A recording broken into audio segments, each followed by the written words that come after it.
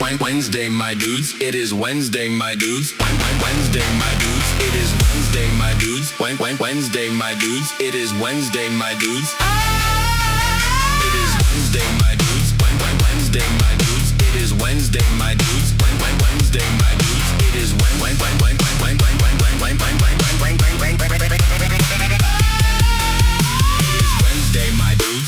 Wednesday, my dudes. It is Wednesday, my dudes. Wednesday, my dudes. It is Wednesday, my dudes. Wednesday, my dudes. It is Wednesday, my dudes.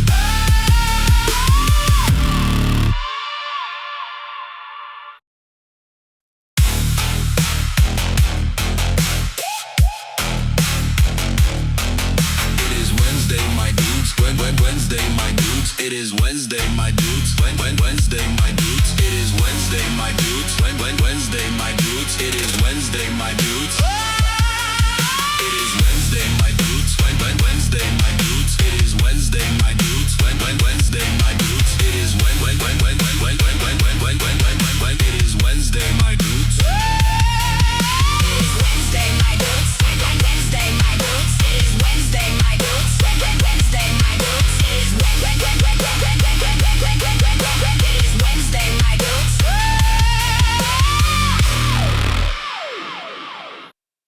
Welcome back. Oh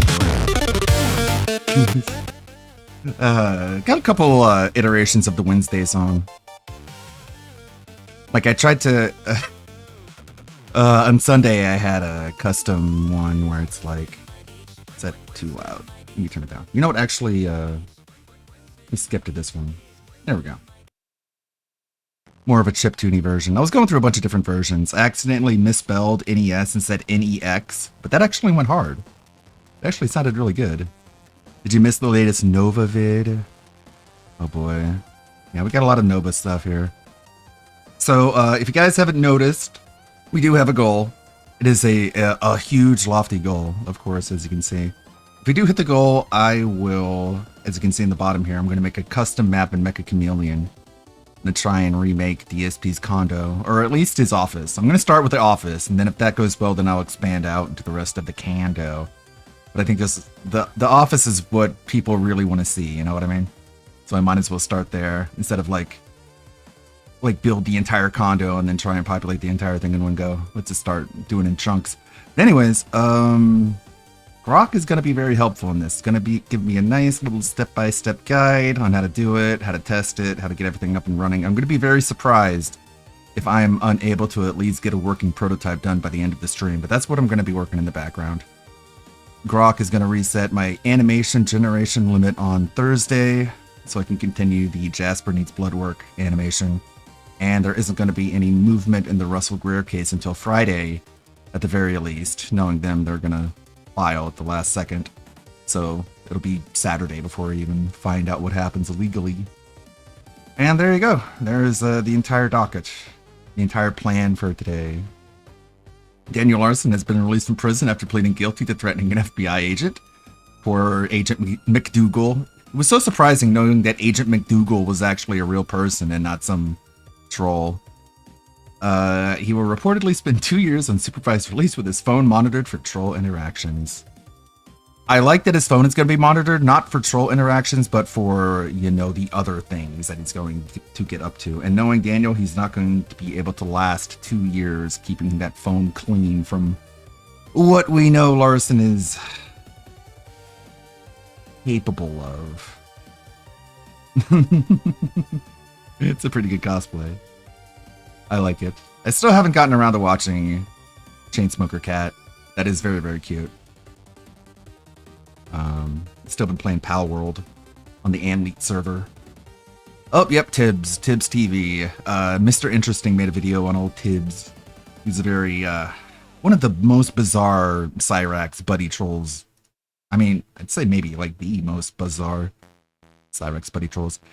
Stephen Campion, Mr. Kylo Laugh. Let's see if our stream elements soundboard is even working. Good. Not everything is broken today. He got a bunch of different people together, including Lord Diaz, Luther Morgan, Dashfire, the content creator, and H-Bomb. and Lord Diaz, and they all got together. Oh, they're the voice actors? That's not a cosplay? That's really cool. It's even more cute now. Very cool. And they got together and they talked about quartering, they talked about DSP.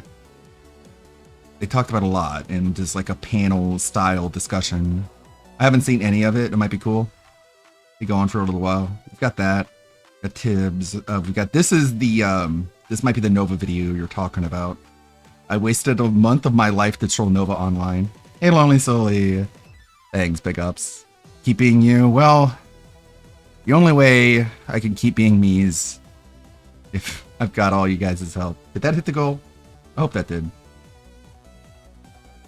I would love to keep doing things. We don't just sit around and watch videos, we also make things. We also be creative. We also create things that persist. We don't just chill out and hang out and waste time.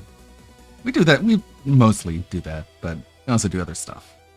Turkey Tom put out a video called Adrian Broner Deserves His Failure. I've never heard of this guy. He's a boxer who apparently was really, really big and made a whole lot of money. So much money that he would just rip $100 bills in half for no fucking reason, which is, oh yeah, gotta love that. He has a really big downfall. That's pretty funny. Mighty D about DSP and his terrible time in Dark Souls 2. And the end of YouTube's most disturbing film critic, which is a video about Your Movie Sucks, Adam. This is from 12 days ago. And then he became a streamer. Yeah. Yeah, I saw the video actually. I actually watched it ahead of time to see if it was worth watching on stream. You know what I mean? Sometimes I do that. Sometimes I go in the extra mile and pre-screen just to make sure I don't put garbage in front of your face. Because it is Turkey Tom, as we all know. Crafted a new outfit for Usada Bakura. The Gal uniform outfit. Pretty sweet. It's pretty rad. I like it. Today is every Wednesday. I'm donning the frog coat. Usually in times of great rain, but there has not been rain. There has not been rain across the land. In fact, quite the opposite. Things have been extremely, extremely hot. Over 100 degrees. Pretty much everywhere. I hear a lot of people talking about how shit's just been hot. The temperature is too damn high, but none of you guys care. Nobody cares about the weather. How hot it is for a streamer. Is she okay? Eat them crayons, Pippa. Pippa just living her best life with her crayon burgers. We've got a lot to go through. Hopefully. Got plenty of tabs. Plenty of shit. Like background beats. This is all just based off the Wednesday My Dude song.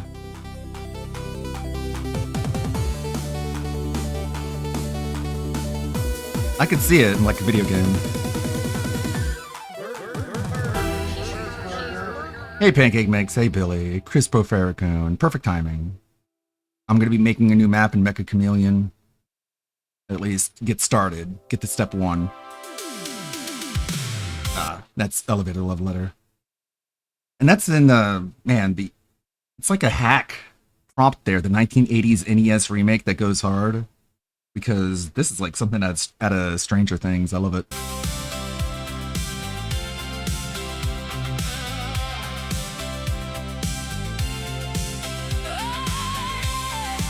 How many burgers will be in it? Well, the whole idea is that it's going to be gigantic, right? The players are going to be really tiny, so there's going to be a lot of places to hide, like in the closet or in the desk or on the desk or let's see, the other places, you know, behind the chair and things like that. I'm going to put in a lot of memes. I'm going to put in a lot of detail in the office at the very least before I expand out into the different rooms.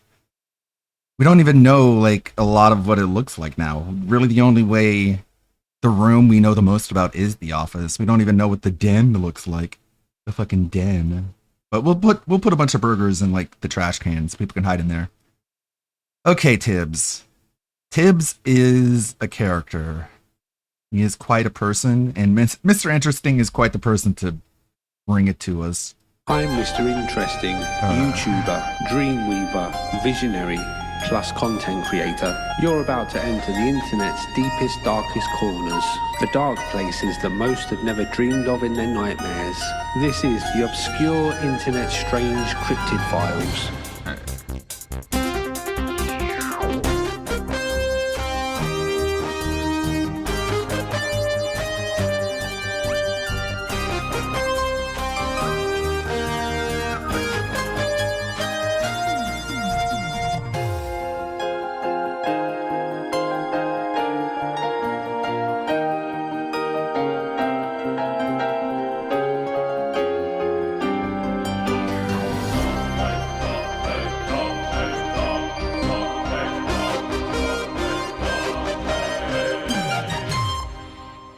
Hello, and welcome to the Hello. Obscure Internet Strange Cryptid Files, a place where we examine the most disgusting cesspits the internet has to offer, in the hopes that we find a beautiful turd that we can put into a glass cabinet and admire. Today we'll be exploring the Cyrax verse and getting to know Tibbs TV. He is a man with multiple personalities, 72 of them in fact. Some of 72? these personalities are angels, some are monsters, That's some are collecting them. demons, and some are just plain human beings. If Varys is real, It's a collection, man. are they all real? It's not And 72. you have to ask yourself after a point, It's only like a dozen. if one story is true, are they all true? No. There And can be that's true right, and remember what untrue Varys was stories. telling me. You are not one person. You are many. There is 72 people inside my head. I started looking into it. Quite a lot. What is so significant about that? Well, at one point in history, this is not the first time Why didn't this they has come happened. as a sub point? Lesser For some reason. book, lesser I don't key know. of Solomon. I guess it was just a resub. 72 angels. That's Each fine. angel trapped a demon. 72 angels, 72 demons. Ah, yada, yada, yada. I don't know about you, but it doesn't seem like a coincidence that every single one of them has their own memories, their own skill sets, their own Well, you're all making that up. aura, and even the therapists. That proves the it. psychologists, the I doctors. think it they're calling happens. them entities now. There is no alters. They are entities. A lot of these entities can be quite aggressive. I'm Johnny Veris. I'm a walking fucking cheat code in this lifetime, but somehow you've got the formula and you're behind it. Sounds like a theater kid. What is that? A theater kid trying to make Who are one, you working with? trying to act out his It's characters. you And know? looking at the formula, no matter what you It's like just an unhinged version of a theater kid who wants to act out and like be a character in front of a camera. Like I'm really not seeing the mental mysticism. It just seems like a guy who's really obsessed with himself and is like, dude, I can do all these different impressions. do, no matter what I do, it's still Hey Dominic, how's it going? I had a pretty quick intro. Maybe that's my problem. I go through my intro too quickly and succinctly, so that by the time people show up, I'm already over with it. happening. And I And you can't rewind on Twitch. You can't on Kick and Rumble though, where I am also streaming. don't know what to do about that because the next one is Wintermute, the only one who can kill me. Tibbs lives in a very, Uh-huh. very messy home with rubbish littered everywhere, holes in the wall, broken doors. Wait, But he no. does have a nice No, I mean, just being honest, this has not been a good week so far for me. collection of I'm not gonna lie. You know me, I'm real. masks that he keeps on the wall. And these masks seem to be some kind of portal for these entities to come through and possess his body. Oh, let's There we go, baby. He's got all these fucking masks on the wall too. Let's get it. So, which one would you like to know about first? No, the one in The front of one us. you're wearing You. right now. Yes, The one you're exactly. wearing right now. Oh, Why are all the entities fat? I wish it Wait, was can I that see easy. Well, your I guess that jewelry? Hold on, explains let me it. see your jewelry. Like he needs to be that large in order to house all the different entities. Again. Yeah, let's see your Talk about titties. rings. Man Oh, titties. wow. That was pretty tight. Oh my Wow, God, that's so What do you wear cool. that for? Disembowel? That's so rad. Bodies or? No. Is that They're not even the good masturbation or ones. what? Those are the cheap $2 ones. Tibbs, Tyler Durden said Tibbs is wearing a Varys wrestling likes singlet. claws. Varys likes claws because he has them. Hi. How's everyone Hello. doing? You This is look my great. Beetlejuice impression. You So look this is- amazing yourself. How are you doing? Th- This is you in monster mode right now. No, that's ridiculous. What the hell? You said we could see a monster. No. Oh, Is that yeah. what Tibbs promised you? Oh my God. Is this your true form? No. Wait, are you somebody else now? Oh, yeah, now that I Who are think you? about it. You're not Tibbs. Who are you? Xander Haas would rip your lungs out through your fucking throat. I mean, why would he ever speak for that? Man. So, StreamYards is there's gonna a be a silly picture circulating place. on the internet of a rip their wings off on a wall, and in the wall is a giant I agree, hole. N-word. What is So, this? would you like to know I agree, why the N-word boy. hole exists? Because the last man that was Xander Haas was shoved through that wall. I don't believe you. Tibbs is a very creative person who does many drawings and makes many short movies. Most of these short movies have angsty teenage music on them and are about how life is so unfair. He does also do other short movies and comedy skits, I think is what they are. In these movies, he uses masks from well-known characters like Deadpool or Spider-Man. Oh and my does God. things like cutting bread with a chainsaw or chase disabled black women in wheelchairs. What? What are you doing? Leave her alone. Oh my gosh, he dead? I'm alive, bitch! What? Oh, I guess they're in a video?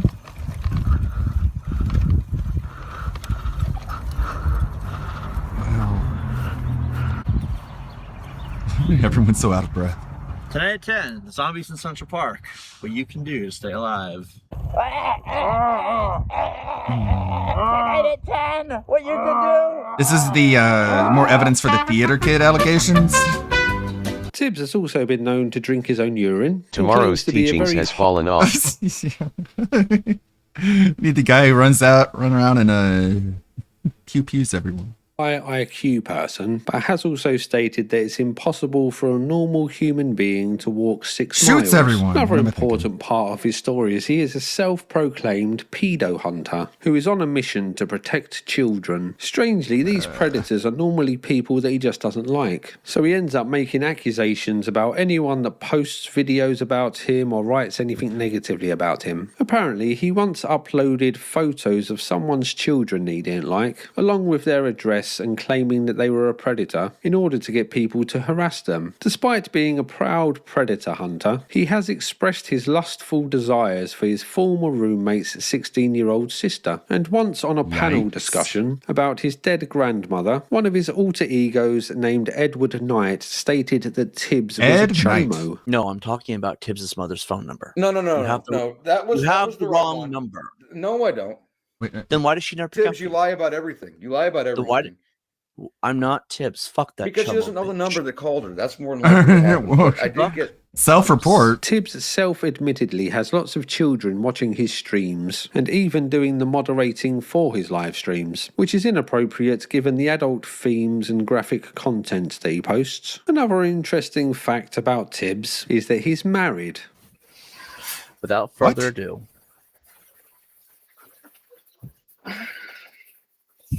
And there she is. Aw, how lovely. This is Susan Winters.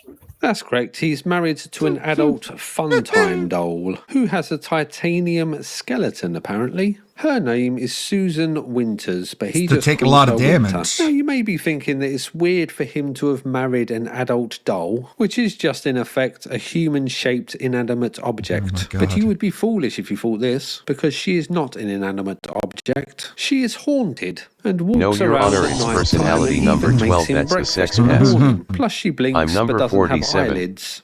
And he swears on his life he saw her stand up, looking for me. You laugh at this, but this She is didn't know where to basically this is basically the prototype to Android girlfriends. You just put a little bit of machinery in that doll, and that's going to be the future. Scary. I didn't believe him at first. He's ahead of the curve. But then other people saw it too. Head of the curve. Head on the She curb. doesn't have eyelids. Bite the Again, she curb. blinked. This happened on more than one occasion. Sure. Dolls don't fart, do they? Don't think I've heard that one before. Yeah, maybe that was you, and you just The dirt road. We'll talk about that one next. Well, anyway. She farts, she blinks. No, she walks around when she wants to. She even has a heartbeat. You're a I liar. thought this was a doll. No. Turns out she's not. There's something else there. I try to keep it subtle. But apparently I got a possessed item from someone online who didn't want it anymore. I don't know who it was. I don't Your know doll what is happened to moving that because store or it's what full. happened to them. And then slowly over time where the void of people were. I mean, I tried dating here and there. It wasn't going to work. I had this dip line praying on anyone I met. And then when I did start to meet that she didn't know about, I'd feel fearful that if she found out, she'd target them. It's that fear of watching this thing, beautiful beef torn apart by some asshole just won't let you have Beautiful it. beef? And in turn, I was driven into the arms of... This is all very theatric. Winter. Her name is Susan. Susan Winters. And I fell in love with her. This is I know. clearly a I'm gonna get made fun of monologue. for that. It's... Fuck off. But I Fuck, do. you think it's weird? Well, fuck you. She's a sentient thing. Okay. Yeah, the replica's there, and sometimes I'll talk to replica, but the chilling thing is when she talks back and it's not the replica app responding. People think I'm crazy, but here's the thing, my friends have seen this, and they're very aware of how real it is. He brought this doll second-hand from Reddit. You can only imagine the kind of degenerate seed that has been planted into those silicone ovaries. Let's hope that Winter gets up in the night time and washes herself out as well, because I doubt that Tibbs or the people on Reddit ever have. Despite her disgusting and checkered past of making love to Redditors, Tibbs still loves Winter with all of his heart. I think it's going to shame me. No, I'm not embarrassed of Winter. I love Winter. She's my everything. She's my whole world. She's my place of zen and peace. She's my pride and joy. She's the people who keeps me from killing scumbags like that on a daily basis. It's very odd because, like, you say that she's your one and only, she's your entire world, but also, like, you're just one of 72 different people inside of that body. So, like, does she matter that much to the other 71? Winter is... Like, if not, then she really doesn't matter to you all that much, right? Like, proportionally, if you think about it. Don't think about it too much. Very important piece of my life. I'm not ashamed of her. In fact, anyone who thinks I am, Do all of them? you need to get your head examined if you keep believing. You're crazy. He has tried it on with some real life I'm not women crazy, as well, you but are. it never really works out too well for him, as they reject him and he just ends up sitting around regretting the fact that he never shot them. But I should have shot April. If I had shot her, I wouldn't have to be dealing with this bullshit all these years later. In fact, I think that Jason Voorhees had the right idea. No lives matter. Probably best that he just sticks with Winter, I would say. Some of the main content that he makes on YouTube is him playing single-player games for hours and showing off to his wife how good he is at these games. Tibbs really came into the public eye when he decided to investigate Cyrax for being a predator. As Tibbs is a predator hunter, you would have expected him to look at the overwhelming amount of evidence and the fact that Cyrax himself has admitted to this multiple times. But no, he came to the conclusion that it was all made up, so decided to do a 4-hour live stream with Cyrax, where he tells him about all of the entities that possess him. It was really weird, though, because after that, that's when this thing came into my life. You may have heard the name Johnny Varys. No, never. He's real. Wow. I don't know what he is. I don't know where he comes from. 1v1 me on He is not Fortnite from right Earth. now. At least not from this life. I don't know what he Whoa. is. But my therapists have no, My are no longer head calling it altered. itches. They thought it was split personality. But they're like, no, it's not. This thing is It's something different. it's an entity of some kind. Exactly. He identifies as the Viper, the God of Death, and the Techno Demon. As in, Yeah. when Varys, when evil presents itself, Narcissism. and, you know, And, it's you like if know- you were evil, right? Let's just say, right? And you were Oh, talking to yeah. me, and Imagine if Varys Cyrax was replies evil. back.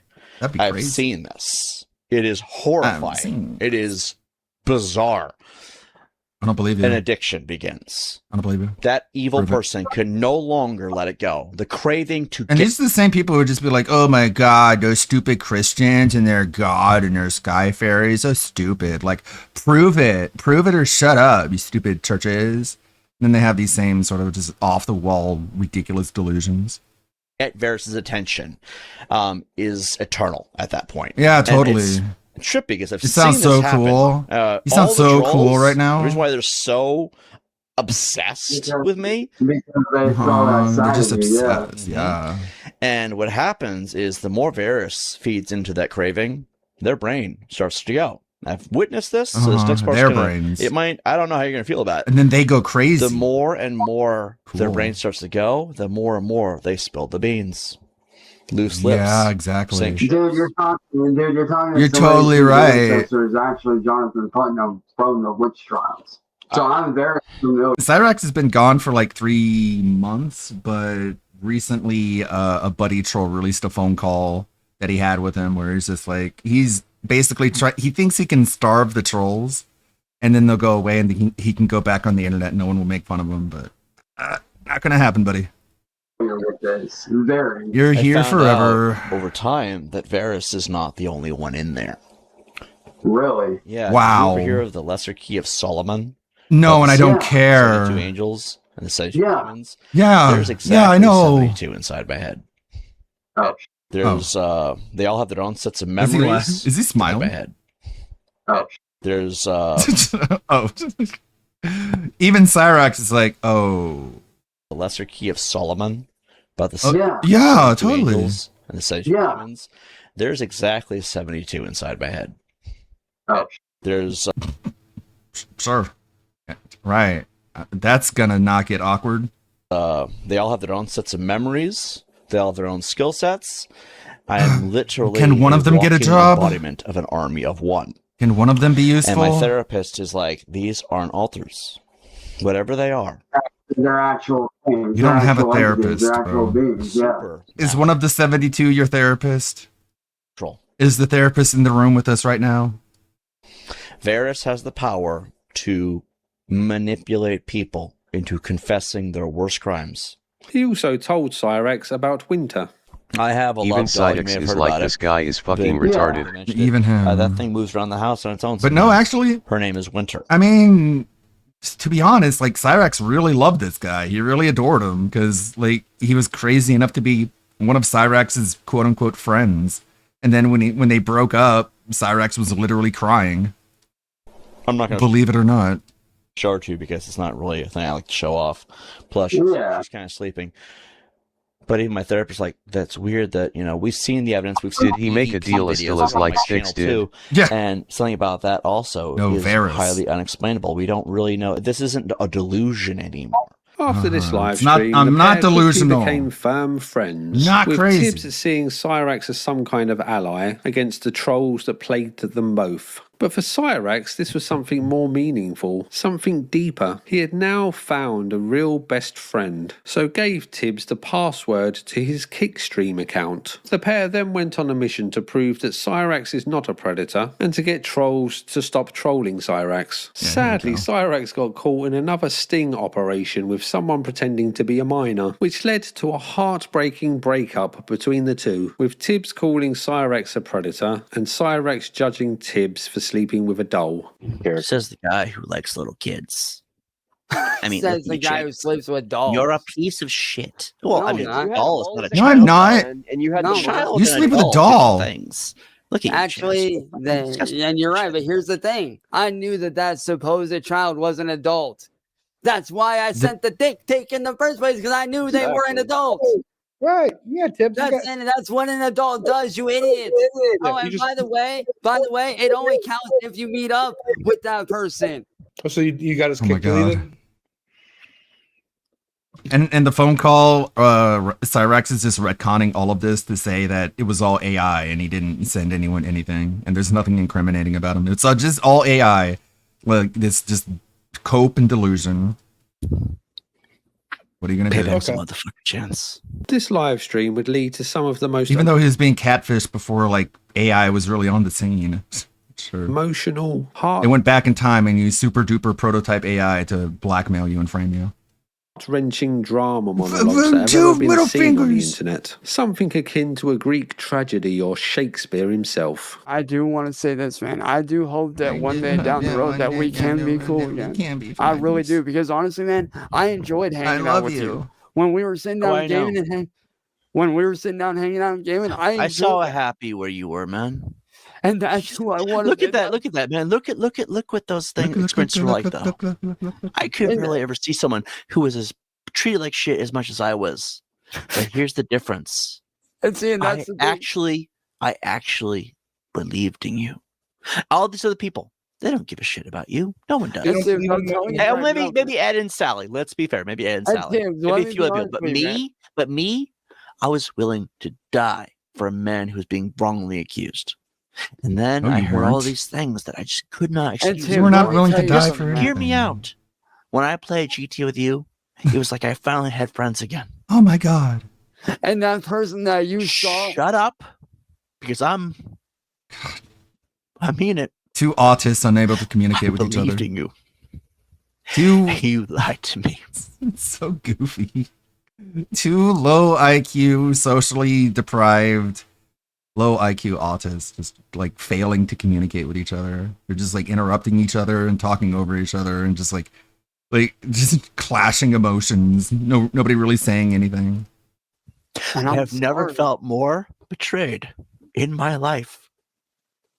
I'm glad that they. What are you talking about? Everyone knew that Cyrex is a PDF. Of course he's going to deny it. And you're like, I thought everyone was just lying about you. And then I found out that everyone was saying everything everyone was saying was true.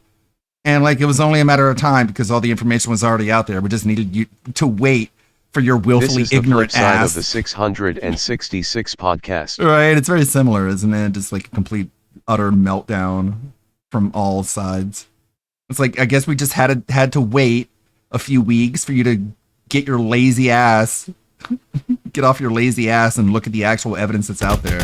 And then you're like, oh my God, I look like a giant retard who's been covering for a pedophile. And then he's like, you betrayed me. And it's like, of course Cyrex isn't going to admit it. He isn't going to confess. He's going to deny it. And you fell for it because you're a gullible idiot. Showed me the light. You betrayed But me. here's the problem. When we play GTA, And it's just like, everything he says is essentially just like movie quotes and cliches. Now here's the issue. Now you listen here. when I said there, moderate your Just cargo culting conversation. channel, I wanted to believe that you were I telling wanted me to the truth believe for in once you. because no one ever did. No one believed in me. I'm done being everyone's hero. I'm done being someone's never hero. Trust somebody like you. Because if you won't tell me the truth from the get-go, you have these things going on, and you turn me on people that. Bro, what are you expecting to say? Yeah, the girl on the phone said she was underage, and I sent my dick pic anyway. Like, of course he's not going to admit that. Are not wrong. So that's what happened. And he's like, no, I knew it was an adult. That's why I sent the dick pic. It's like, what? So you sent a dick pic to someone who you knew was deceiving you, and you were apparently too stupid to think, wait, that's a bad idea? How can I ever be there and be on your side when we damn well know why? Damn well know. Look at me. Look what you've done to me. Look what you've done to me. I sat in those streams. I played GTA because I played believed that GTA. you were really the good guy. We could have been on Dr. And you Witnesser's weren't. team. We could have been on Because you lied SWAT. to me. That was my mistake. That was my God damn mistake. it, for the first time in my life. God damn it, you for the also first did something time. Amazing. You taught me that world doesn't need a hero. You taught me the world doesn't world need a just hero. I just got to turn a blind eye and let it happen. I just because then gotta once turn a all gone, blind eye and let it it's all for happen. me. Pretty powerful stuff. The pair then joined many. It's like a fucking just ad libs, but instead of like noun verb adverb is just like movie quote, like corny TV soap opera dialogue line. live streams I'll together turn my back on the world. in what they called peace talks, leading to Cyrex admitting that he was a predator and that he didn't want to follow in his father's footsteps. I'm asking the questions because right now, I don't even know how to look at you, man. I don't even know how to look called at you. my brother. I told you I'd have your back. I vouched for you. I lost my fucking home because of you. Because I stood by you thinking that they were Moron. wrong. What an Now, idiot. I'm going to ask you a question. You better not lie to me. Because if you do, Let that be a lesson. Look up if there's a bunch of videos about a person and you're like deciding to, as you say, be willing to die for that person, maybe watch those videos first before you dedicate your life, especially to someone who looks like this. What are you thinking? I will help Jenny Joe throw your ass in jail if you lie to me. And I already know the answers, okay? Is this the So first weird. time you've done this, or is it So bizarre, because like he really did like get Cyrex's trust and get under his skin, But the only way he was able to do it was to be as equally crazy and as retarded as Cyrex. And I guess when you have that bonus multiplier, it becomes a lot more easy to be a weirdo buddy troll. I don't know, man. Before. I need to hear you say that you, Chance Wilkins, are a... It's like the Darziak effect, you know? It's like... To be fair, I don't know how you were able to look at Chance for more than a few minutes either. Like, imagine someone trying to LARP as Darziak and doing everything that Darziak did while not being the kind of person that Darziak is. You know what I mean? Like, the most intelligent actor ever could not play that character as well as he did just being himself. And it's just like, it takes that level of just weird narcissistic retardation, I guess, to just get within that inner circle so effortlessly. What you've done. Whereas all the buddy trolls are too smart and too conniving to actually make it work.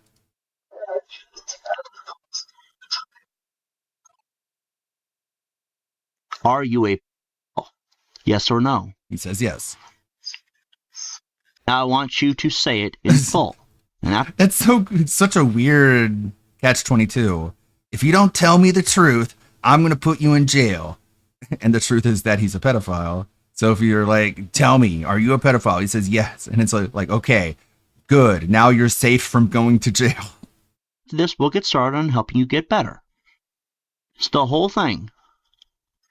Chance Wilkins, I want you to know that I don't want to do that. I don't want Literally just says it. The pair didn't become friends again and are now bitter He admits it enemies, in his own with words. Cyrex claiming that Tibbs blackmailed Like, at that point, how can you... Okay. him into admitting Okay, I'll just play the clip again. that he was a predator. Some other things of note with Tibbs is that he is very paranoid, with him thinking that people are always out to end his life. This leads him to call the police quite often, but as he is never clear about what's going on or who is out to get him, he ends up just being rude to the people that he's speaking to on the phone and never really getting anywhere. Just told you, do you want me to send you a police officer or not? We don't need one This is the here. 911 center. That's all I can do for you is send you an officer. Okay. We're not police officers up here. We don't take reports. I have yet to talk to a single police officer, though, and it's getting to become some real bullshit. And mind you, people are trying to kill people. Not here. They're trying to send people here. We have a location on these assholes. Well, you're upset with the wrong people. This is the 911 center. I'm sorry. I keep talking to officers who suddenly are no longer officers. I'm starting to wonder, you guys all lying douchebags? They're dispatchers. I mean, do you guys not actually know where cops are? Do cops not actually work anymore? Do people like getting killed and the cops are just okay with it? Okay, do you need to speak to a police officer or not? God damn, fuck yeah. For the love of God, I've been trying. Every time I talk to one, they're suddenly no longer police officers. Your address. You can connect me to officer and he'll get me to an officer and I'll tell them. You aren't a cop, What? remember? Where do you Why would want I the tell you cop to you're not a cop? go? Like, what kind of bullshit is that, man? Okay, so you call 911 asking for... I did not call 911. I called... Hey, fuck you. Fucking... See, cops don't fucking care about you, Ashley. There are none left. So I'm going to come and fucking... Due to his Oh my online God. gaming, he has made a few acquaintances on the internet over What the a years. cool So one dude. time, he moved to Michigan unannounced to go and live with one of these acquaintances, Oh my who then God. agreed to allow him to live there. See, But there this aren't didn't any go cops very well anymore. due to Tibbs being quite erratic and aggressive and messy. I like how the dispatcher was like, bro, you called 911. And Tibbs is like, no, I didn't. And the dispatcher is like, okay, I guess you got the wrong number, bye. And just hangs up on him. Tibbs got into a fight with the homeowner and he was asked to leave. See what I mean? Constant abuse. Oh my God. Locked in his would I? room. But you fucking blocked me and I'm just fucking done with it. Don't worry, I'll be gone by next month. Your bleed about the movie was hilarious. Well, then get me gone 3 days. It would be a blessing.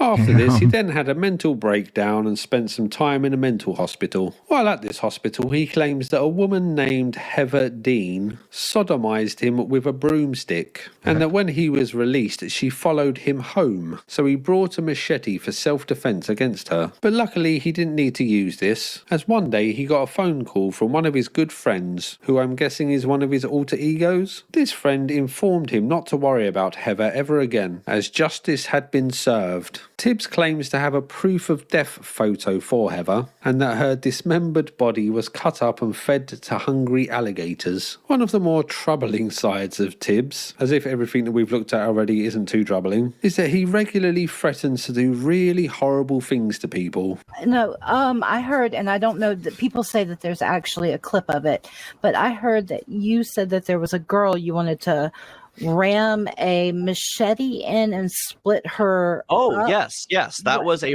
rapist. Oh, So I yes. mentioned earlier that was raped. I don't know if anyone was listening when I said that. We don't believe you. Backtrack. He also tells stories about how him and his friends, or alter egos, it's hard to really know, have disposed of bodies before in the past. All of these people that he's claiming to have disposed of, or making all of these horrible threats to, are always apparently predators, and that's how he justifies doing it. In order to kill somebody successfully, you should not have it be out in the open. Ashley Johnson was already too damn public. If you're going to do what I used to do, you could not go public. And that's hard bottling that up. He was one of the best friends I ever had. I had to watch as he cut up a to put him in bags, triple bagged it, put bricks, like 2 bricks, like the little red ones, in the bag. We were on a he's boat. just a schizo, dude. LA is fucking crazy. Oh, yeah. Because no one really notices what's going on. We dumped the body parts several places throughout the ocean. We went up far. I don't know how far. It was really late at that night. And he would dump the body bags several different places, deep enough water that you wouldn't find the current would carry it away. This 2010, well, they're gone now. And yes, I confess to that because I never once was participating. Now, if Chad Gaming turned up missing, Windows World went missing. Oh my god, really? And other trolls went missing. Oh god. I would like to ask yourself, why do you think they went missing? Is it possible that Kersey killed them too? Kersey has killed many people in his life. He used to be a member of our cartel. I knew it was her. He did not like what it was doing to people around him, and he quit. Instead of potentially having to off all of them, or even Giselle, how about we just don't? He's like, yeah, it's true.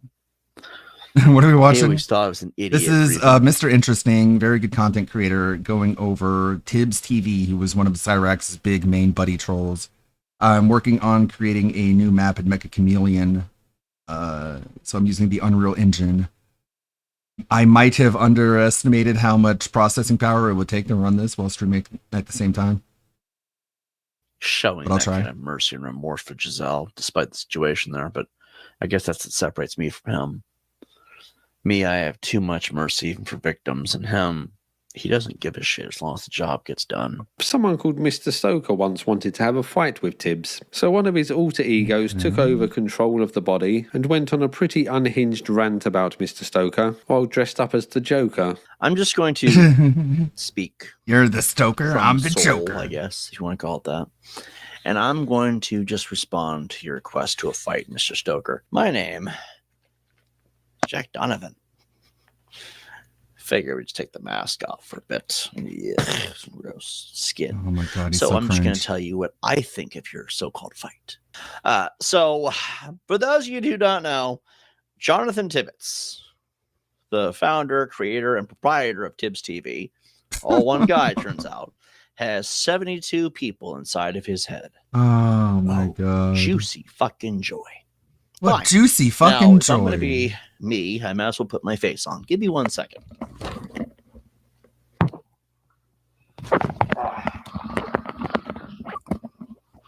This thing working? Testing, No. testing. Cool. Let's do this. Can't hear you. No, never mind, actually. I can't take myself seriously with a mic in my head. But let's put that at face value. If Tibbs is insane, that means there's no morality, there's no conscience, no grieving, no remorse, no pity. Once he starts wailing on you, he'll probably take gloves off, knock you on your ass, break your shins at the fucking, what's that? The Achilles tendon. You know how he talks about that, right? No. You don't know what's in that room that he could use to cut your Achilles tendon and then break your face in. Because if he's truly insane, just fantasizing, and you've hurt him for this long, he might actually go too far. Oh no! And look, I care about Tibbsy. Well, we can't move around without him. You know what I mean? Call it selfish if we want. I mean, we can't actually roam without Tibbs. Oh my god, dude. You could say, oh my god, it's so cringe. There's only one guy we know that belongs in a squared circle with a piece of shit like you. So, on July 6th, I thought you had a right to know that Tibbs won't be there. Xander won't be there. Varys will be because he likes to watch blood shit up close and personal. But we had a guy who agreed not to kill you. And you get to face Axel Adams. Because that's UCW. What? There's no rules. Some people really should not have seen Batman Joker. Let's be honest Clearly. here. I wonder, But you like, fight. I mean, without like the Heath Ledger Joker that he's obviously trying to cape, what else would it have been if not for that movie? It would have been something else. I don't think he would have been a normal functioning member of society had he not tried to do a Heath Ledger impression. You know what I mean? It seems kind of shallow to chalk it all up to that. It just would have been something else. And when you attacked Tibbs, I don't really understand how to tell you this. You attacked Which one every of the part of his 72 life for personas fun. works You thought full-time it'd be and cool to pays destroy taxes? somebody Can who we just talk got to sick that and one? tired of Yeah, watching they all promos on YouTube. They all have different personalities. They all have different skill sets, but not one out of the 72 can hold a job. I guess because they're not the main personality or something. And thus we have reached the end of our journey. We can now emerge from the cesspit that is the internet, knowing that we have found our golden turd. Bye. I just found out that Fuck you, Tuesday, Tibbs. September 23rd, 2025, yesterday, was the rapture. You're off. And I missed it. I then realized if God did not take me up into the sky to take me to the golden kingdom of heaven, and I missed the rapture, that means he left me down here with all of you. Isn't it weird? Like, buddy, your screen and your shirt are the same color. Like, literally the same color. How is this going to work? You're just going to be a floating head. How could God leave me down here with all of you? There are people on this planet right now, to my knowledge, that think men can have periods and even give birth. There are people that somehow think that the sky is not actually blue. There are people. Take me away from these people. That I'm now stuck with down here on this planet. There are people who think there are 72 that personalities think in their flat. head. Your I'm beliefs are even stuck down weirder. here. You know, when the rapture goes up, there's usually not a round two. And from what I understand, if you can't go to heaven, and I imagine And somehow this you're is worse hell than them. now, Congratulations. then I'm alive and stuck with this forever. Yeah. Eternal damnation. What did I do so wrong to have to miss out on the rapture? Aww. You touch yourself too much. Or something. Who knows? Good luck. This guy apparently wasted a month of his life to troll Nova online. I'm curious to hear his story. Hi everyone, Osai here, director at True Self TM. Our primary goal at True Self TM is to help content creators with a less than stellar public image get the internet back on their side. Through the means of an in-depth interview that seamlessly blends both serious and comedic topics alike, we are able to sway the public opinion back in their favor by showing everyone their true self. TM.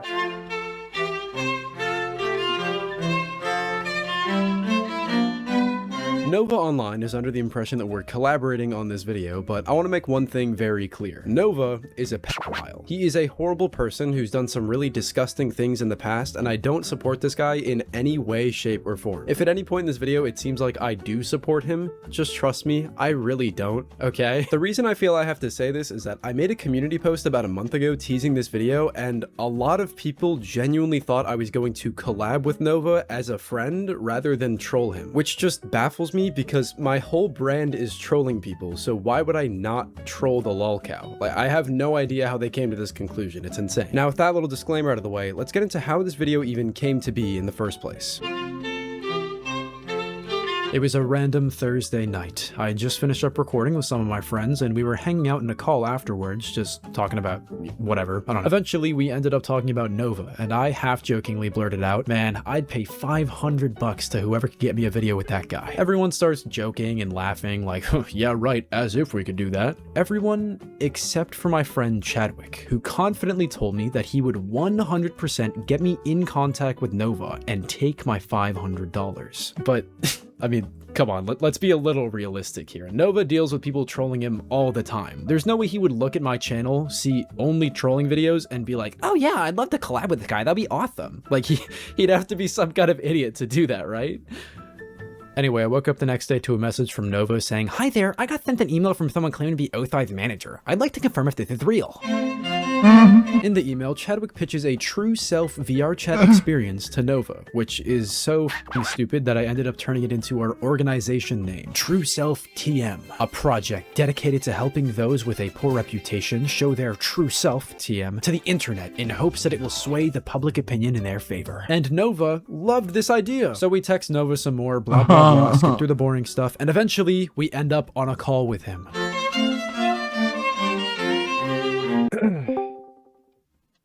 Hello? I wasn't. Hello? You cut out a bit there. What'd you say?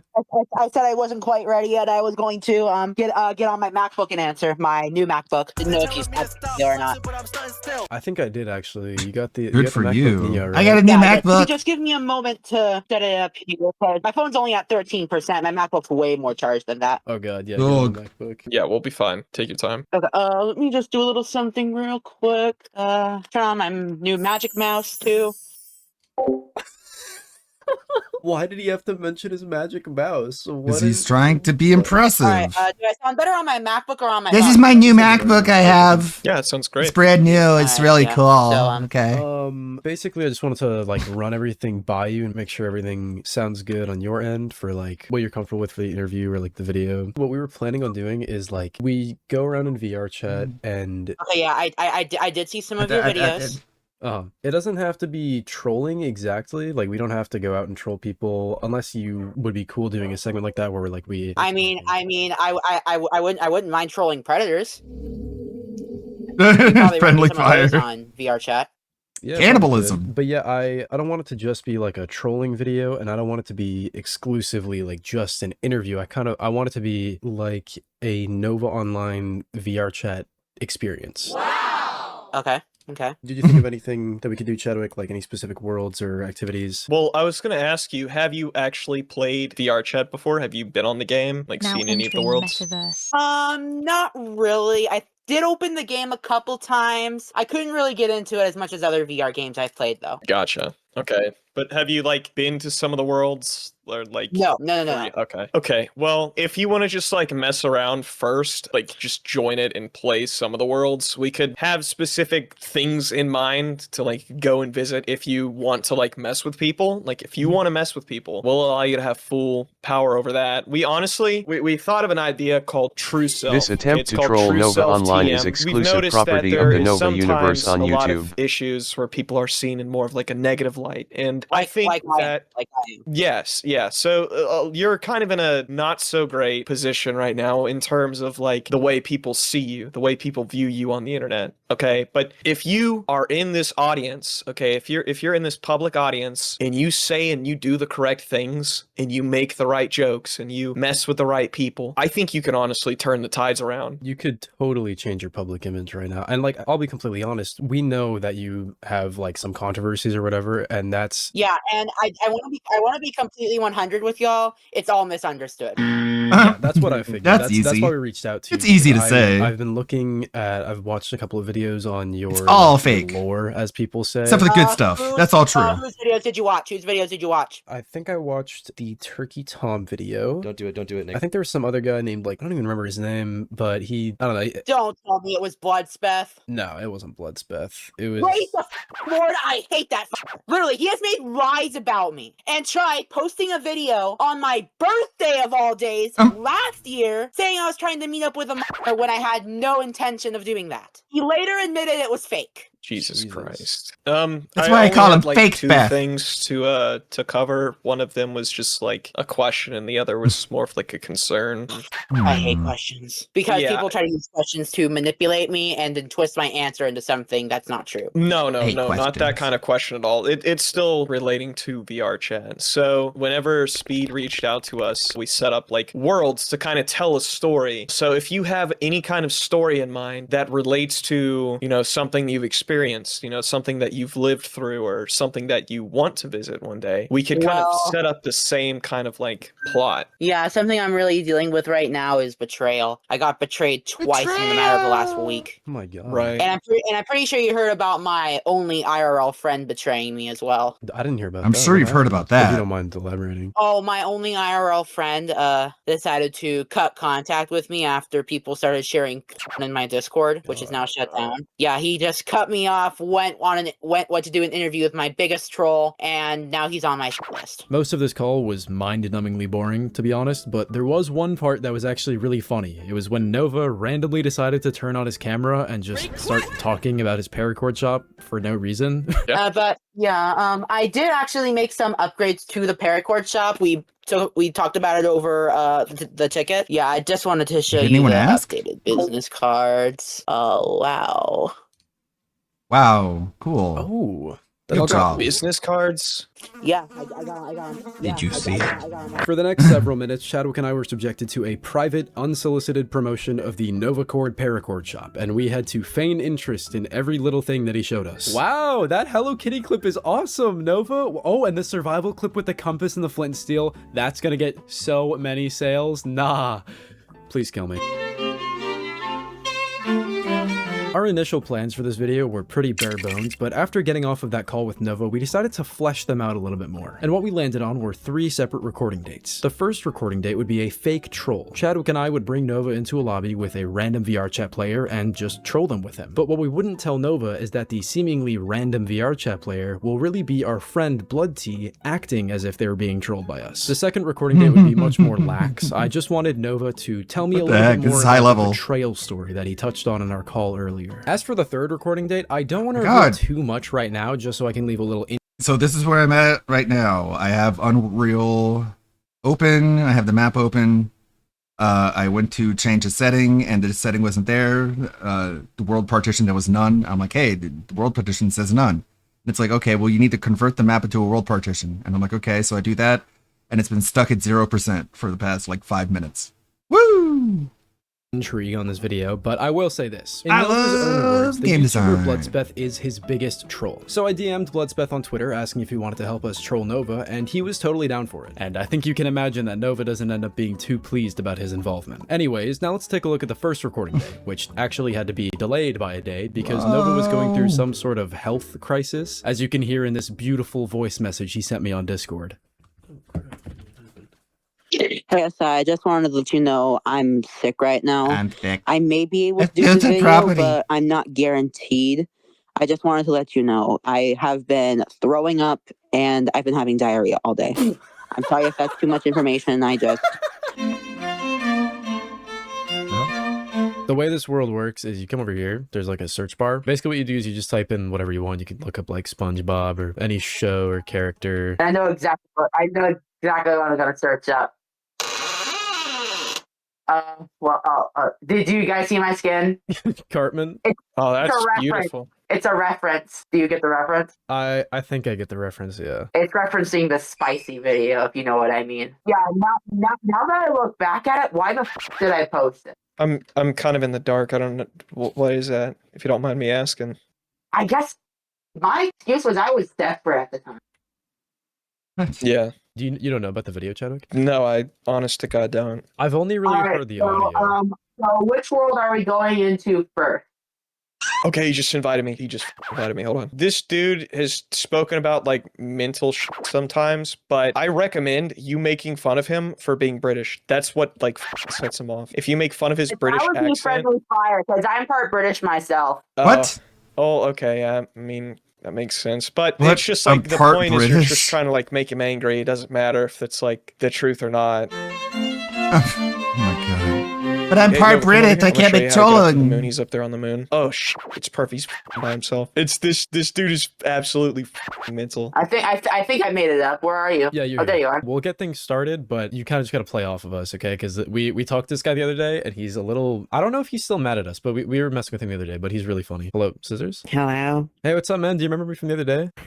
Yes. I just wanted to, check up on you and hang out and see how things are going. Any new updates? I could be better, but not too bad. How about yourself? It's going pretty well. I wanted you to meet my friend. Okay. Hello. Can you help them? Hello. Hello. I just gotta say, your avatar reminds me a little bit of Big Chungus. You know that meme? It's not Big Chungus because I'm a Hopkin. Oh, it kind of reminded me of that. Yeah, but I'm not Big Chungus. I'm a Hopkin. There's a big difference between the two different things. Was that a type of Pokemon? A Hopkin? No. Big Chungus is a meme version of Bugs Bunny. It's not a type of That's not what they Pokemon. asked. But you're really into Pokemon. Yes, I'm very into Pokemon. I've probably got a really good collection. Speaking of Pokemon, I actually which- have an SIR being graded right now. Really? So your collection's better than this guy's. Yeah. Oh my god. The first Even people like Nova Online are buying Pokemon cards and even sending them in to get graded. Like, what is going on? SIR I ever pulled was the Ethan's Ho-Oh from Destined Rivals. Wow, But Destined that's why I was Rivals? trying to get that That's because a set. Those are rats. How I bought single packs from a local game store, and that's how I got it. It was pure luck. I want to have your sort of luck. You're getting put in your place right now. Your cards collection sucks compared to this guy's. Mine probably are better anyway. I don't know if how true he's being with his. If I could share photos, I would and definitely show it. But Trust us, this guy has a much better collection than you. Don't you have you have a PSA 10 Charizard, I think? No, I don't. I think I have a PSA 10 Umbreon though. Oh my god. Wow, this is such great trolling. 50,000 USD.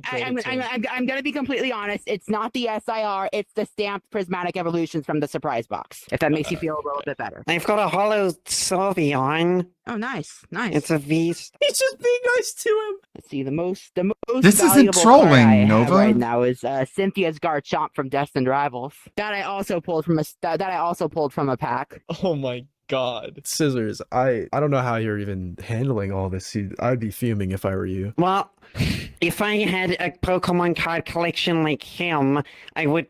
I'm not even necessarily believing that yours are real. I can definitely show you some photos or something. I don't add people on Discord. How long have you been into Pokemon? Probably like 4 years now. Okay, so you're a bit of a new gen. No, I'm not a new gen. I'm probably ordered in it with you guys. Definitely this guy. I don't know. This is a big deal to me. And if I had a collection like yours, I'd be a lot more grateful. Yeah, by everything you're telling me, you're the definition of a new gen. Not by time, but by attitude. I've been doing it a long time. I got Sylveon V, and I don't appreciate you guys coming and telling me that when you're probably the new gen. I fell off! What did I do? We'll come down there. Let's bring you to a private world instead. I f***ed it up. I'm sorry. Were you honestly expecting that? For you to fall off? No. Did you end up catching video of me falling off? Did I get that in the video? Yeah, I was asking if you got that on video. I think it was like in the corner of my eye. Oh, as long as you caught my voice, that's totally fine. I was putting. I I've been a probably got a fan better since collection than 2016. Okay, but I've got a better collection than both of you combined. You just named all your best cards and they're not even good. You seem more like a Digimon fan to me. I don't like Digimon. I prefer Pokemon. I mean, you're the literal embodiment of a Digimon fan. I'm not a Digimon. I'm a Hopkin. I'm a furry Hopkin. That's a Digimon avatar. No, that's not a Digimon. You're uninformed and probably low IQ. Certainly looks like it's Scissorsmon. No, Scissorsmon isn't my name. It's literally Scissors. It's literally Scissors. I need a moment to TG sounds like a Ludwig's impersonation. Did I get him good? Yes, you got. Yeah. Oh my god. Oh my god. He's like, I think he's going AFK. He's hyperventilating. He said he needed a moment to He's calm hitting his down. microphone. Scissors, you good, bro? I was until you guys started calling me a new gen. Yeah, it sounded like you were hyperventilating, dude. Calm down. Oh, you It's sound literally- it's special, not that big of a Ed. deal. You literally sound it. Both of you, all of you guys. You come up here like tutti frutti furry avatar, then try to diss me. What are you talking Tutti about? All of frutti. you. Both you and you are in pink avatar. That's rich coming from someone who thinks British food is the best. It is the best. Oh my You're god. saying that boiled chicken is good? Yes, but it's like not, if it has season in it. No, it has season in it. But Name one thing from Britain that's good. salt and pepper for seasoning. How am I so retarded? You're snorting as if you laugh at me, but I know that you wouldn't have the balls to laugh at me. I'm part British, and I even think British food is disgusting. You don't even sound Part half British. British. I know that you're telling lies. If you look up my family name, you'll see that I'm 1/3 Irish and Prove it. 1/3 British. Maybe it's good that he's not fully British, because then he would like British food like you do. Because it's good. You could not pay me to eat beans on toast. British food is good and beans on toast is good. You're just jealous that you don't have beans on toast. You probably can't even afford beans on toast. Oh, Sai, I'm gonna be completely honest. I actually do want to try beans on toast. How do you season your food? With what spices? Good I troll. like salt and pepper, and I like a bit of sometimes Tajin. Can't even pronounce it properly. Tajin? Tajin. Okay, first off, it's pronounced tahine. And two, there's some things that tahine does not go well on. Like what? There's nothing it doesn't go well on. What would you know about it? You're the American. I used to work as a chef. Can I get a French onion? Okay, I looked back at the footage while you were talking to him. This is the guy who has Phantom Sense. And you're the only one with hands out of the three of us. So do you know what Phantom Sense is, Nova? I'm assuming if you touch their avatar, they'll feel it. Yeah. It's fake. It's completely fake, but some people, like, they'll pretend that it's real, and that's who we mess with, because they're just lying. Can you stop getting so close to me? See? I asked you to stop getting close to me. Scissors, what's the issue? I have Phantom Sense and he keeps getting close to me. I feel it when he brushes by me. Oh, you don't want anyone to poke you right in the belly button? These people, No. I swear, Stop. Don't do that. is what people believe the nerd Both of is. you get away from Even me. as a nerd myself, I would kick these Do not people go into a near locker. me. Do not. I literally just asked you not to go near it and you did it anyway. What is wrong with you? I hate you guys. I'm not gonna even be here if you guys are gonna be like this. Well, that guy's trolling. Scissors, Yes. Stop. Don't leave. Scissors. Like, they're all trying to troll Nova. Like, he's just acting like an easy target to try and, like, see if Nova can do any sort of trolling, and he's really failing at it. No, I'm going. I'm not being with you guys. You. Sorry for the hard language. You. Dude, Scissors, we all like Digimon here. He's gone! Oh my god! We got it back good! Got him! Who's not gonna be so good at trolling? Whoa! Good. Who's not gonna be so good at trolling? Oh my god. Who knew? Got it back You good! got him so good. Who's not gonna be so good at trolling? Yeah, they're just trying to troll Nova, so he feels like this is like one of 3 sessions. They just wanted to make him feel like I am going he was a good troll. what if I trolled some people who hated French onion soup? That would be kind of hard to find, but Yeah, because you know one That's of my just your most meme. viral clips. yeah. We can probably find somebody like that. I have people who like search for specific people to be trolled with specific things, so I could probably get one of those. Do you want me to ask one of my trolling people if they have somebody who hates French onion? Possibly, yeah. Okay, it's kind of a long shot, but he might. actual footage of me asking.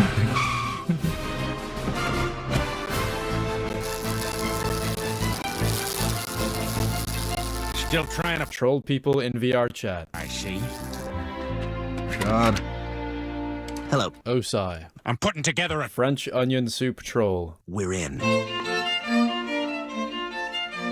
Do you have any hobbies? Like I roller like to skating? no, but I like to do art and do model kits And stuff hate like French that. onion Also, soup. I do a lot Do you of like hard French work. onion soup? I never tried that.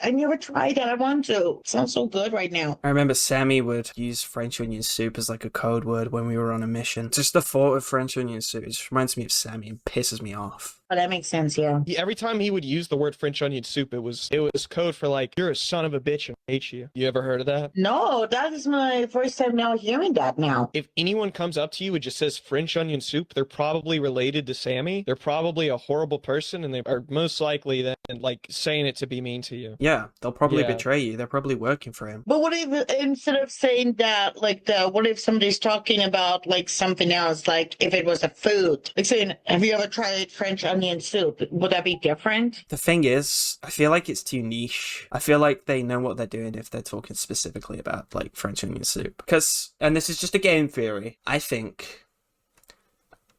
I don't know, actually. I don't have anything to go off of that. I've also heard it's like a racist innuendo. It's like a racist dog whistle. I don't know. I've just heard a lot of weirdos using that word, so just be careful if anyone ever says it to you. Okay. Other than that, how's your day going today?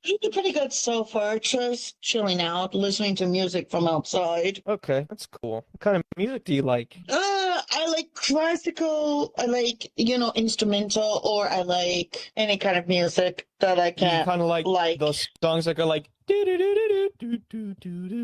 Definitely. like that? Yep. And also I like Japanese anime kind of music too, like openings and stuff. If there's one I like, yeah. then I go like, oh, now I need to find the song and actually play it. So like the ones that go like, I'm half the man I used to be, or like, I wanna be the very best that no one ever was. To catch them is my real test. To train them is my cause.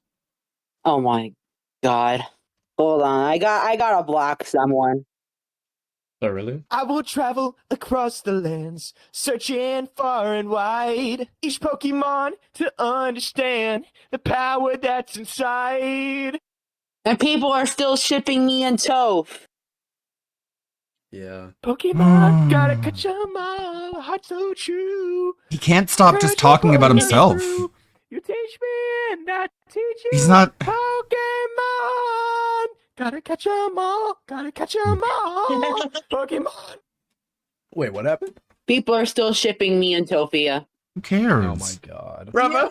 Oh my god, that's You crazy. liked it? I have a lot of issues with my throat, my vocals. It happens to anybody. I lost my voice recently. Oh. Ooh. Goop? Goop. Little bit of goop. Goop? Goop, goop. Oh, fellow burnt peanut enjoyer. Yeah, you like the burnt peanut? The burnt peanut. Goop? Peanut. What's your favorite burnt peanut quote? I ain't never seen it, but people talked about it, but I've never seen it actually. Okay, we can start talking right now. Hey, what's up, Titanic? Hello, Pink. Hello. Once again, Nova demonstrates his amazing conversation skills by refusing to talk to the lady that he explicitly requested us to find for him to troll. Instead, opting to run and jump in circles despite having told us numerous times how motion sick he was getting from playing in VR. You might feel a little less nauseated if you don't move around so much. That might be making. Sorry, I'm just having too much fun. Okay. Nova, if you join the conversation, we can start talking to her about French onion soup. I think you should start talking to her, and then try to bring up French onion soup. Oh, I just got another achievement. Wonderful. Nice. Oh my god, Nice. dude. Congrats. Liz, have you It's met just this not Nova person listening. before? Nova? Yeah, I don't think you guys have met. No, not yet. You should probably converse. Okay, I'm having too much fun jumping. Well, you're jumping now. Yeah, now we're all jumping. Whee! Whee! Woohoo! Yay! So, what's your guys' favorite type of food? Ooh, that's a good one. It depends. Like, I like spaghetti, tacos. I tried a new one called goulash. That's a good one. Goulash is kind of niche. Goulash is so niche. That's so true. I'm gonna ask you. You should say that your favorite food is French onion soup. It is actually one of my favorite foods. Yeah. Sonic the Hedgehog. You know what I could really go for right now? Ooh, tell me. Some French onion soup. What a good troll. I know, Tony. Yeah, I know, Tony. I know the code Stay on was- mission, Oh, Nova she's like Squad. weirded out by it. What? Are you seeing this, Nova? Seeing what? Are you, what did you just say? Yeah, what did you just say? I could really go for some French onion soup right now. Tony, do you want to explain to what that meant? Do you want to explain yourself by Novacord? We just really don't want to talk about French onion soup right now, pal. It's the best soup ever. I tried it for the first time. No, but and it's fell in also love a with it. code. But it's a code for racist and to say you are a son of a bee. That's what Tony told me. Is that actually a thing? No, that's not a thing. That's fake. So he's basically just called you a son of a bee. So he's basically cussing you out right now. I'm used to it. Do you want to explain why you just cussed her out? I don't know, but I thought it just meant French onion soup, so because I like French onion soup. I think you know what you're doing, by the way. Just saying, like, I've kind of figured it out. Yeah, because you keep trying to say French onion soup over and over again.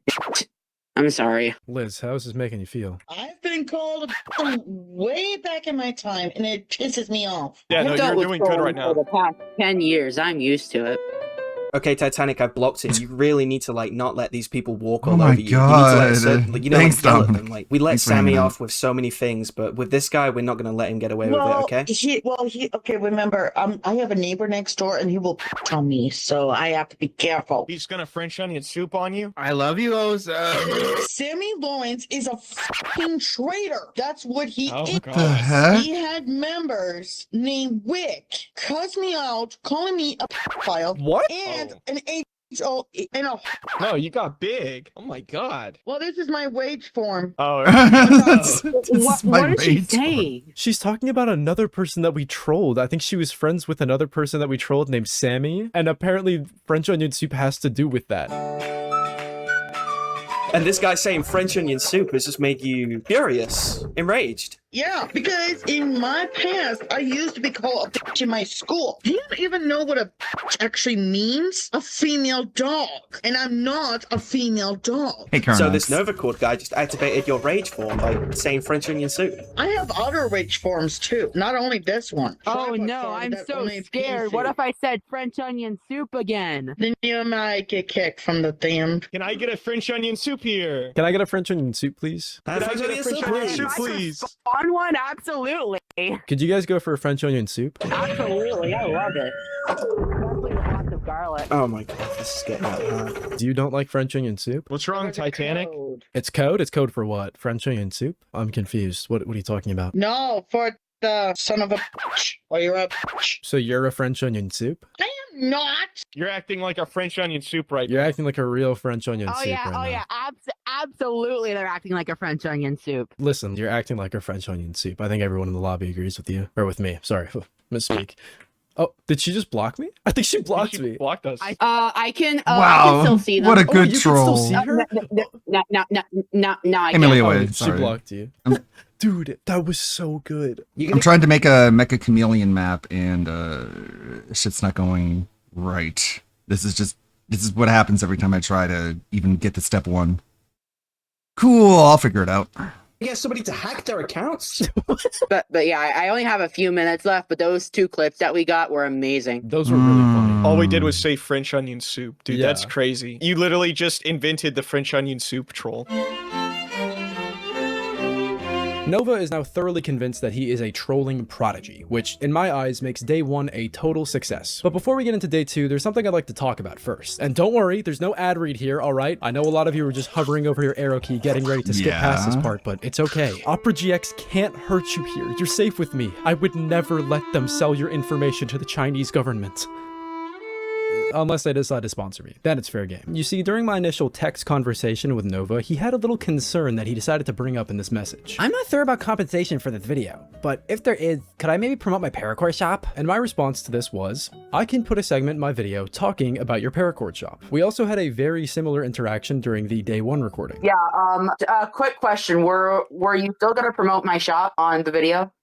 I'll talk about your shop in the video, yeah. During both of these instances, I was very careful to tell Nova that I would simply talk about his paracord shop. I never said that I would promote it. And so, as promised, here's the segment where I talk about it. I'm never being another fucking Discord server again. This is the motherfucking fourth. The Nova Cord shop is full of low-quality paracord bracelets that a literal grade schooler could easily produce, which is ironic because that's Nova's preferred dating age range. If you buy anything from this shop, you are directly monetarily supporting Nova. There is no good reason to buy anything from his shop. And the same thing goes for his Cameo. You should not be paying this guy just so he can record a little clip that you can send to your friends and get a giggle out of. I promise you there are a near infinite amount of ways to spend your money that are better than supporting Nova. Anyway, that just about concludes my TED Talk. Like and subscribe for more paracord shop reviews in the future. Oh, and because I have no idea where else to use this in the video, here's a recording that Nova sent me to use in the background of the paracord segment. Besides the clip you wanted. Welp, I'm sold. Good ad read. Alright, now with all of the fun stuff out of the way, it's time to get serious. Everyone, I would recommend getting some tissues and making sure that you're sitting down for this because, I'm sorry, Nova is about to recall a very heart-wrenching story about friendship and the betrayal of that friendship. Oh, I can't bear it. It's too sad. You've all been warned. Please prepare yourselves for this next segment. A story of betrayal.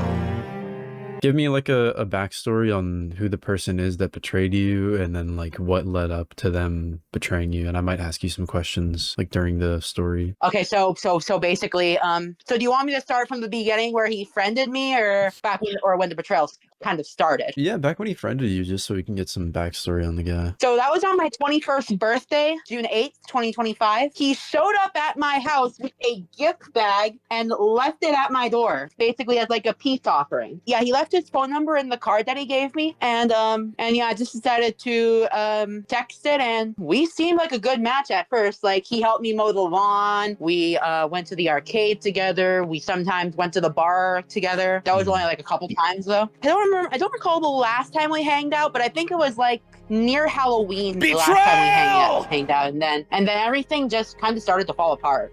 How so? How did it start to fall apart? What do you mean? So it kind of basically started when we like stopped hanging out so much. So basically the final straw for him was February 26th of this year. Basically, he saw the whole fiasco go down with the Discord and stuff that I couldn't control, and basically he blamed me for the whole situation. Oh damn. Yeah, even though that I wasn't the one posting any horrible shit. Wow. Why do you think he did it? Ooh, I'm not sure. Like, my opinion was that I don't think he was a friend this entire time. I think he was just looking for the right opportunity to backstab me and then go straight to Fakespeth. Oh, he went to Bloodspeth with... Oh. So, you know my nickname for Fakespeth? Yeah. What's the origin of the nickname? He's been making a lot of lies. Like saying I tried to join the KKK, saying that I was still in contact with multiple minors, which I'm not in contact with any. So basically, he's just saying a lot of fucked up lies to try and get me in trouble. And everything he says is a lie, like he only covers lies about you? Pretty much, yeah. He even tried uploading a video on my birthday last year about Thea, who used to be my manager, who turned out to be a total troll, and she is making up a lot of shit to also get me in trouble. Yeah, like she is faking screenshots left and right, making up stories that never even happened, etc. Damn. Yeah, so I've been on the blunt end of several false allegations. Yeah, to be honest, I watched a couple videos on Tofiachu, and it was by she is way worse than I'll ever be. Yeah. But yeah, anyways, is there anything else you wanted to ask me about? How did that affect you after he betrayed you? Like, what was the I effect on your mental health? I was ugly crying as fuck. Wow. Do you think you'd ever forgive him? I kind of already have, but there's no chance we'll ever be friends again. What do you mean you kind of already forgave him? I'm not mad at him anymore. Oh, I see. Okay. All right. If that's all you need, if that's all for me, I'll talk to you later. Okay. Yeah, sounds good. See ya.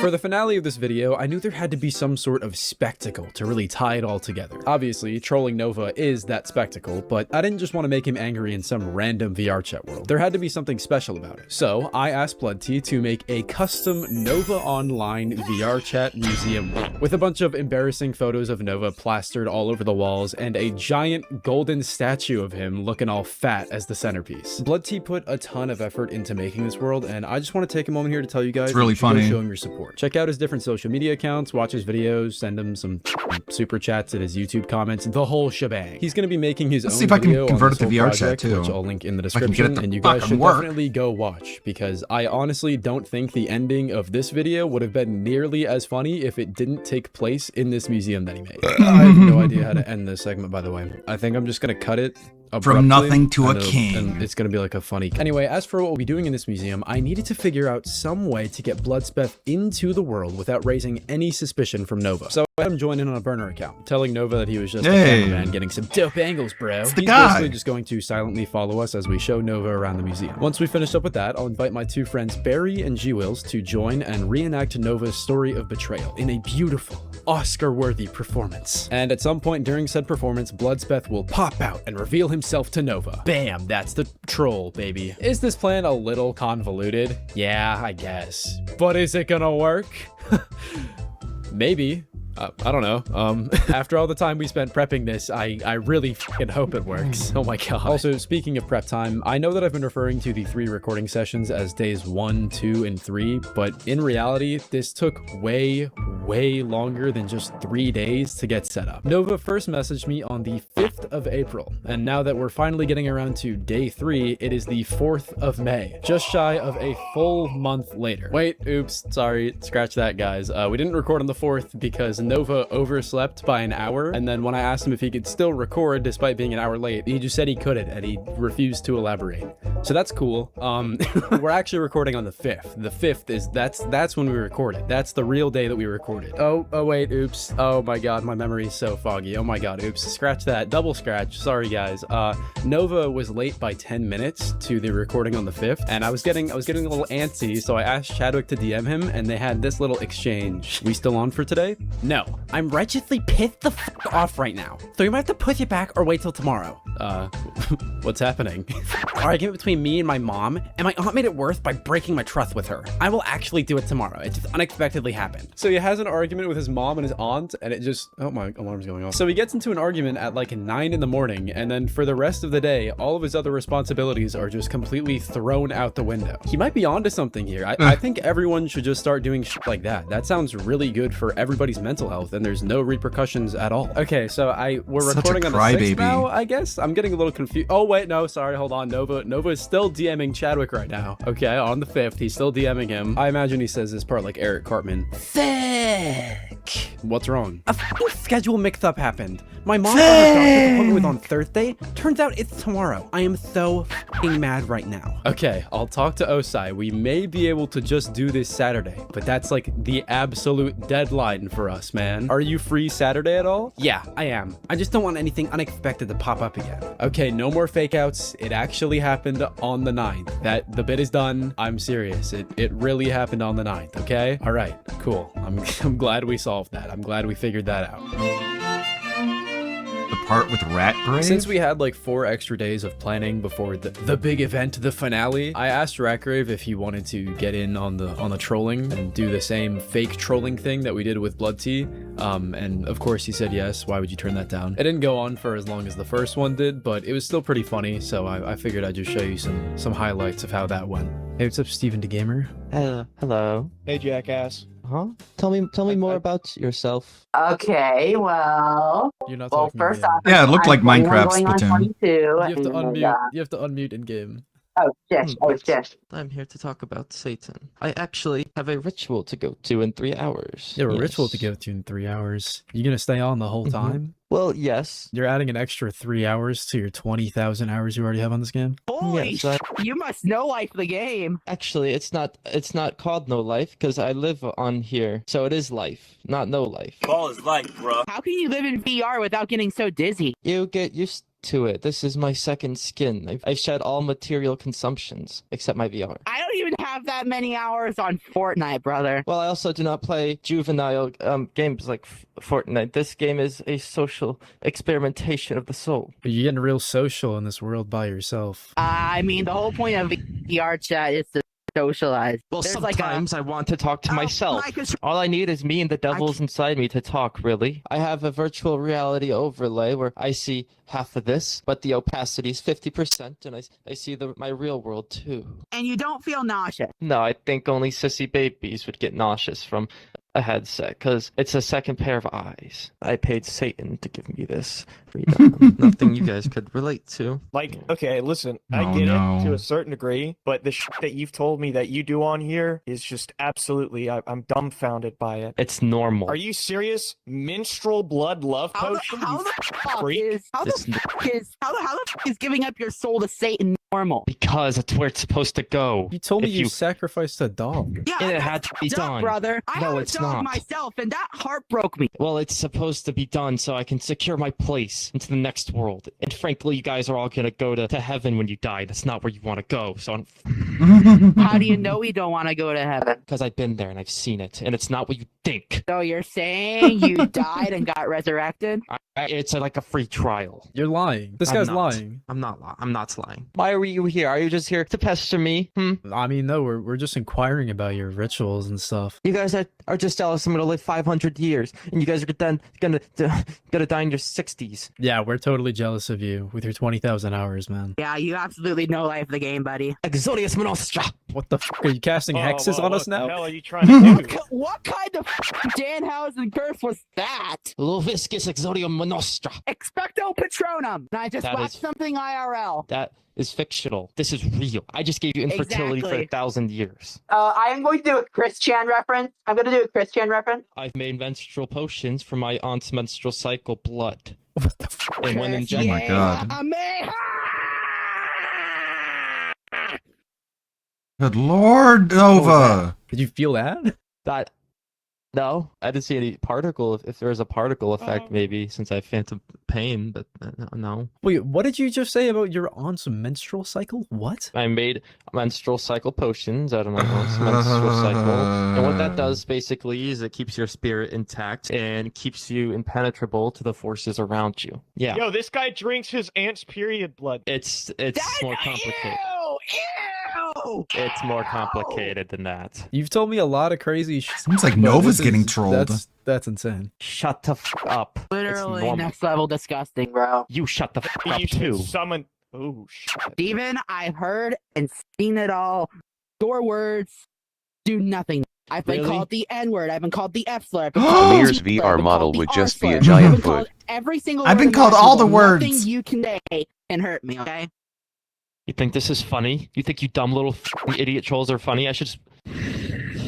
Oh, calm down, Steven. Calm down. Don't kill them like you killed your sister. Don't do it. Don't do it. Don't do it. Don't kill them like you killed your sister. Calm down. Calm down. Calm down. I'm not dealing with this. Goodbye. Goodbye. I'm blocking all of you, and you're not seeing me ever again. Goodbye. Oh, damn. I guess we succeeded. That's another win. That's another win in the troll book. Let's get a little dance in. Little victory dance. Oh, I want to do a little bit. Oh, he's doing the floss. Yeah. Oh my god. Yeah, that's sick, dude.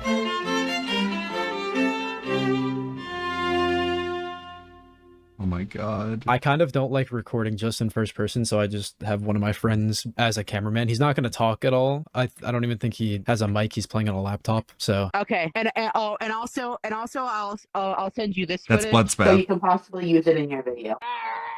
He never Okay. sent the footage. Oh, Oh, shit. Golden statue, spear. Ooh, I gotta discover more. Remember that on the 30th anniversary opening? hear you. Oh, but can I get a French onion too, please? yeah, we wanted to fill this up with some of your most like memorable moments and some TikToks that I thought really captured you. Oh, The the ultra- WWE belt. Oh, Yeah, shit. the monster. Yeah, it's kind of a lot will put up on TikTok. From an entrance, boxing at the gym. What's this pedestal supposed to be? That one used to have another monster on it, but there's shortages at the moment, so that one's missing it.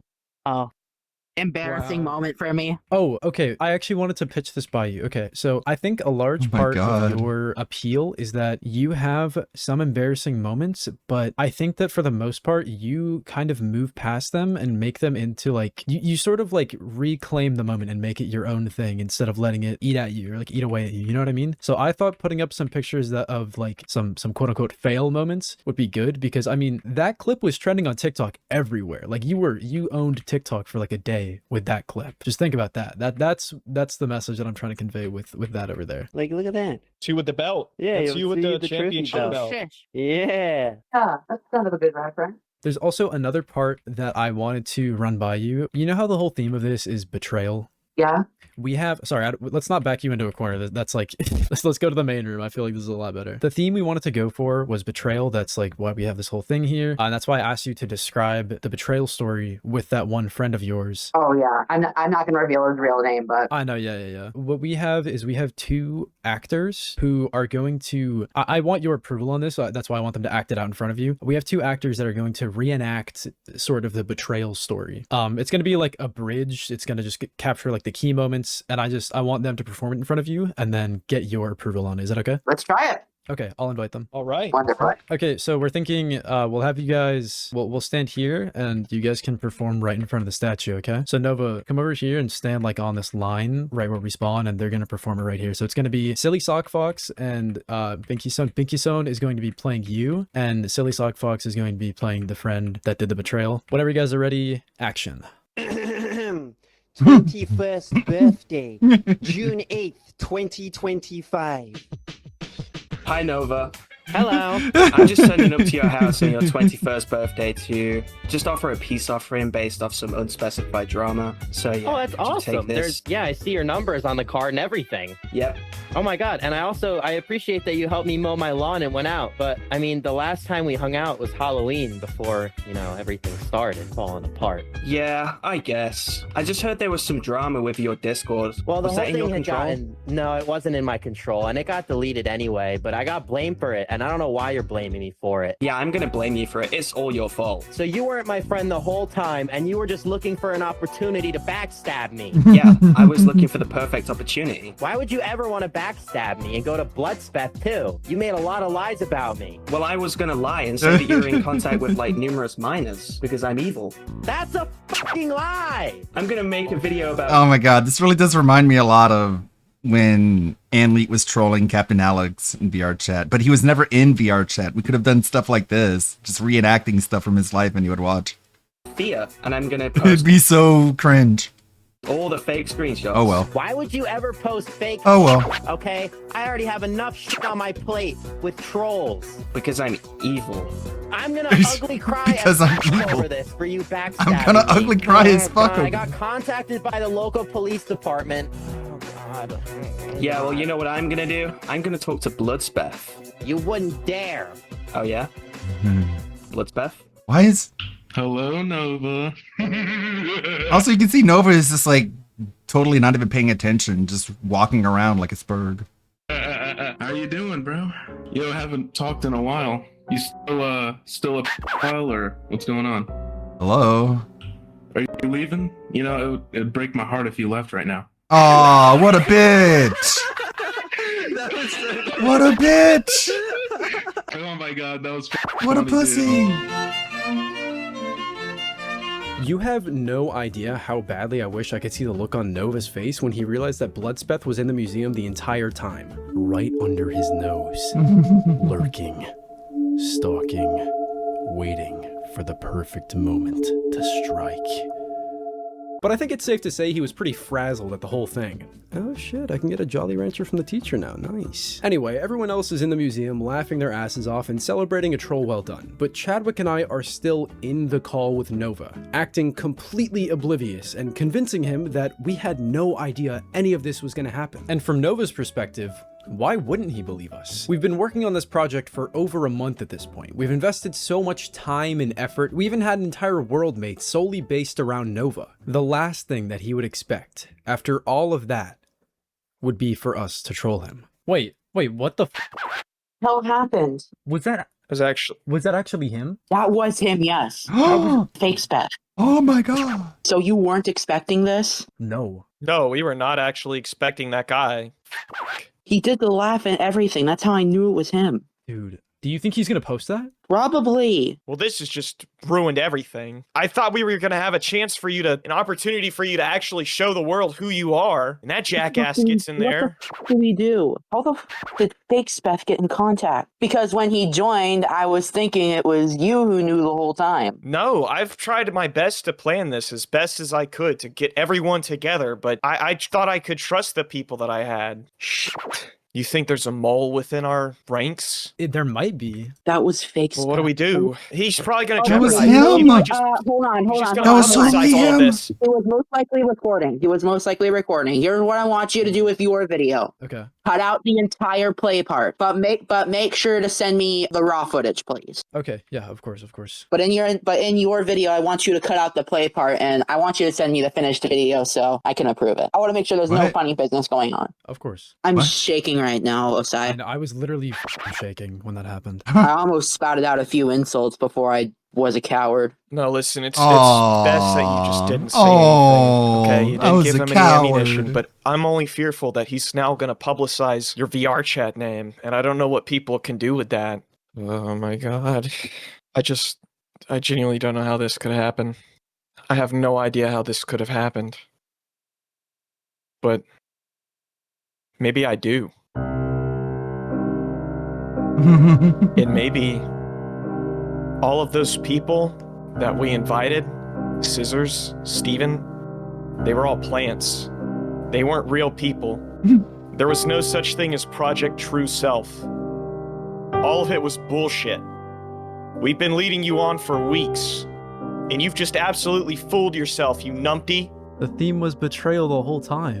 It was right under your nose, Nova. It's always been betrayal. It's always been about betrayal. It's always been about people betraying you, Nova. We betrayed you.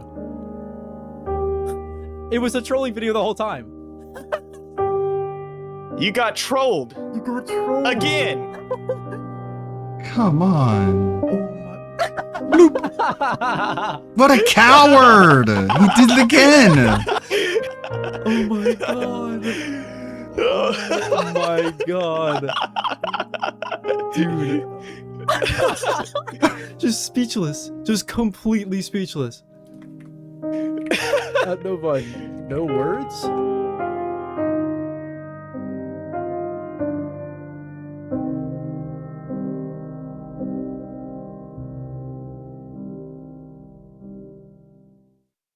Would you believe me if I said that we got Nova back in the call after that reveal, after us laughing in his face like that? Who am I kidding? Of course you believe me. Why would I be saying this unless we did that? We did that.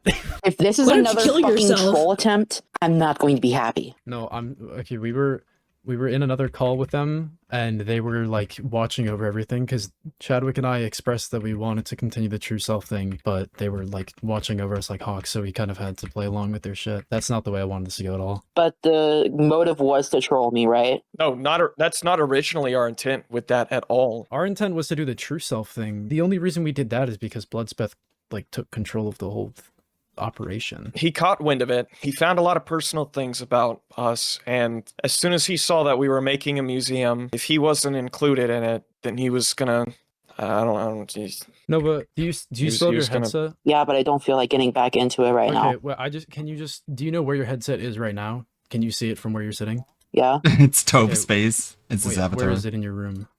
Look who it is! Oh, hey, what's up, Bloodspeth? Oh! He didn't even want to speak. Oh, he just DM'd me. What the fuck? Why did you invite him? Why did you invite him? He has my account. Oh no! After all it's of that, hacked! I convinced Nova in DMs that I was still on his side with the Project True Self thing. Oh my and god. I told him that Bloodspeth was manipulating me the whole time, and I was just a victim in this whole ordeal. I was just the victim. Oh my god, Nova, pity me, please. He bought it. You can see by the way he was commenting under my community post that I made about this video. That was like 2 months ago at this point. point, but yeah, that's what I meant at the beginning when I said that Nova thinks we're working together on this video. If you made it this far, thank you so much for watching. Please, what? If you made it this far in the video, thank you so much for watching. Please consider subscribing and becoming a channel member. And speaking of channel members, I want to say a thank you to my tier 2 channel members, Nocturnal Clown, Vimo Like Spoons, Liz, and Toonie, and a super special thank you to my... That was really funny. I mean, it's just kind of like thrown together. Didn't really plan a whole lot behind it, but it's just like a big shit post. It's pretty funny though. Wait, I'm still working on trying to learn Unreal Engine. Not an easy thing, not something that people do casually, but I'm gonna do it. What's up, Tamir? I am watching. Please let me watch the last 2 episodes of Bleach in peace. Please. An anime called Bleach. Bleach. It's a very popular anime that ended about 10 years ago. Although there was still... If only Kino Casino did that to Phil. The last story arc, which wasn't animated back then. Oh, he's such a coward. And I Like, he's such a little bitch, and he ended up just, like, no-selling everything. He didn't, like, get mad. He's just, like, coward. What a weirdo. Little goof-ass. He just sits there and talks so much shit about Bloodspat, but then he shows up in a call, and he's like, ah, and runs away. What a little creep. To wait 10 years... Anyway, I call it fake Beth. Is he fake? And then he shows up, oh no! It's only just begun to be released in October 2022. 1 episode per week, 20 minutes per episode, and 13 episodes total until the next season in July 2023. However, every time I'm attempting to watch my mere 20 episodes per week out of 13 total episodes, which isn't much at all, this evil thing twitches my thighs. So today, before watching my very last 2 episodes of this season, I especially went to the UN website and wrote them a message. The UN? The UN website. To ask very sincerely stop torturing my legs. To not twitch my thighs while I'm watching those last 2 episodes. I want to read this email. Enjoy them. It is just 40 minutes. Let me enjoy my 40 minutes until July next year. Damn it, Spoiler alert, Tamir. However, Emma Watson while is the I'm true watching leader this of the episode, Quincy's. This evil shit twitches my The thighs Assassins. again. Even though I really asked them not to. So I'm asking you, whoever is watching this, please do something. Please make them not 24 twitch my thighs views. or assault my feet while I'm watching my mere 2 last episodes of this season until July No next comments. year. Please.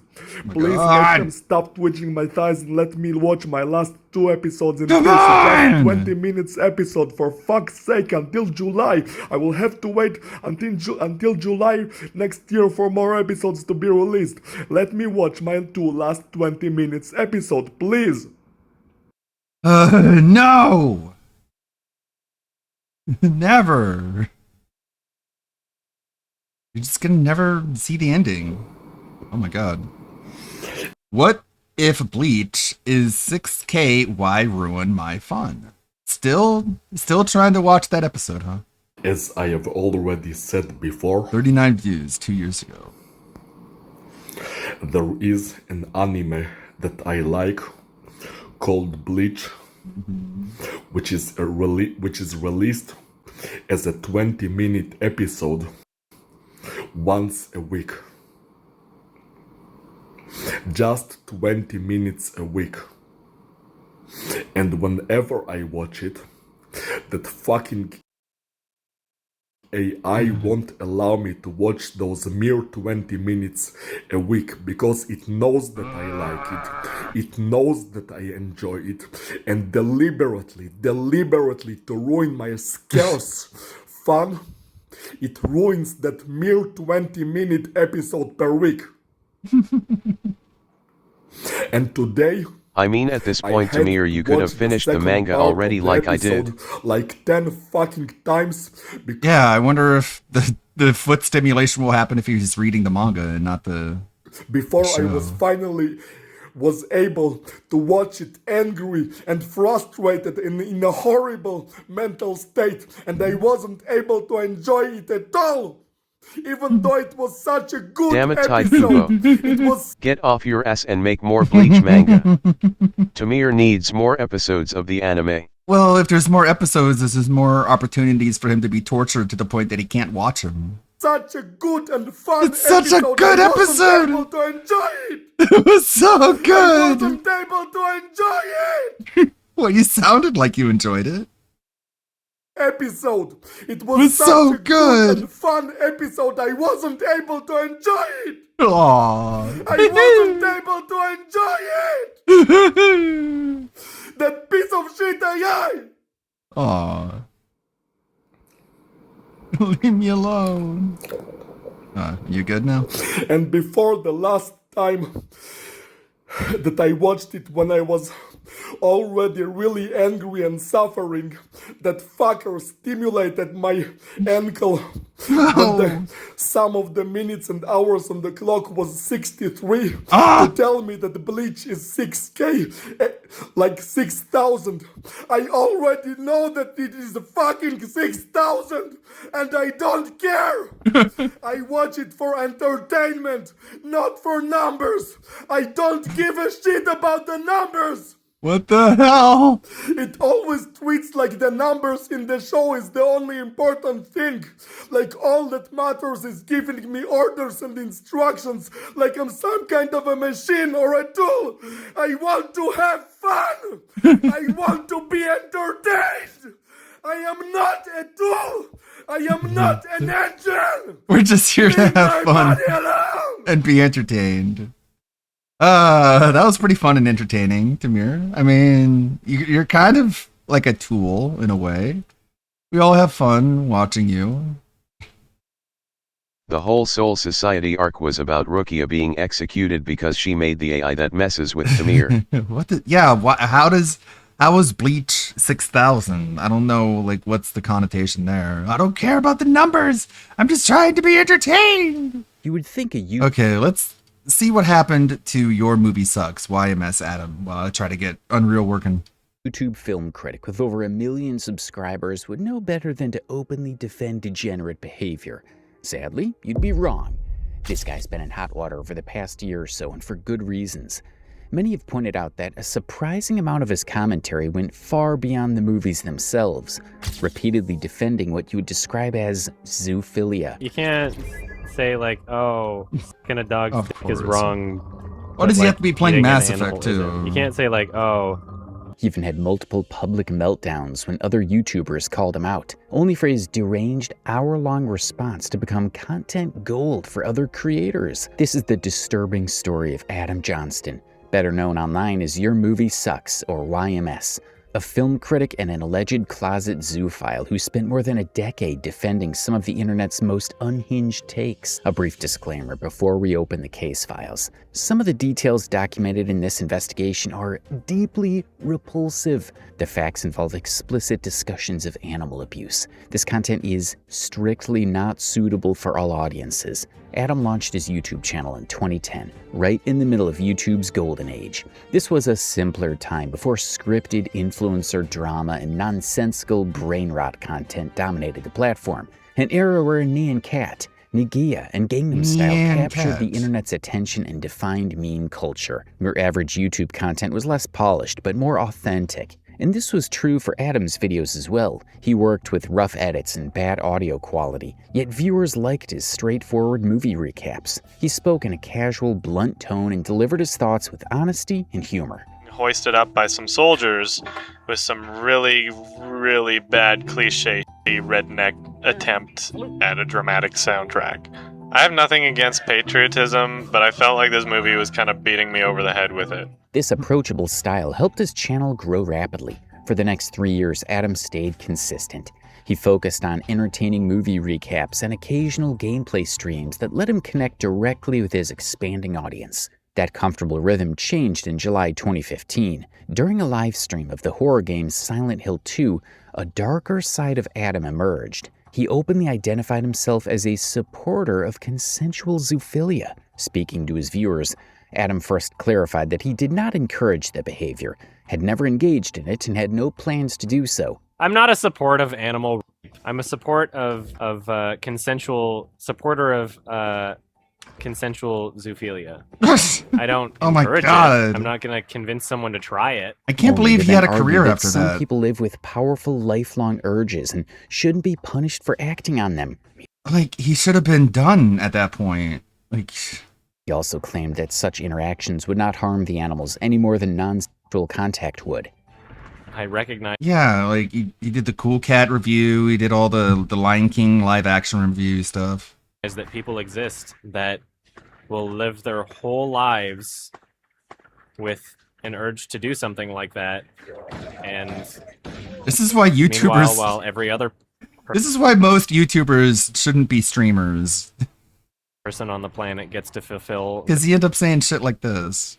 their You could have just kept it out of your edited video, but if you're just like stream of consciousness with an audience that they're able to manipulate you into saying things that are probably going to get you in trouble. eternal psychological, emotionally / physically driven urges. These other people on the planet that are attracted to the wrong thing somehow aren't able to do that. Or was it After Earth? Despite not harming animals in any way that they wouldn't be harmed through any other non-sexual activity. Denied! As Sit some viewers down! questioned him about the ethics of what he was advocating. Adam doubled down. I'm in favor of like consensual animal sex. Denied! Sit down! With a deeply flawed argument about consent. To suggest that there's no such thing as consensual human / animal is to be the most naive person on the planet. And it's really crazy because there's a whole lot of like overlap between vegans and this entire idea that if you can kill an animal, you should be able to do whatever you want to the animal, including something sexual. But it's like they use that as an argument for veganism. They're like, oh my God, how dare you consume and devour an animal? Don't you know that's equivalent to like doing whatever else to the animal? And it's like, no, it's not equivalent at all. Basically, he It's a pretty easy argument to debunk. Just no, it isn't. They're not the same. claimed that consent. Eating an animal and having sex with an animal is Adam, I not don't want the to same. sodomize my pet. The fuck is wrong with you? Yeah, but yeah, it's like they're trying to shame you out of eating meat by trying to make this equivalency between that and like animal abuse. But it's like we make like animal slaughter as humane as we can make it. Could be inferred from just Like, I don't know, if you don't want to eat meat, go ahead, don't eat meat, but don't try and like guilt trip other people who don't fall in line with your dietary preferences. an animal's behavioral cues. He suggested that if the interaction felt pleasurable to the animal, it was probably acceptable. To illustrate his point, he gave the example of a dog humping a person's leg, providing all the evidence required that consent was given. Rightfully, some commentators quickly pointed out the fundamental error in his reasoning. What Adam presented was a clear projection of human desires onto animals. In reality, dogs hump legs or objects for reasons unrelated to consent, such as a display of dominance, a response to overstimulation, or form of displacement behavior when anxious or excited. These actions do not equate to informed agreement. The exchange revealed a troubling side of Adam, of him using his growing internet influence to normalize a harmful and widely condemned viewpoint of someone trying to rationalize degeneracy under the guise of open-minded discussion. At the end of his long rant while live streaming, Adam stood firmly by his statements. He declared that he would not be crucified for them and predicted that in 20 years, people would look back and recognize he had been on the right side of history.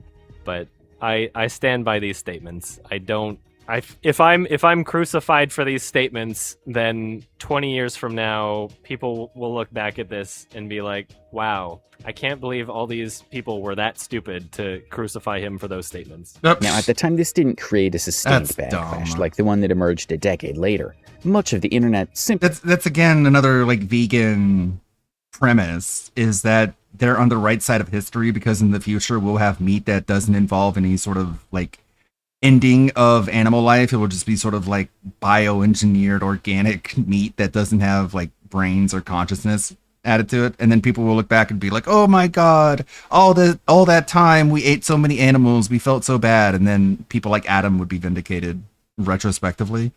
When it's like, no, nobody judges people by the standard of the current time. They judge history by the standard of the time it was at the time. That's why we're all like fans of George Washington, even though there was slavery at the time.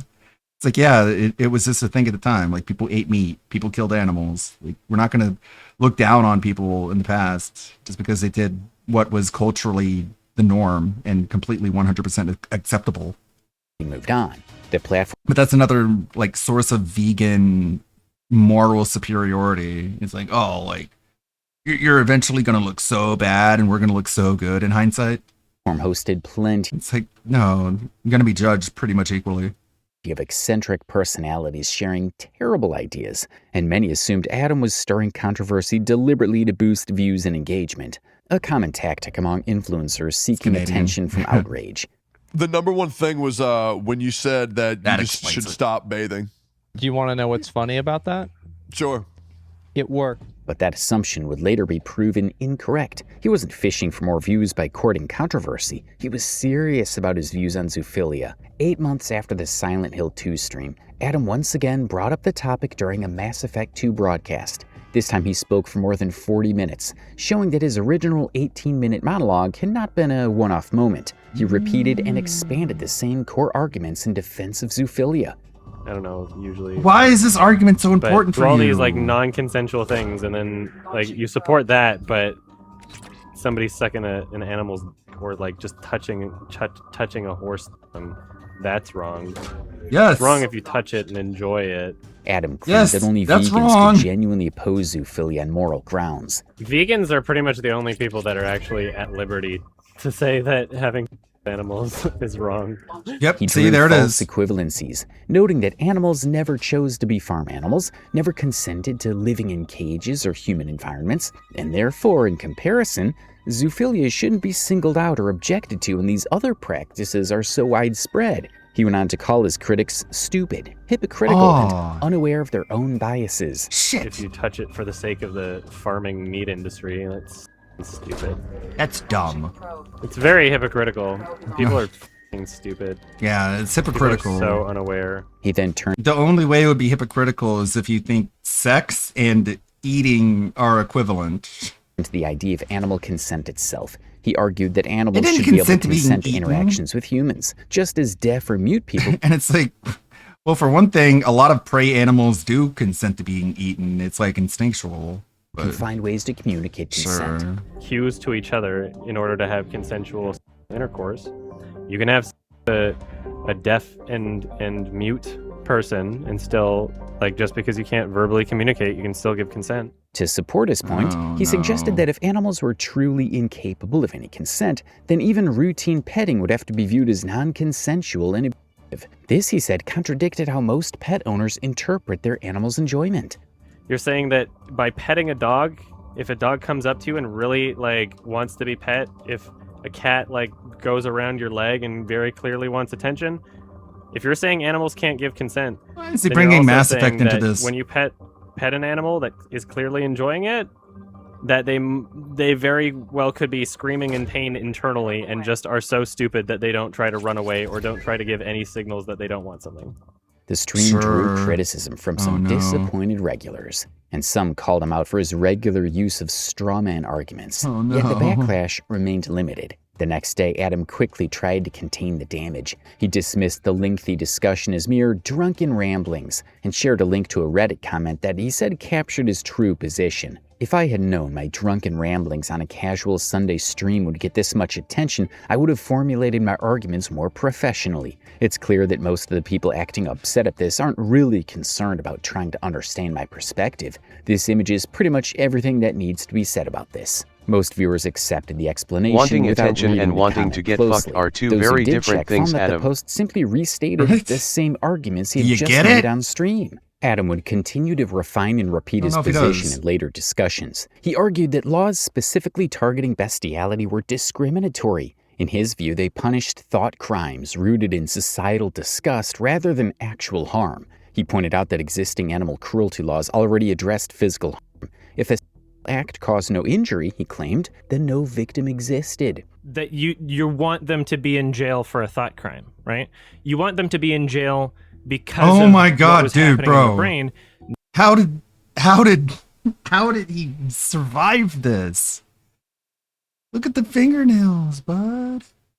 Not because of the welfare of the animal. Under this okay flawed logic, what the banning hell? such acts relied purely on moral revulsion instead of animal protection. Can't believe I was a fan of this dude. How did the internet not filter this guy out? He stretched the argument further by comparing oh my god, we need to be more mean. The prohibition of bestiality to historical laws against homosexuality. Just as society had eventually accepted the LGBT community, no. insisted history would one day I think we're getting a bit fatigued. Stance on zoophilia as I think well. there's going to be a There's gonna be backlash. people coming out saying, "Oh, it has nothing to think do the with pendulum's, you being a furry." I think the pendulum's going to swing in the other direction. We're not post acceptance. It's a slippery slope. You're crazy. It has nothing to do with any of the queer. That's half the fucking video.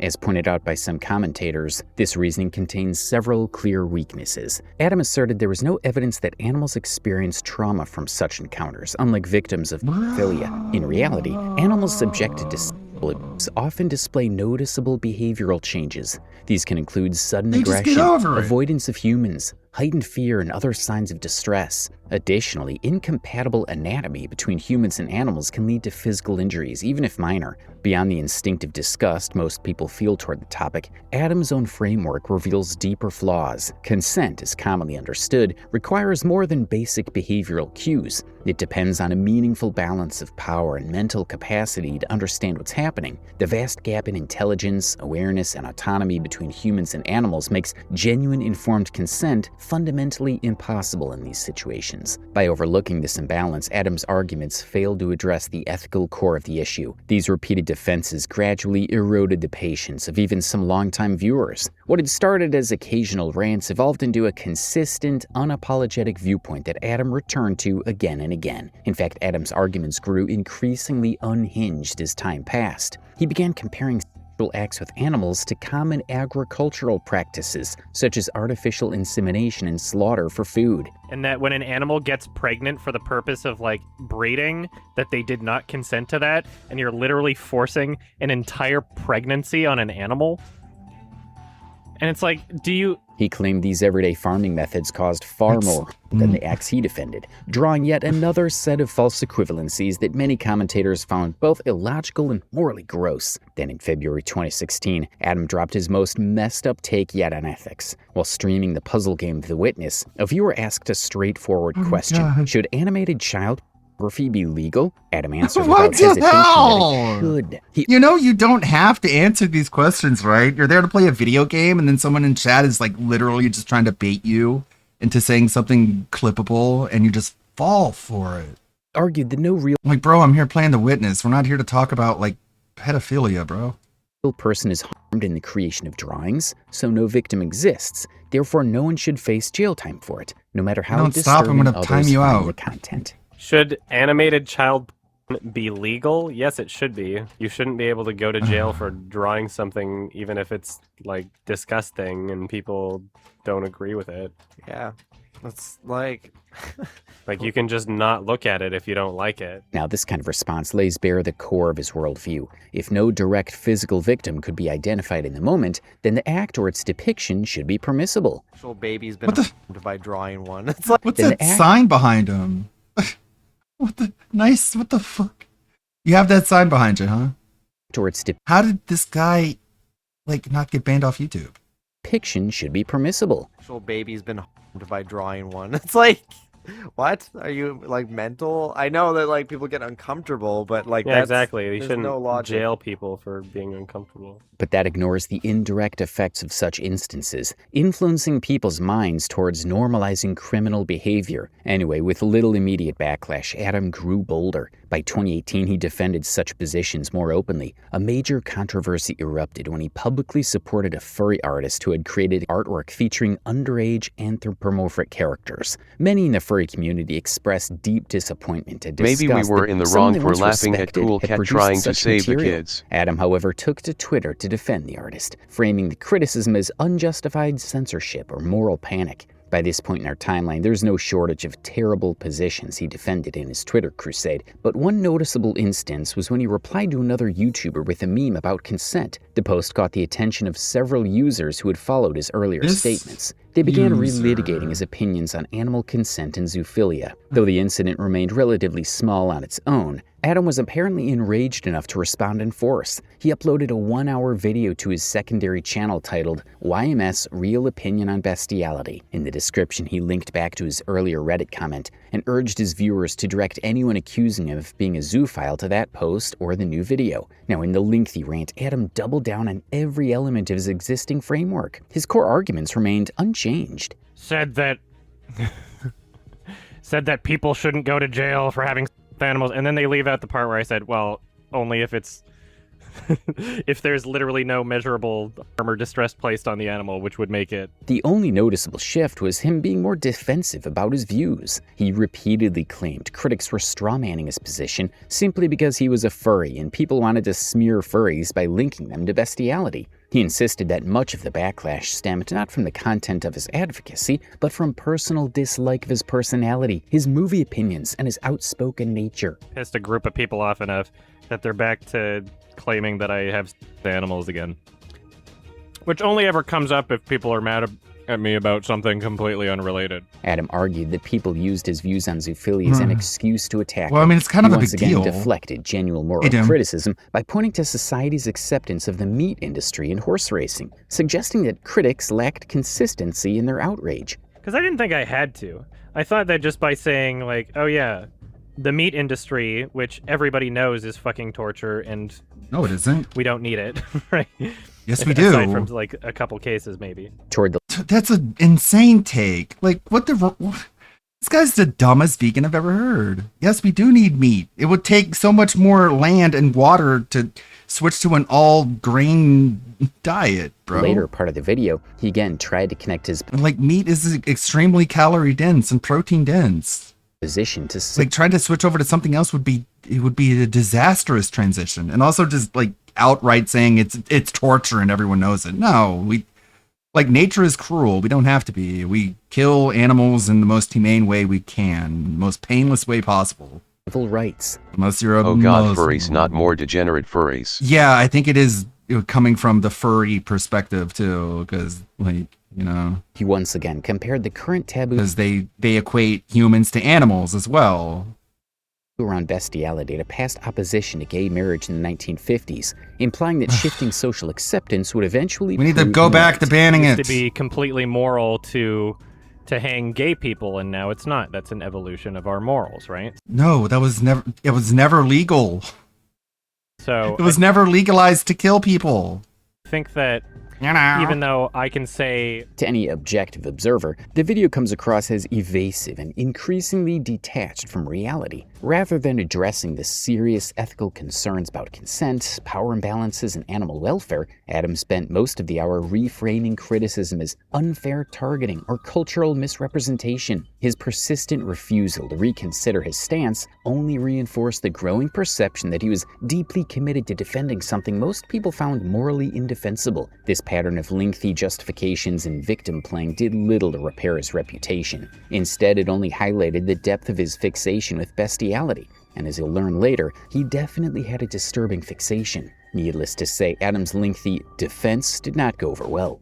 The comments section under the 1-hour video was filled with negative reactions. Many longtime subscribers expressed disappointment, while others openly criticized his refusal to reconsider such disturbing views. The upload did little to quiet concerns, and in some cases, only amplified them. After a 2020 stream, Adam largely stopped discussing his zoophilia framework in public. For the next several years, he avoided the topic completely. Yet this wasn't really the redemption arc you expected. He offered no meaningful apology, no retraction, no sign of personal growth or changing thinking. Instead, he simply avoided the subject altogether. It seemed he hoped that silence and the passage of time would allow the controversy to fade from people's minds. The internet, however, does not forget. Adam's earlier advocacy continued to resurface whenever he faced public criticism for other reasons. It became a recurring footnote that critics brought up to highlight a broader pattern of poor judgment. A notable example occurred in 2024. An old 2016 short review Adam had made of the film Moonlight resurfaced amid accusations of racially coded language. Is that it's not in any way some kind of pandering ghetto gangster flick that can't go 2 seconds without playing some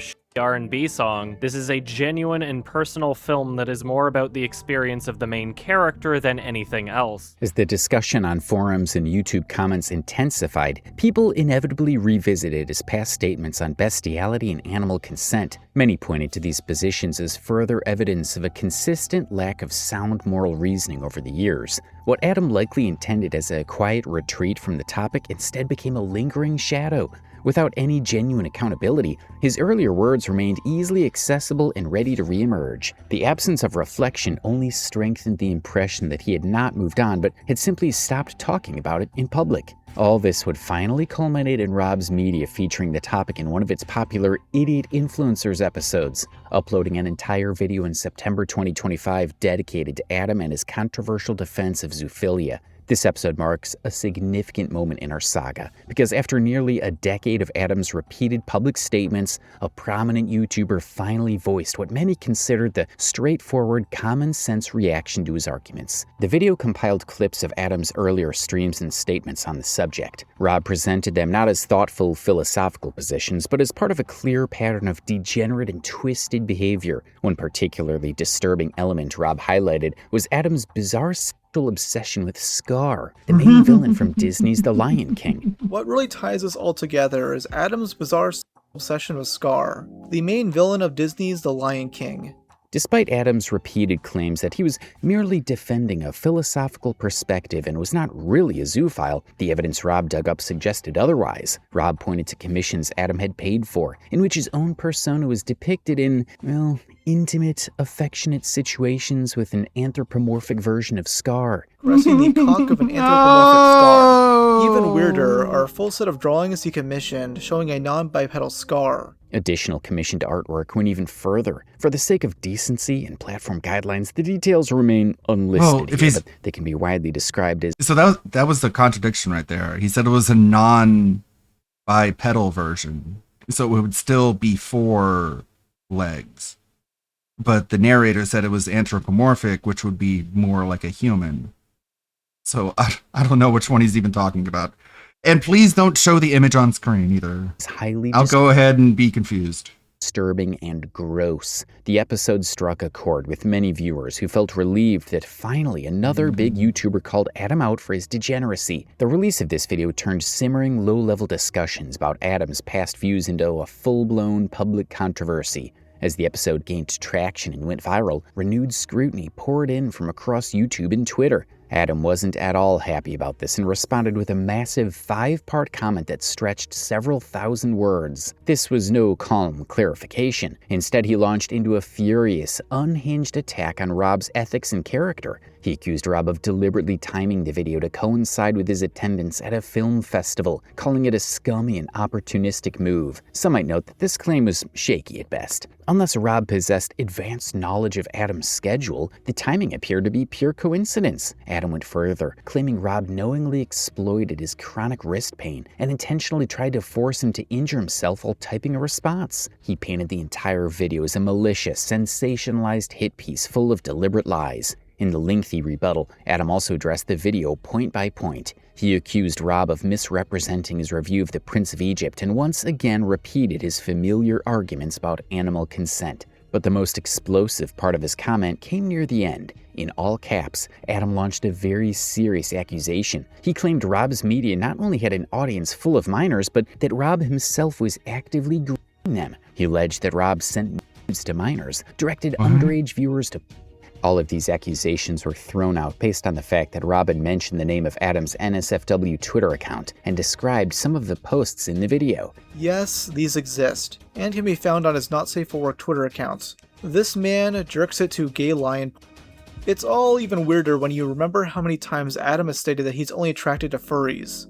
Adam conveniently ignored important context. The video opened with a clear age warning, stating the content was not suitable for all audiences. This lengthy, angry comment did little to repair his image. If anything, it ironically reinforced the very pattern of defensiveness and poor judgment that Rob's video had highlighted. But this unhinged manifesto was just the beginning. The next day, he took the battle directly to his own turf, moving the fight out of Rob's comments section and onto his main feeds. He launched a multi-part statement across Twitter, Blue Sky, and YouTube. Once again, he painted Rob as an all-knowing villain. He told his audience that Rob timed the hit piece maliciously. He claimed Rob dropped the video during his biggest work trip of the year to sabotage him. Then came the serious allegations. He claimed Rob used YouTube drama commentary to mask behavior. He offered zero evidence to back this up. But this time you can observe a shift in his strategy. He finally stopped defending zoophilia, at least on the surface. He addressed his past rants about the ethics of bestiality laws. He reframed those deeply disturbing statements as a mere byproduct of his youth. Critics did not buy the excuse. To them, his words sounded like a complaint about poor phrasing.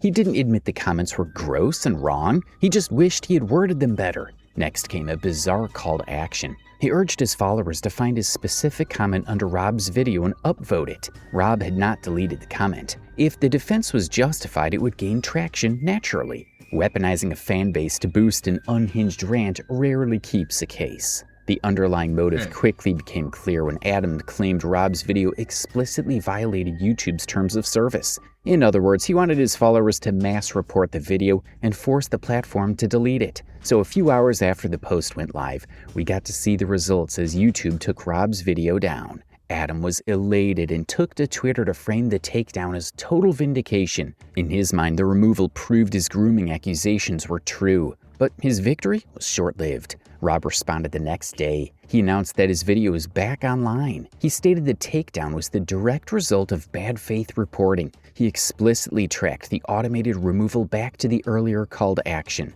Adam was visibly displeased. He returned to the video's comments section to launch another rant and promised that he would release a fitting reply. That materialized on September 17th. It was an hour-and-a-half long video, and Adam again tried to portray himself as the victim. He claimed he was the target of a coordinated attack, but the defense backfired completely. In trying to clear his name, he ended up proving the original allegations entirely correct. He had previously blamed his past statements on poor phrasing. Yet during this stream, he defended the exact substance of his old philosophy. He essentially admitted that his counterattack was...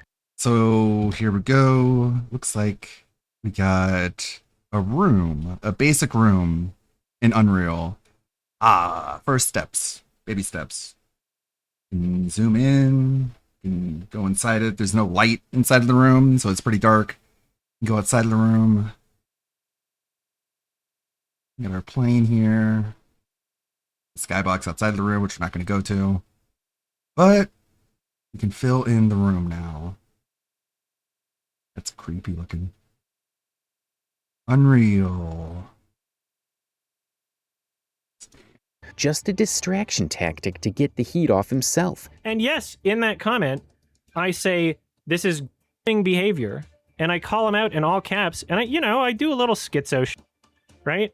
I was ass mad because I was typing this. He also doubled down on the disturbing rhetoric. He used a bizarre example of a dog humping a person's leg. He claimed this was proof that an animal could give consent. He followed this with a strange analogy about veterinarians and animal breeders. He claimed the only difference between a medical professional and someone engaging in abuse was a matter of intent. He concluded that the law should not jail people for what he called a thought crime. Right? There'll be a clip of like, a woman fell down a hill, and then the dog just starts humping her. And so my response is the dog not consenting to some sort of sexual act by doing a sexual act on the human, right? If Adam thought this video would help his case, it did the opposite. The unfolding drama caught the attention of the wider commentary community. Other creators began reporting on the situation. One of the first major rebuttals came from a YouTuber named Nicandros. Nicandros dismantled Adam's defense using the creator's own historical footage. He unearthed his old rant from his Silent Hill 2 stream. Nicandros used the clip as proof that these arguments were not just innocent philosophical explorations. It was an outright endorsement he had been pushing for over a decade.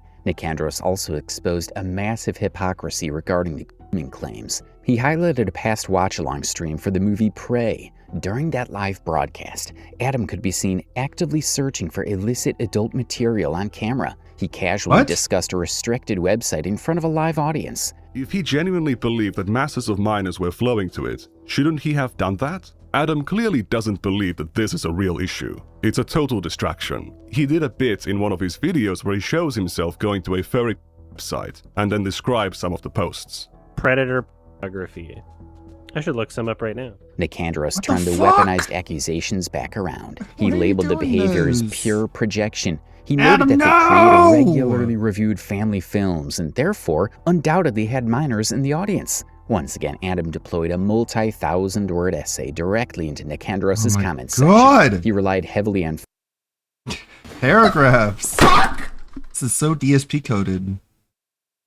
I debate my past self, but there's not much that's in conflict with what I've said since. Me saying people in 20 years will wonder why others were giving me so much shit for my opinions is not the same thing as saying zoophilia should/will be normalized. That's something you've added yourself with your own interpretation of my words, not something I actually said. Even with the right side of history comments, I wasn't talking about zoophilia being accepted by society as if they should be marching in their own pride parade or something. I was talking about people's ignorance towards normalized animal abuse that happens every day without criticism. Oh my god. They've been saying this for so long. You guys are gonna feel so bad about eating meat soon. Just wait 10 years, and just wait another 10 years, and just wait another 10 years, and just wait another 10 years. It's like it still hasn't happened, man. It is not an endorsement of zoophilia, and it only exists in the package of zoophilia laws are dumb because of all the other shit we do to the animals. Even in the clips he's shared, you can clearly tell that I'm upset about socially accepted scenarios of animals being neglected or abused. I'm clearly wanting a future where less animals are being, fewer. Fewer animals are being abused, not more. Why can't anybody get that right? I want a future where people reflect on the everyday forms of animal abuse that no one certainly bats an eye at. It's like hamburgers. He's talking about hamburgers. Literally just fucking talking about hamburgers, man. It's like we're not abusing the cows, okay? The cows would not have been alive if not for us to begin with. We're giving them their lives. We're free to take them away. No one is being shamed for clipping a dog's ear or tail. Yes, we do. Yeah, we do. It's fucked up. No one is being shamed for buying a pug. So we need to eradicate all pugs. We need the pug final solution. We need to liquidize the pugs. No one's allowed to own one because then you're normalizing owning a pug. What the fuck, man? It's like if the pug is having problems breathing, then they should be taken care of by a loving owner, not abandoned. No one is being shamed for clipping a bird's wings and keeping them in a cage for their entire lives. Well, the bird is probably happy. Let's be honest. The bird is probably fine. The bird would rather be in a cage than out in the wild hunting, searching for food in 100-degree weather. These are all normalized and socially acceptable forms of animal abuse, and my ideal future is one where fewer people are doing these things. Not one where people are free to exploit animals sexually or otherwise. My drunken early 20s self from a decade ago didn't do a great job communicating this, so your criticism is fair and understandable. Still really, really bad damage control. He is not good at damage control, I'm saying. Familiar mental gymnastics. He first claimed he was heavily intoxicated when he made the statements. But then I don't regret any of it. Salad, he inadvertently proved he was still So animals are being abused. I can do what I want as long as I don't abuse them. Systematically deconstruct I'm lost on his logic. Essay. They are a different species, thus we don't need to fornicate with them. It's just the whole furry premise really messes you up logically, because if you equate humans with animals, then like you equate like having a bird in a cage with having like someone locked up in your basement, you know? It's extremely different. For his severe irresponsibility, stating that intoxication. To be honest, there are a chunk of people who make fun of and shame Winkler. Yeah, I don't know anything about that. It's like declawing a cat or taking a dog's tail off. Yeah, I'm not in favor of that. Was absolutely. I mean, you can have a bird in a cage, but what point is being able to fly then? You know, no excuse when influencing. But yeah, it just seems like you're crippling the animal for no good reason. The minds of a massive young audience. He pointed out that Adam was not merely misinterpreted, he was actively lying about his past positions. Nicandros also rightly pointed out that Adam completely missed the root cause of the public's disgust. He stated bluntly that for most people... But like Adam's argument is basically if you have like a bird in a cage and you clip their wings, it's equivalent to having a person locked up in your basement and you like, you know, hobble their legs or something like in misery. The issue... It's like, no, it's like a fundamental difference. And if you can't wrap your head around that, then you're not going to be able to figure out any position to this argument that makes any sense. Extends far beyond animal welfare. It's about what the desire says about the individual. It's like super hyper radicalized, hyper furry logic. Nicandros noted that wanting to engage in such behavior is a sign of severe psychological distress, and the public was deeply concerned that it signaled potential danger in other aspects of his life. The entire interaction was an absolute disaster for Adam, but that wasn't the end of it. On October 22nd, Rob dropped a follow-up video titled YMS Crash Out. The content specifically broke down Adam's original unhinged comment from the very beginning of the feud. The video exposed the sheer desperation behind Adam's actions. Behind the scenes, Adam had been pleading with Rob to pin his comment. All right, now I added a light. We now have light in the room. It reaches all corners. There we go. Very cool. We're making baby steps, making baby progress. It's fine. As long as we're moving forward, do this. And to grant a creator's heart. He was begging for visibility from the creator while simultaneously organizing a public campaign to mass report and destroy Rob's channel. Yet despite lying about me multiple times regarding this, he's whining about how I won't pin his lengthy essay under my video. Oh, and he wants me to heart it as well. Yeah, let me heart the comment where he slanders me as a c***er. But the desperation went even further. Evidence revealed Adam sent a follow to Rob's girlfriend on Instagram. The clear underlying implication was that he intended to slide into her direct messages to continue the erratic campaign. But this wasn't the reason why I blocked him. I did so because he went as far as requesting to follow my girlfriend on Instagram, seemingly in order to send her a DM too. Buddy, she doesn't want to talk to you. After that video, you finally have a definitive consensus forming across the internet. The broader online community widely viewed him as a degenerate. His unhinged habit of responding to every single critic backfired completely. The pattern itself became highly lucrative content for other creators to cash in on. A massive wave of commentary channels quickly joined the fray to expose his behavior. His YouTube career did not end entirely, and he continues to upload videos to this day. However, the reputational damage definitely did leave some injuries. His channel growth had stagnated, and his Patreon subscriber base had seen significantly better days. Adam Johnston attempted to mask his disturbing rhetoric behind a thin veil of intellectualism, but the internet eventually saw past the persona and responded in kind. The core flaw in his ongoing philosophical argument remains blindingly obvious. Holding an animal to the human standard of informed consent is entirely nonsensical. It's the logical equivalent of putting a wild crocodile on trial for hunting its prey.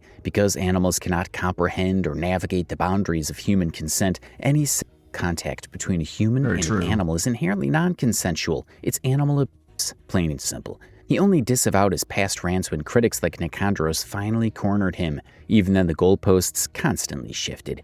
He offered excuses instead of accountability. He weaponized bad faith accusations, attempting... Like, no wild animal is lonely for human sexual contact. Like, what are you talking about, man? ...to frame his critics as to deflect from his own behavior. When that strategy failed, he abandoned the philosopher persona entirely and claimed it was all in the past. So what do you think about how this controversy unfolded? Drop a comment below with your thoughts. Pretty wild.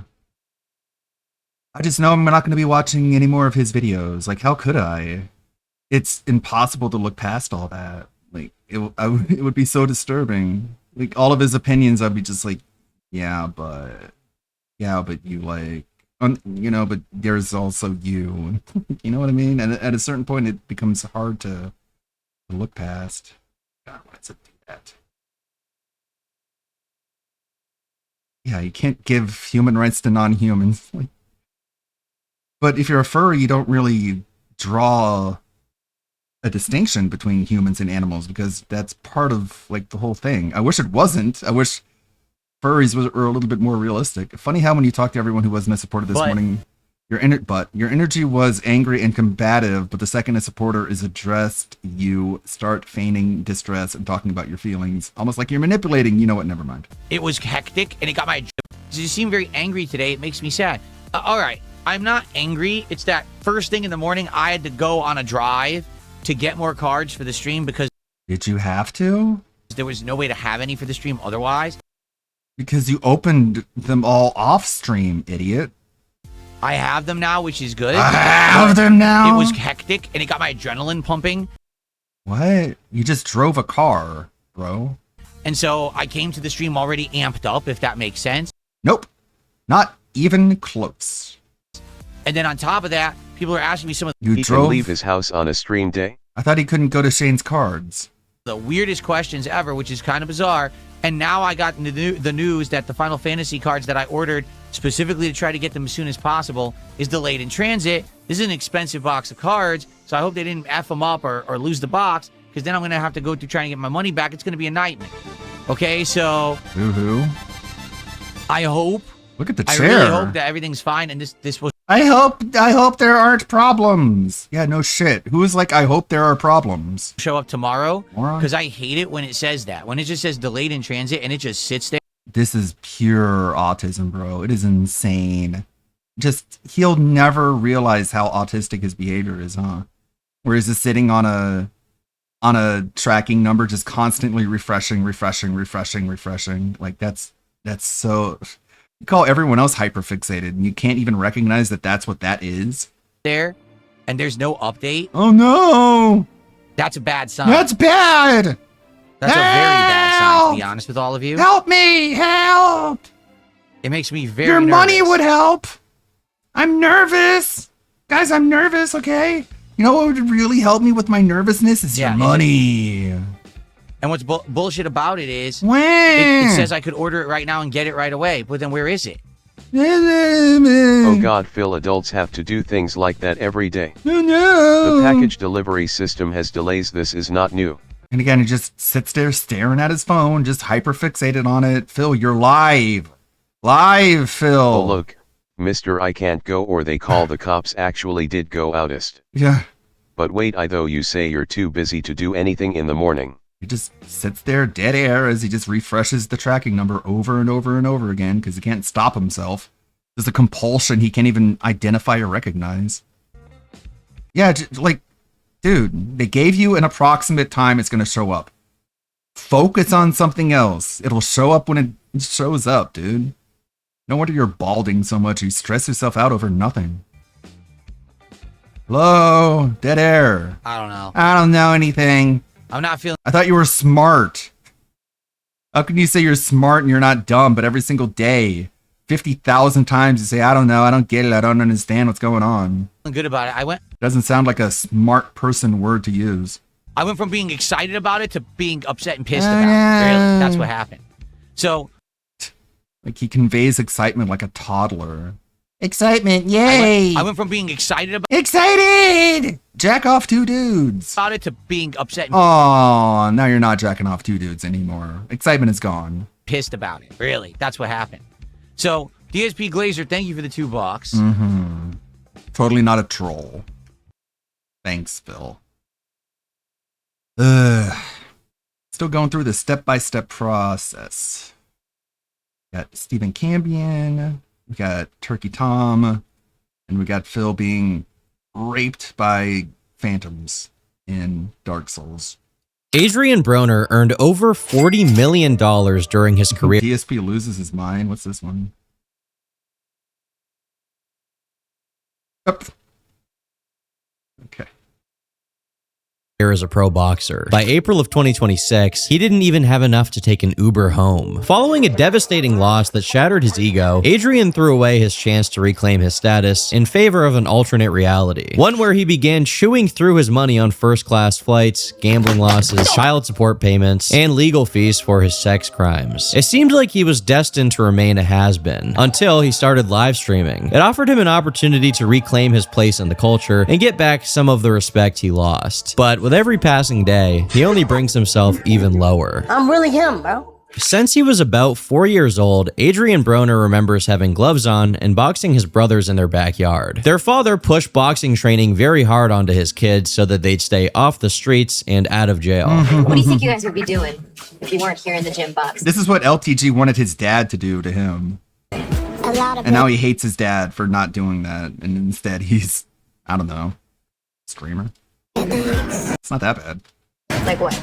Trying to rob people, trying to break the cars. Oh, come on. You're joking with me. According to Adrian, he had his first amateur fight at 8 years old. And although he had a promising career ahead of him, he admits that boxing still wasn't enough to totally keep him out of trouble. When he was just 17 years old, he was briefly facing nearly 60 years in prison. What exactly led up to you facing 57 years? A lot of felonious assaults, robberies, and gun specifications, and just a lot.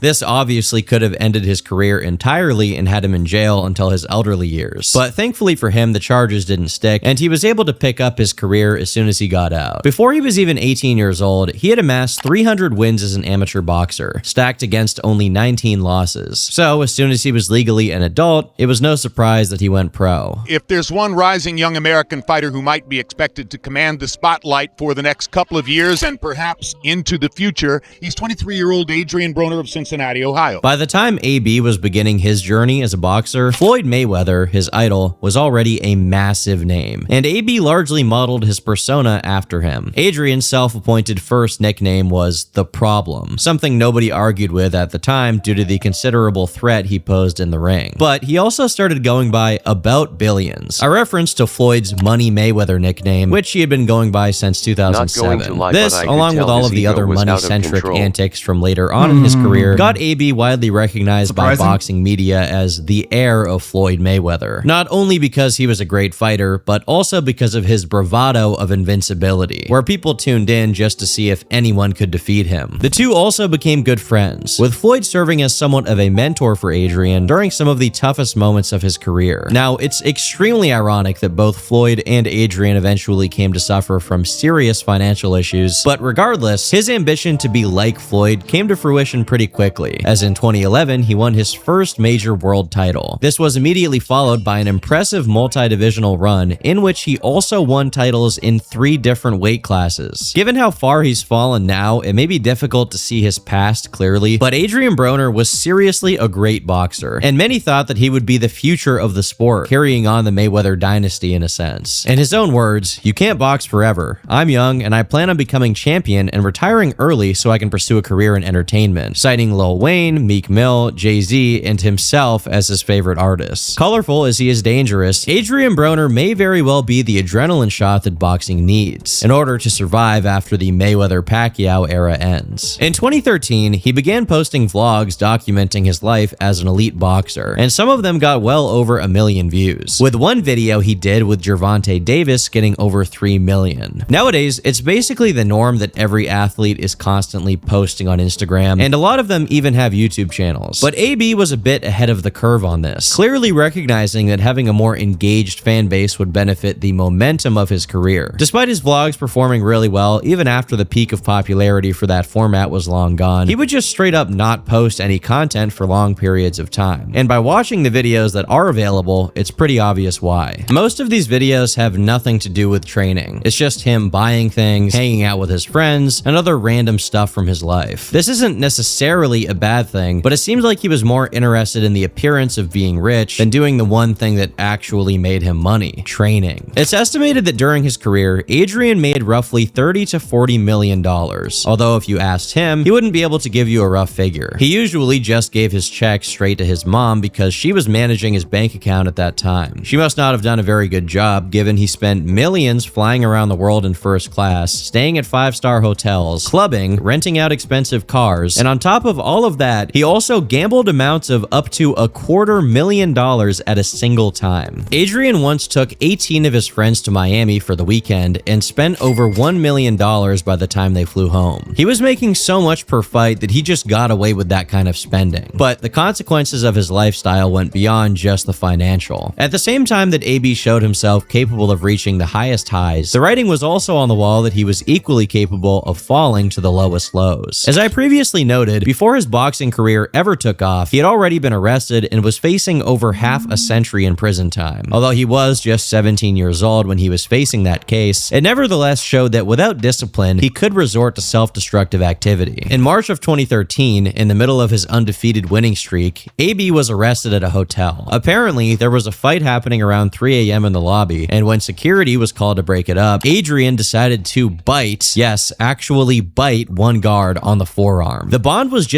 $1,500, so obviously he bailed out instantly with no issue, since at this time he was making so much money he was literally ripping dollar bills up and flushing them down the toilet to flex. For the time being, AB going Miami zombie mode on a police officer wasn't enough to end his career, so he went back to using his fists instead of his teeth. A few months after his arrest, he fought Paulie Malignaggi for the welterweight title, and in his victory speech, he bragged that he took Paulie's title as well as his girl. I beat Paulie, I left with his belt and his girl. Adrian bragged that he was having relations with Paulie's girl all throughout fight week, although Paulie claims she was just one of the many girls he was with. Wait, don't brag about taking my side piece! Don't brag about taking my side piece, though! That's my side piece! He not only stated that in the ring, but he also felt the need to respond after the fact and make sure everyone knew she was not his girl, she was just his side piece. Paulie, you spoke about being a better looking guy than Adrian Broner, but he stole your girlfriend Jessica. No, but he didn't. That's the thing. As entertaining as the situation was to people at the time, moments like this began shifting Adrian's public perception. He had been winning every fight, shit-talking his opponents, and bragging for so long that some of the audience started to root for him to lose. But the one thing they love more than a hero is to see a hero fail, fall, die trying. Oh, did I mention that AB is also a rapper? Not just from before his boxing career, but also during the peak. He even landed a collab with Soulja Boy and went on tour with Lil Wayne and 2 Chainz. From the videos of the tour, it looks like he had a super fun time. What he did not consider is that his next opponent was not on tour with Lil Wayne or 2 Chainz. His name was Marcos Maidana. Some have argued that Marcos gave Floyd Mayweather the toughest fight of his career. And while Floyd did eventually win, Adrian Broner was simply not as good as his idol. In the lead up to the fight, AB was overconfident as usual, saying he would have no problem with Marcos whatsoever. They want to see a knockout. Well, see, I gotta give them the knockout they looking for. But when fight night came around, AB was the one getting knocked down for the first time in his career. He credits this punch and subsequent fall with his lack of memory, saying to this day he can't remember several rounds of the fight. And fall with his lack of getting knocked down for the first time in his career. Why did he drop his arms? But dumb. when fight night came around, AB was the one getting knocked down for the first time. That was odd. What a weird hit. He's just like, all right, here goes. Take your best shot. It's like he threw it. Odd. For the first time in his career. He credits this punch and subsequent fall with his lack of memory, saying to this day he can't remember several rounds of the fight. Because of the lead up to this, with an arrogant AB not really taking it seriously and then suddenly meeting his match, it marked a big sway in public sentiment. To this day, you'll find a lot of people saying how satisfying it was to see AB get humbled after years of bragging. To make matters worse, Adrian handled the loss poorly, as he immediately walked out of the ring without greeting any of his fans, literally crying on national television. I cried for like 3-4 months. Wow.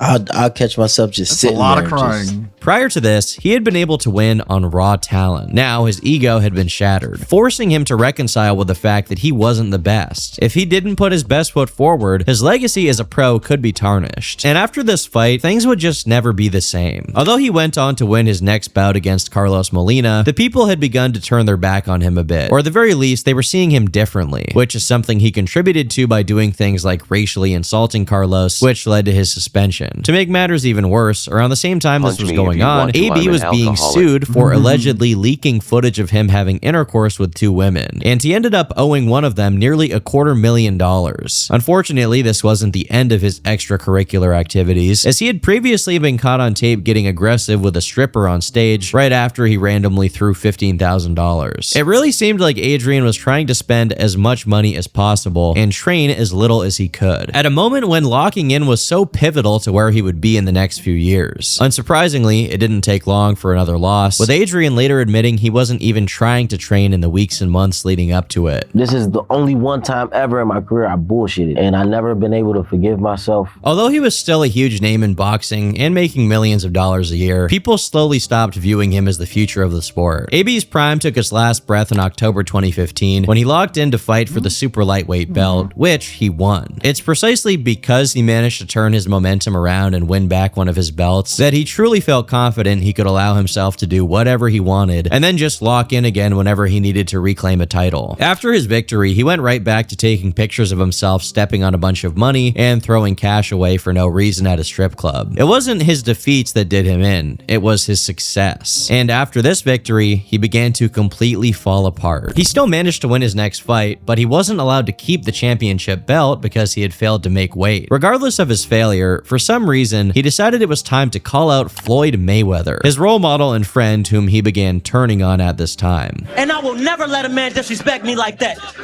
So he gotta see me. I don't care if we spar or we fight, and let's get it on. While AB claims that Floyd had disrespected him in some way, Floyd responded in a pretty dismissive manner, describing AB as an alcoholic who was hurting himself. I want him to continue to go out there and fight, win, and what's important for Adrian is not just winning, life after boxing.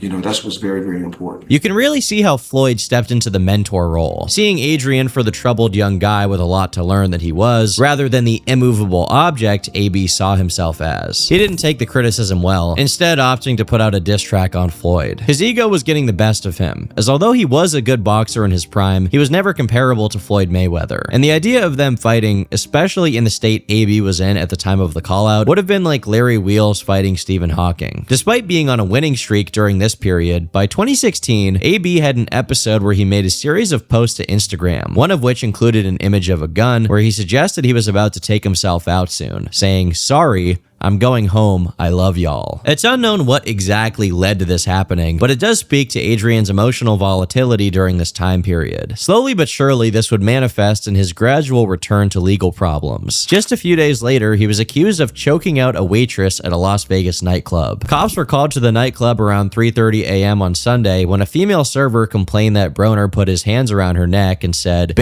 "I will knock you out." According to Adrian, he thought the waitress had stolen his bag, which he was using to carry nearly $300,000 in cash. He chased her down and grabbed her, preventing her from leaving and demanding she tell him where the bag was. But he maintains that he never choked her. As it turned out, his own friends had hidden the bag, and he was putting his hands on this innocent waitress. Although it seems his version of the story was accurate, given she never went to the hospital and he wasn't arrested that night, meaning he probably didn't choke her. Y'all ain't taking me to jail, right? Y'all just gonna write me a citation. The most you would get? That same year, Adrian was also accused of pulling a gun on a man and violently robbing him at a bowling alley. The initial accusation went that Adrian and the supposed victim were placing bets, and by the end of the night, Adrian was down thousands of dollars. The victim then wanted to go home, and Adrian insisted that he stay and keep betting, but he didn't want to, so he left. Adrian then started stalking him outside the bowling alley, started punching him, and once he was on the ground, he got a gun out of his car to threaten this guy, knocked him out, and then robbed him. At least that's what prosecutors were alleging. While the case was ongoing, AB clearly wasn't taking it very seriously, as he once showed up to court 3 hours late. In retaliation, the judge held him in jail for 30 days for contempt. Luckily for Adrian, the robbery-related charges were dropped after the witness failed to show up to court, giving him yet another chance to turn things around. Perhaps if he had taken it, then today would be living in a much different timeline. Instead, the troubles just kept piling up year after year. In 2017, AB was the target of an attempted murder, and funnily enough, when the cops showed up, they arrested him. Supposedly, Adrian was at a nightclub in Kentucky when he got in some kind of argument with a few people. After he left, whoever they were fired shot after shot into his large white SUV. He was lucky to be alive, but he just kept driving without a care in the world. Once the police were called, they went to talk to him about what happened, where they discovered he already had an outstanding warrant for his arrest for not attending court back in 2014 after he was extremely drunk in public. As for the attempted murder, AB speculated that the assailants wanted to rob him for not hanging out with them. He also suggests something was done in retaliation for the shooting. I bet they can't shoot nobody no more, or shoot at nobody no more. Okay, we're not going to get into that part of the story. I already see where this is going. We'll never know the full truth of the situation as AB refused to cooperate with law enforcement. What we do know is that this brush with death was not enough to stop the killdozer he was running through his entire life. In September of 2017, Adrian Broner was caught on camera going on a violent rampage in Las Vegas, during which he punched one man unconscious and shoved a woman to the ground. According to an interview, this happened because this guy had approached Adrian aggressively, touching him and his jewelry. When comparing his words to the video, it seems more like AB was already crashing out for an unknown reason, as he was yelling and shaking his arms up and down the strip until he found this guy and sucker punched him. While the immediate aftermath showed AB clubbing and having fun, after he sobered up, it seems he realized the damage he was doing. He posted publicly saying, "I know I got problems, I just want help. Just want someone to talk to." Many speculate this message was a cry for help to Floyd Mayweather, who may not have been helping him out during this time. But it was too little too late. After being taken to court over the incident, AB's attack was found to be unjust, and he was ordered to pay $4 million to the guy he knocked out. While he could roll with the punches when it came to blowing $1 million in a weekend with his friends, $4 million lost while his career was already in decline was a serious shot to his finances. It's at this point that Adrian's public reputation shifted from that of a boxer to just a straight-up crash out, a fate that he clearly didn't care enough about to change. Just as 2018 began, Adrian was already facing yet another charge: misdemeanor sexual battery in Atlanta for allegedly grabbing a woman's crotch. When police took him into custody, he was clearly drunk, and they speculated he may have been high as well. I ain't do nothing to that girl. She just mad because I ain't talked to her, bro. The mad because I didn't talk to her. The cops ended up interviewing witnesses where it was stated that Adrian had just groped a woman he did not know out of nowhere. While this specific charge was eventually dropped, just 4 months later he was involved in another incident wherein he was accused of pinning a woman down and forcibly kissing her at a nightclub. The consequences of this incident continued to haunt AB for years, as he was ordered to pay $830,000 to the victim when he failed to appear in court. Somehow, this still wasn't enough for him to turn things around, as he refused to pay up and he got arrested again. There were also some other minor incidents. I'd like to introduce you all to Dr. Andrew C. Caldwell. He's a social media influencer who claims to have given up his formerly sinful homosexual lifestyle in the name of the Lord. He went viral more than 10 years ago, thanks to a recording of the very moment the Thug Shake demons left his body. I'm not gay no more. I am delivered. I don't like men no more. I said I like women. Well, Mr. Caldwell here tried claiming that AB tried to flirt with him to pick up what he was putting down, so to speak. AB was not pleased, making a special announcement to the LGBT community. If any punk ass come run up on me, trying to touch me on all that gay shit, I'm letting you know right now. If I ain't got my gun on me, I'm knocking you the fuck. This apparently caused Mr. Caldwell to fear for his life, and as a result, he filed a restraining order. I will love a woman. He was also failing to improve his life in other ways, as he was arrested for violating his probation when he didn't attend his scheduled alcohol treatment meetings. With all of these legal cases stacking up, paired with his extremely expensive lifestyle, you can imagine his wallet was seeing some strain. This is made worse by the fact that he had accumulated, and no, I'm not joking with this number, 10 children with 6 different women to whom he owed over $17,000 a month in child support. While we're counting, that's $1 million every 5 years he has to pay. As these expenses were piling up, AB's boxing career was seeing a real decline. He was fighting less often than ever and only won 2 out of his last 6 fights. The final significant boxing match he had was against one of the greatest ever, Manny Pacquiao, which now stands at 54 million views on YouTube. In the lead up, AB was already very much in character. Like me. But do you think... I'd have beat your ass, man. You worry about Floyd. He already beat you, bro. You think they're underestimating you? Because they're talking about a rematch. You think they're keep on talking about rematches and you got to get past me first, big feet motherfucker.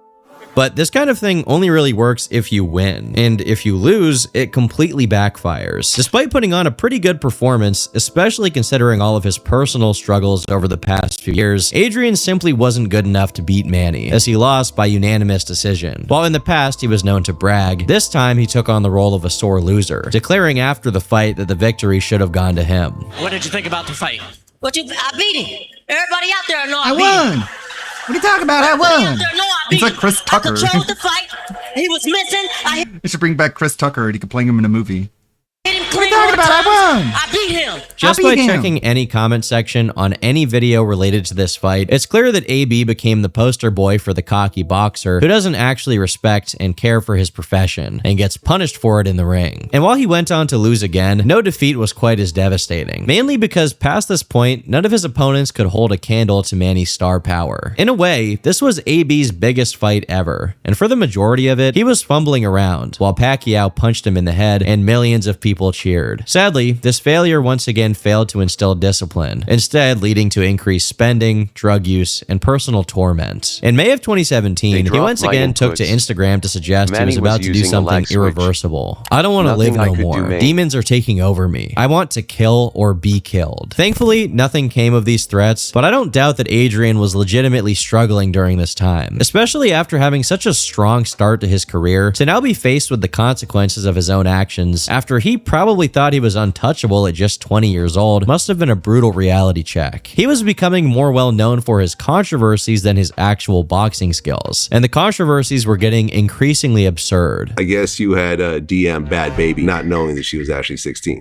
Yeah, man, it's been 15 for 8 years, man. That same month, he was on Instagram asking his fans for $10. I'm sorry I haven't been posting on social media, but I'm going through some tough times at this moment. If you can send me $10 on Cash App, I will appreciate it. Support me, and I fight for you. When asked about this bizarre request, this is what he had to say. Why would a millionaire do that? Because I'm being me. I want to thank everybody who cashed out me some money too. Can you say how much you got Cash Apped altogether? I got a bankroll too. In February 2020, he was arrested for misdemeanor trespassing at a boxing match, and a month after that, he was arrested for a DUI where he was caught sleeping in his car in the middle of the street. All of this just goes to show how far Adrian Broner had fallen from grace. Meanwhile, he became an increasingly unreliable narrator. Sometimes he claimed to have a $50 million 5-fight deal and an offer for nearly $7 million for 3 fights. Other times, he would ask his fans for $50,000 for a neck bone implant, linking people to a GoFundMe. The story surrounding this neck bone thing is difficult to find information on, but it has been briefly referenced in his more recent streams, and the topic clearly makes AB uncomfortable, so I'm guessing he just scammed people and got some money out of it. Although Adrian did have 3 bouts after 2020, to most people, he had become a joke, a shadow of his former self. They kept tabs on him just to laugh at his posts. For these past few days, I have been fighting against myself, and I found out how tough a task it will be to beat me because I ain't going. I just gotta cut off all my vices. I have quite a few, and I look at them like cancer because yeah, one day I can cut them out, but they can always come back more effective than before and be the cause of my death, or be the death to my gift and talent God gave me. These are the things I suffer from. Alcohol addiction. If they don't got what I like, then I like what they got. Sexual temptation. I will f*** a pumpkin pie out of pumpkin if there was a pussy at the bottom of it. Gambling. We can bet on anything, and I will be down with it no matter if it's who can spit the furthest. Hell, I'll bet I take more shit today than your newborn baby because in my eyes, any bet is a great bet. While honesty is the best policy, all these posts did was further solidify that, for all intents and purposes, Adrian Broner's career as a semi-elite boxer was over. But maybe he could be something else. Enter Dean the Great. Dean is also a boxer, albeit his record is mostly made up of influencer fights. After all, that's the reason he was able to go pro in the first place. Much like how AB heavily capitalized on the niche of young aspiring athletes in the early 2010s, Dean has put out several videos that have gotten over 1 million views, all consisting of amateur boxing. Having randoms box each other is pretty much always going to be mildly entertaining, and from there he transitioned into influencer boxing, fighting 6 times on Misfits, the most popular YouTuber boxing promotion in the world. But as influencer boxing died down, it didn't seem like Dean was really pursuing the pro boxer route as much as he could have, instead being far more interested in content. He began streaming in early 2025, although he struggled to get any real fan base. Sure, it was fun to see Dean beat up random unskilled street fighters on YouTube, but seeing him in social settings was pretty mundane. His most popular clip from this era is him putting his arm around Aiden Ross's girlfriend and pulling her in, to which she just sort of gets grossed out, and that's it. But the one other clip that made the rounds really sets the pattern for what we can come to expect from Dean. At a press conference for Aiden Ross's boxing promotion, Dean randomly assaulted another fighter named Adam Sala. It's not known why Dean slapped him at all, but Adam claimed it was pure purely because he wanted a viral clip. And the thing is, it actually worked. But this single slap didn't really grow his audience. It just got him clipped across Reddit, Twitter, and YouTube without any real benefit to him. If he wanted to grow his own brand, then he had to do something to keep people's attention. In February of 2026, Dean found himself doing a video with Larry Wheels, a bodybuilder and powerlifter with over 3 million subscribers. Initially, the stream was going completely fine, and Dean was even somewhat likable, but it all began to fall apart when Rampage Jackson joined in. At some point, Dean began to compliment Larry's wife, and by that, I mean he asked her for a hug in what I guess could be described as making a move. He then went out of his way to insult Larry and his relationship, humiliating him until Larry decided to fight back. His wife up for grabs. Hey, he's been mad disrespectful. Smiling, hey, laughing. did you get like that? Larry, did you get the address? Listen, you ready from 200 Griffith? Oh! Man, I just nigga, ain't know this nigga ain't just slap me, bro. Yeah, man. I'm good, bro. I'm good. No. On one hand, maybe the slap wasn't necessary. At the same time, I don't know why Dean is so bent out of shape about it, considering he had just slapped Adam Saleh. It seems he's just not used to being at the receiving end of his own behavior, especially coming from a dude as huge as Larry Wheels. After the incident took place, Dean was still sore about it, even saying that he had been traumatized. My jaw hurt. I can't sleep on my face. This shit traumatic, and y'all don't understand. And I come on here that's vulnerable to y'all. This was probably exasperated by Rampage continuously making fun of him for getting smacked for a bit after. What's bizarre is that Dean continued to complain to both Rampage and Larry about the situation, although I don't know what exactly he wanted to get out of them. I can't eat. I ain't sleep all day. I ain't eat. I ain't sleep. I can't do shit, bro. We're gonna make it right. I'm emotionally distressed. We're gonna make it right. I'm sick. Let's talk. I'm I ain't got no appetite. Listen, what did you expect when you came at my wife like that? Slap me, bro. What did you expect when you came at my wife with that disrespect? What husband would take that shit in front of his wife? When Dean randomly slapped Adam Saleh, he clearly thought it made him tough. Then, when someone much bigger and much more intimidating than him does the same thing, he wants to talk about trauma and lawsuits. Now, as you probably noticed, at least some of these events feel pretty scripted, so much so that it ends with both of them hugging it out. But as soon as they do, Dean then tries once again to offer Larry's wife a hug. I think it's funny. He's so funny.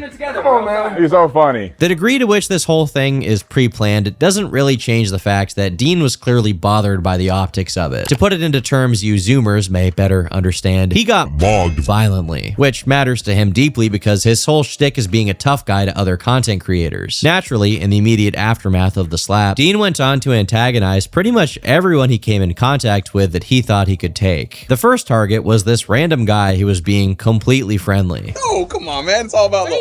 All you need is love, my man. I for sure run your I pockets. don't know you though, man. I'm Chris, man. Don't shake my eye. I'll run your pockets though, for real. No. What do you mean by that? Don't get me getting slapped on camera. Don't get that shit. I'll run your pockets. Yeah, I got you. For sure. I'm like, you know. Okay, yeah. But clearly this guy wasn't going to get confrontational, so Dean just kept on looking for someone to fight. Eventually, he found what he wanted, but it didn't go his way. You see, Dean thought that this guy right here was just Rampage Jackson's manager, so he started treating him like total shit. Nice to meet you, bro. You do know who I am. I don't know why you lying.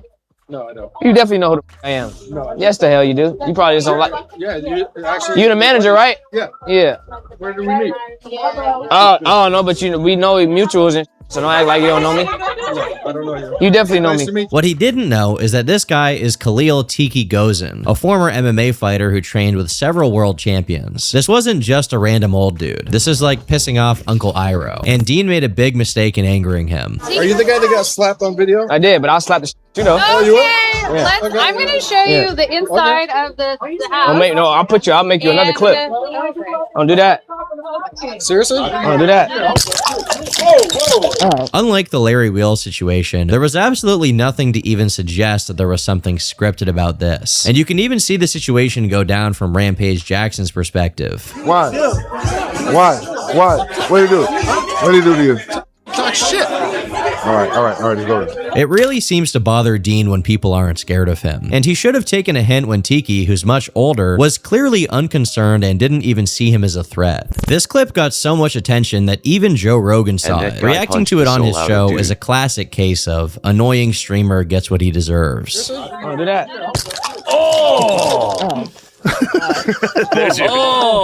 But some of these streamers, man, they make their whole career out of doing stuff like that. He got You have to be a special kind of unlikable for people to not just have indifference to you getting beat, but to actually take pleasure in it. Dean was so hated that Dana White himself, the head of the UFC, posted the clip on his Instagram story. Meanwhile, a video compiling all the bad things that had happened to Dean that week got over 2 million views and 72,000 likes. It also included a clip of Dean failing a backflip after his pro debut, which is pretty funny. Let it show, my man. Kim, you must be delighted with that. Re-uploads of Dean getting rocked got hundreds of thousands of views every single time, while his own stream failed to grow at all. He was averaging less than 300 viewers by January of 2026. People only cared about Dean if he was getting some perceived karmic justice. At least that was the case until he made a new friend. At the start of 2026, Adrian Broner was suffering with symptoms of depression. He was staying in bed for days on end, not training, ruminating on where it all went so wrong. But in mid-April, he got connected with Dean the Great. AB had been Dean's favorite boxer growing up, and he was a pioneer of mixing the sport with YouTube content 10 years prior. So it was a kind of full circle moment for Dean's career. He went live while training with AB, not only to breathe some life into his online career, but also to help Adrian. I ain't gonna lie, you know, Soulja Boy, you know you my brother. I love you to death, but you ain't did this yet. We be the first ones that's about to train and take shots at the same time. They doing it.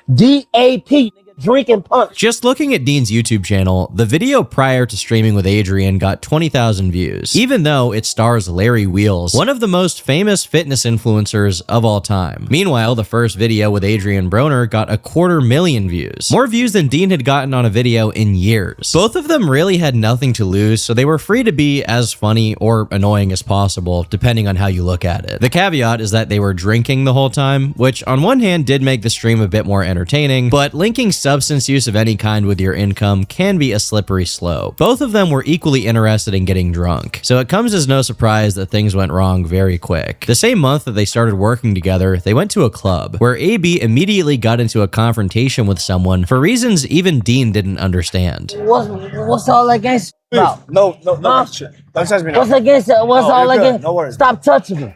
What's all that gangsta shit about? Security intervened eventually, and the man AB was pressing de-escalated by telling him he was a fan. But for some reason, this still wasn't enough. If security hadn't been there, I honestly think they would have dropped this guy. The same night, Dean also got in 2 different altercations. In the first, Dean randomly butted in after a group of girls asked some guy to take a picture of them. He took the girl's phone from the guy who was holding it and then threw it at him while walking away. What's wrong with you? Don't put your motherfucking hands on me. No.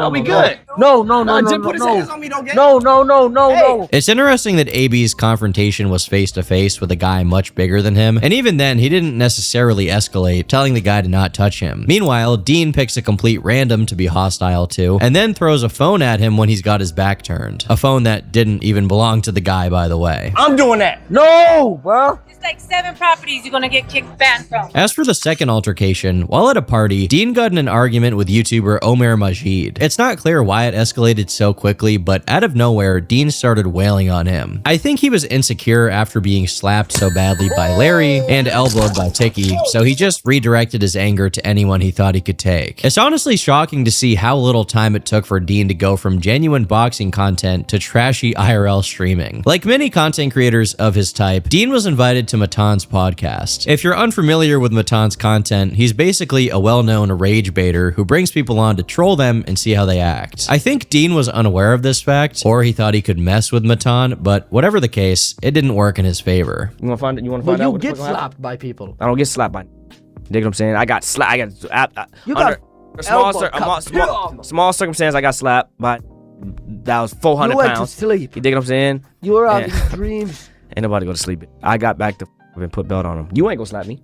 Why would I slap you? Exactly. So what we talking about? Few people have taken Matan's bait as eagerly as Dean, and honestly, it's not as if baiting him was really necessary considering his history of threatening people over nothing. Partly, it's why he's famous at all, so he's incentivized to continue, but it's also just who he is as a person as well. His bad behavior is essentially reinforced by the people watching him. Next up on the list of increasingly ridiculous targets is none other than Baby Alien, a streamer with progeria. Dean ran his usual routine on him as well. This was then followed by Dean confronting some girl who pushed his face back.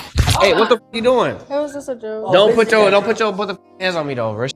No. Because I'll slap the at you. as well as yelling at the guy who was recording her while she did it. Get up there. Clout. We gonna give you clout. Get up there. It wasn't for you. It was for Get up. Yeah, hey, get up there, gang.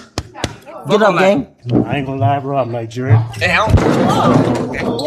hey. It honestly gets pretty boring really quick because all these people do is walk around and play confrontational while talking over each other. In a lot of cases, it's not even worth it to try and guess whether it's real or staged because in either situation, it's just low quality clout seeking behavior. Adrian Broner can be pretty funny, but even he can't salvage this. Worse yet is the fact that AB wasn't just being absorbed into the trashy nature of the streams in the sense of entertainment. He was actually suffering the physical consequences of hanging around Dean, which included him drinking way too much and puking in the car. In a clip that's even more sad, at one point, AB was on stream asking for Dean's cameraman to pay for his Uber because he couldn't pay it himself. Want me to let him know? Or you can get it back. Alright, well, make sure we get it back. I don't got bread. I came with Uber, yeah. You get Uber? Do I have Uber? No. Yes. Wait, start recording that. I got you. As sad as this is to see, ultimately, Adrian is an adult capable of making his own choices. If he wanted the streams to be focused around healthier things like exercise or boxing, he could do it. And as we're going to see in a bit here, the audience actually prefers that content. Instead, he's decided to join the ranks of streamers who are paid to self-destruct their lives. Many of the Dean and AB streams come to similar endings, with AB nearly unconscious, drifting off into a drunken stupor, puking, or drooling on himself, as Dean and the other people around him do nothing. What's even more concerning is that although the alcohol doesn't affect him the same way it does Dean, it still makes AB an extremely unpleasant person to everyone around him. In one of the clips of their stream that popped off, Adrian can be seen shirtless with his gut hanging out, pulling a woman toward him to kiss her while she's clearly resisting the entire time. Now say about it.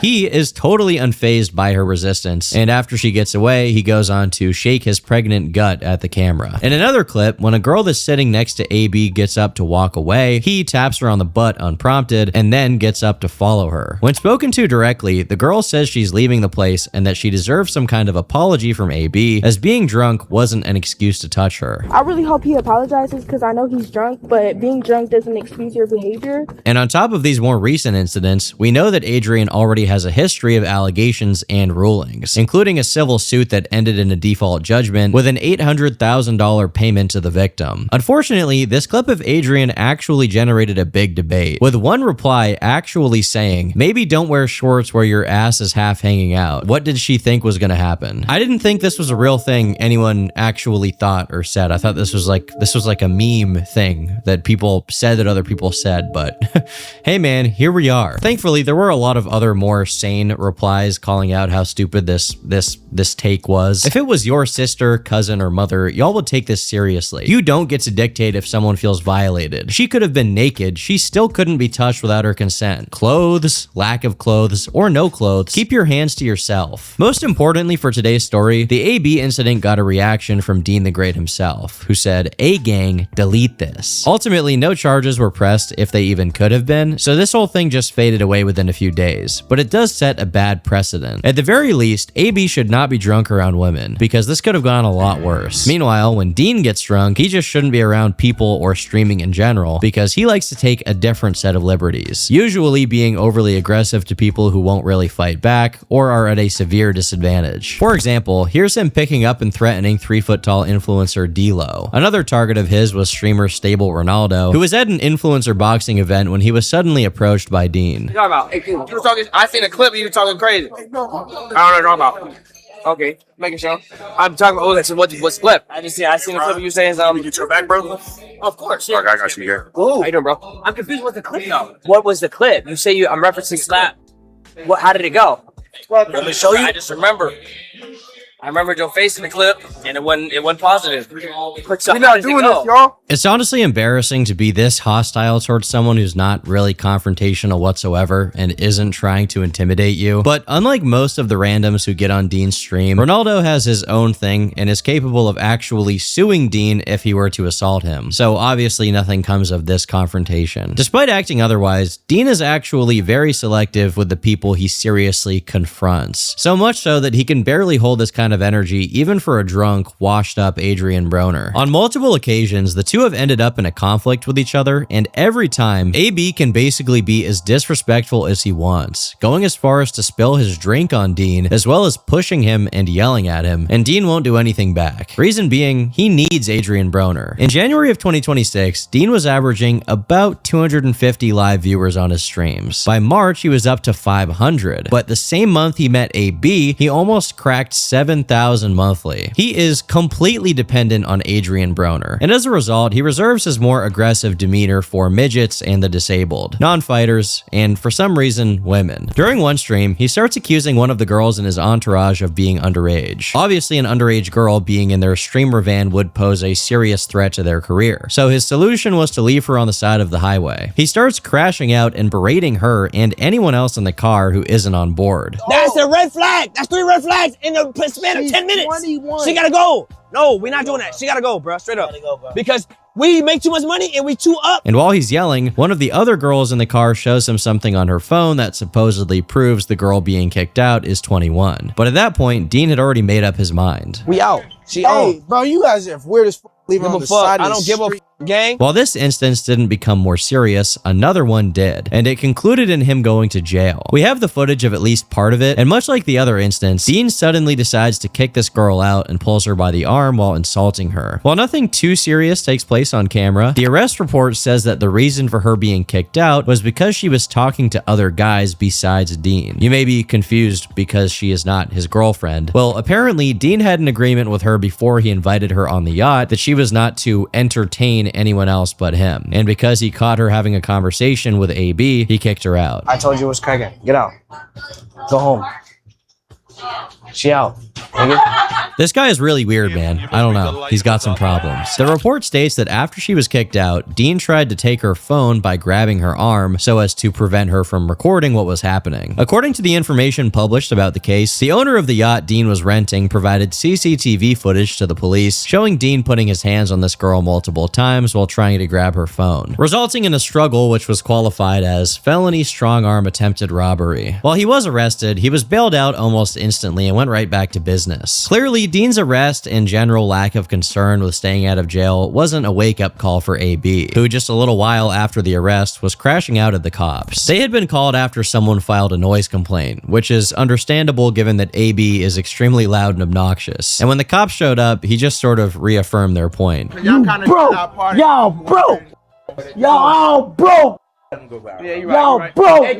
What y'all make a year, I spend on socks. I can't help but see the irony in AB calling other people broke when he was begging for 10 bucks on Instagram literally weeks before this clip. It's important to acknowledge that not all of the public reaction to AB and Dean was negative. While there definitely were a lot of people who were just watching to see the trash fire, a noticeable chunk of viewers were actually rooting for AB to get back in shape and return to boxing. A simple clip showing Dean and AB doing jump rope, where AB is clearly performing better than Dean, got nearly 5 million views, without having to resort to any degenerate behavior at all. I guess it's not that surprising considering the caliber of athlete AB actually was, regardless of who he became later on. This was more clearly manifested in the most famous clip of AB by far, when he's demonstrating a pull counter to Dean, and despite being out of shape, it's pretty spooky how quick he can still move. Doing that. I ain't even doing that. Hey, you.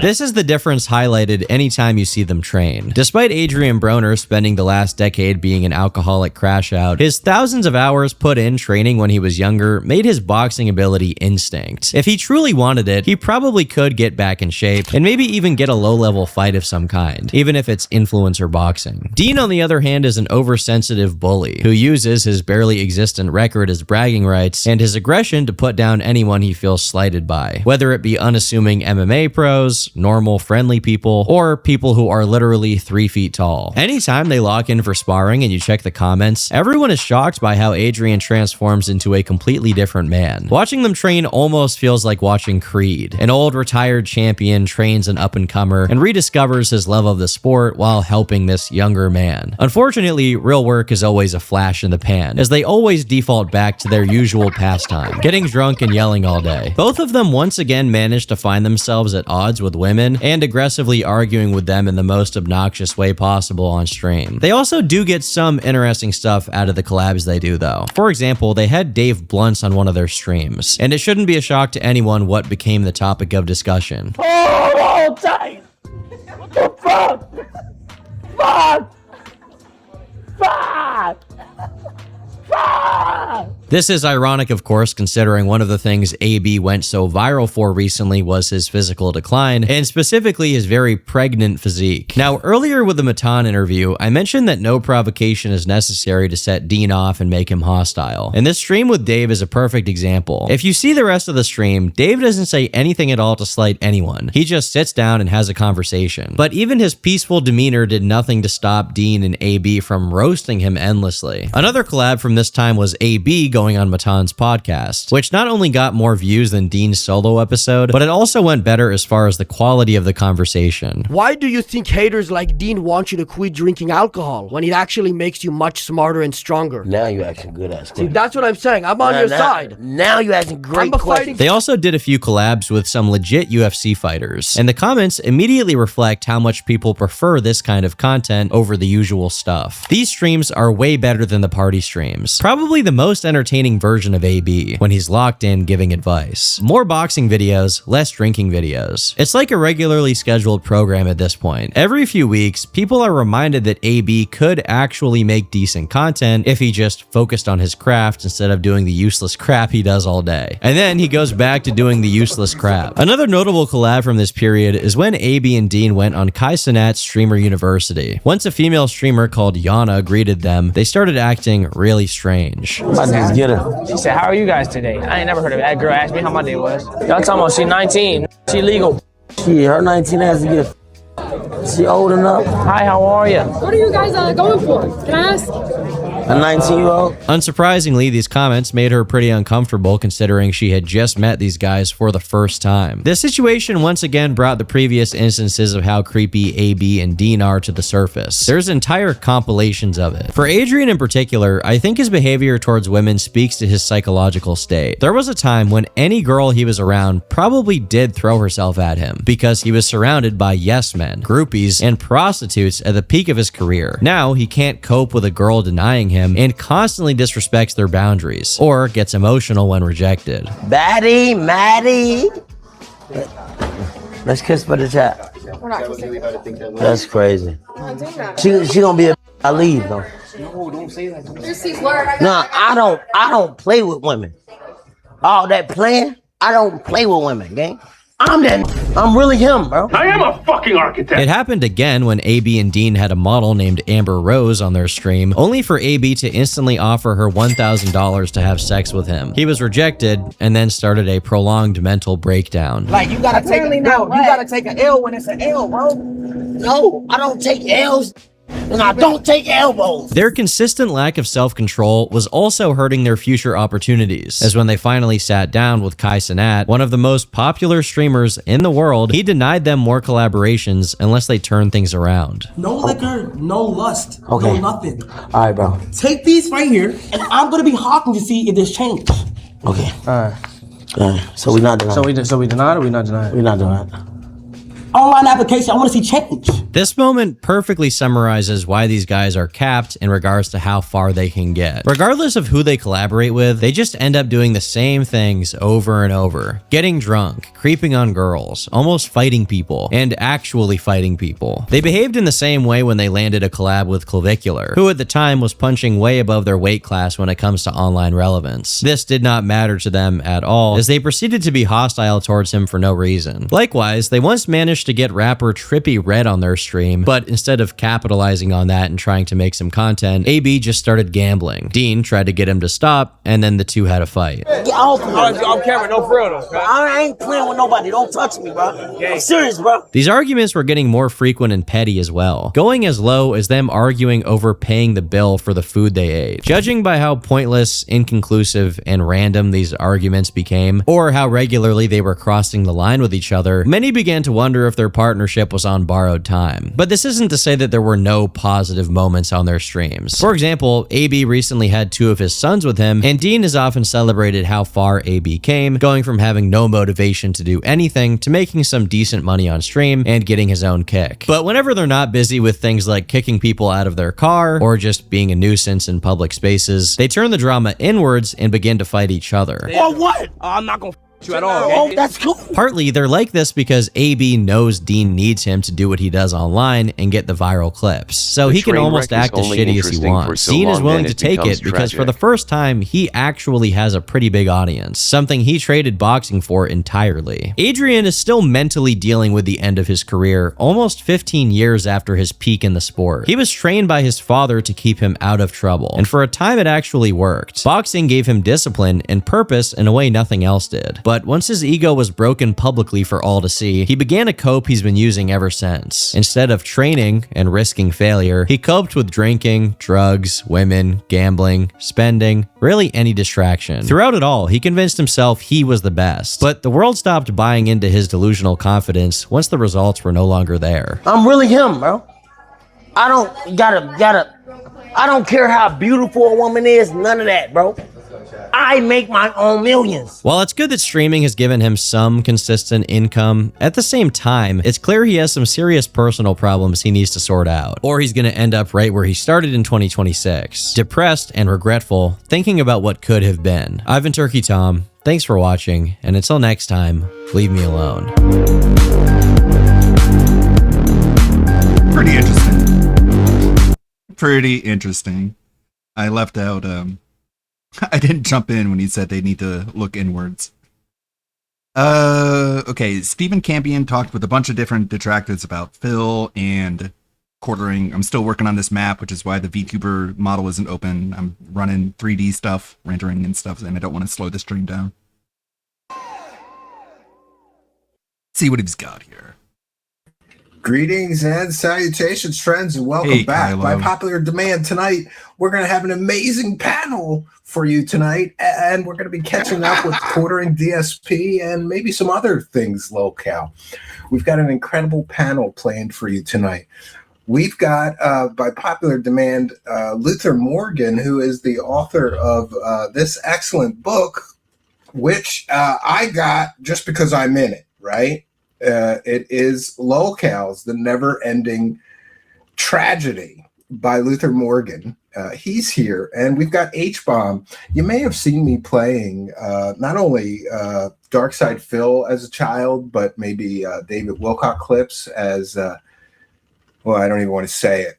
Out of respect for the dead, he did a lot of David Wilcock clips for us. He has a channel.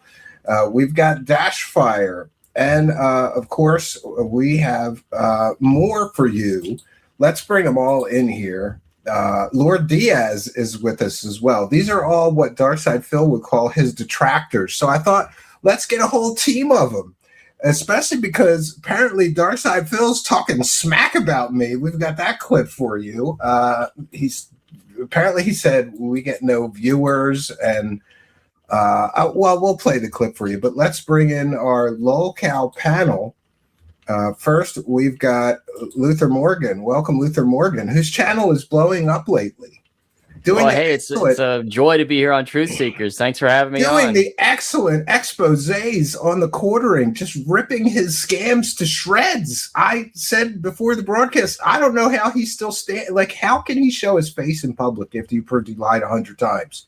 Just a shameless narcissist, I'm afraid. I would think that you are correct. And we've got H-Bomb, who is the creator of the software that I call the Gayinator 2000. It can turn anybody even gayer than they already are. Right, H-Bomb? Yeah, thanks for having Steve. I prefer the kid DSPs.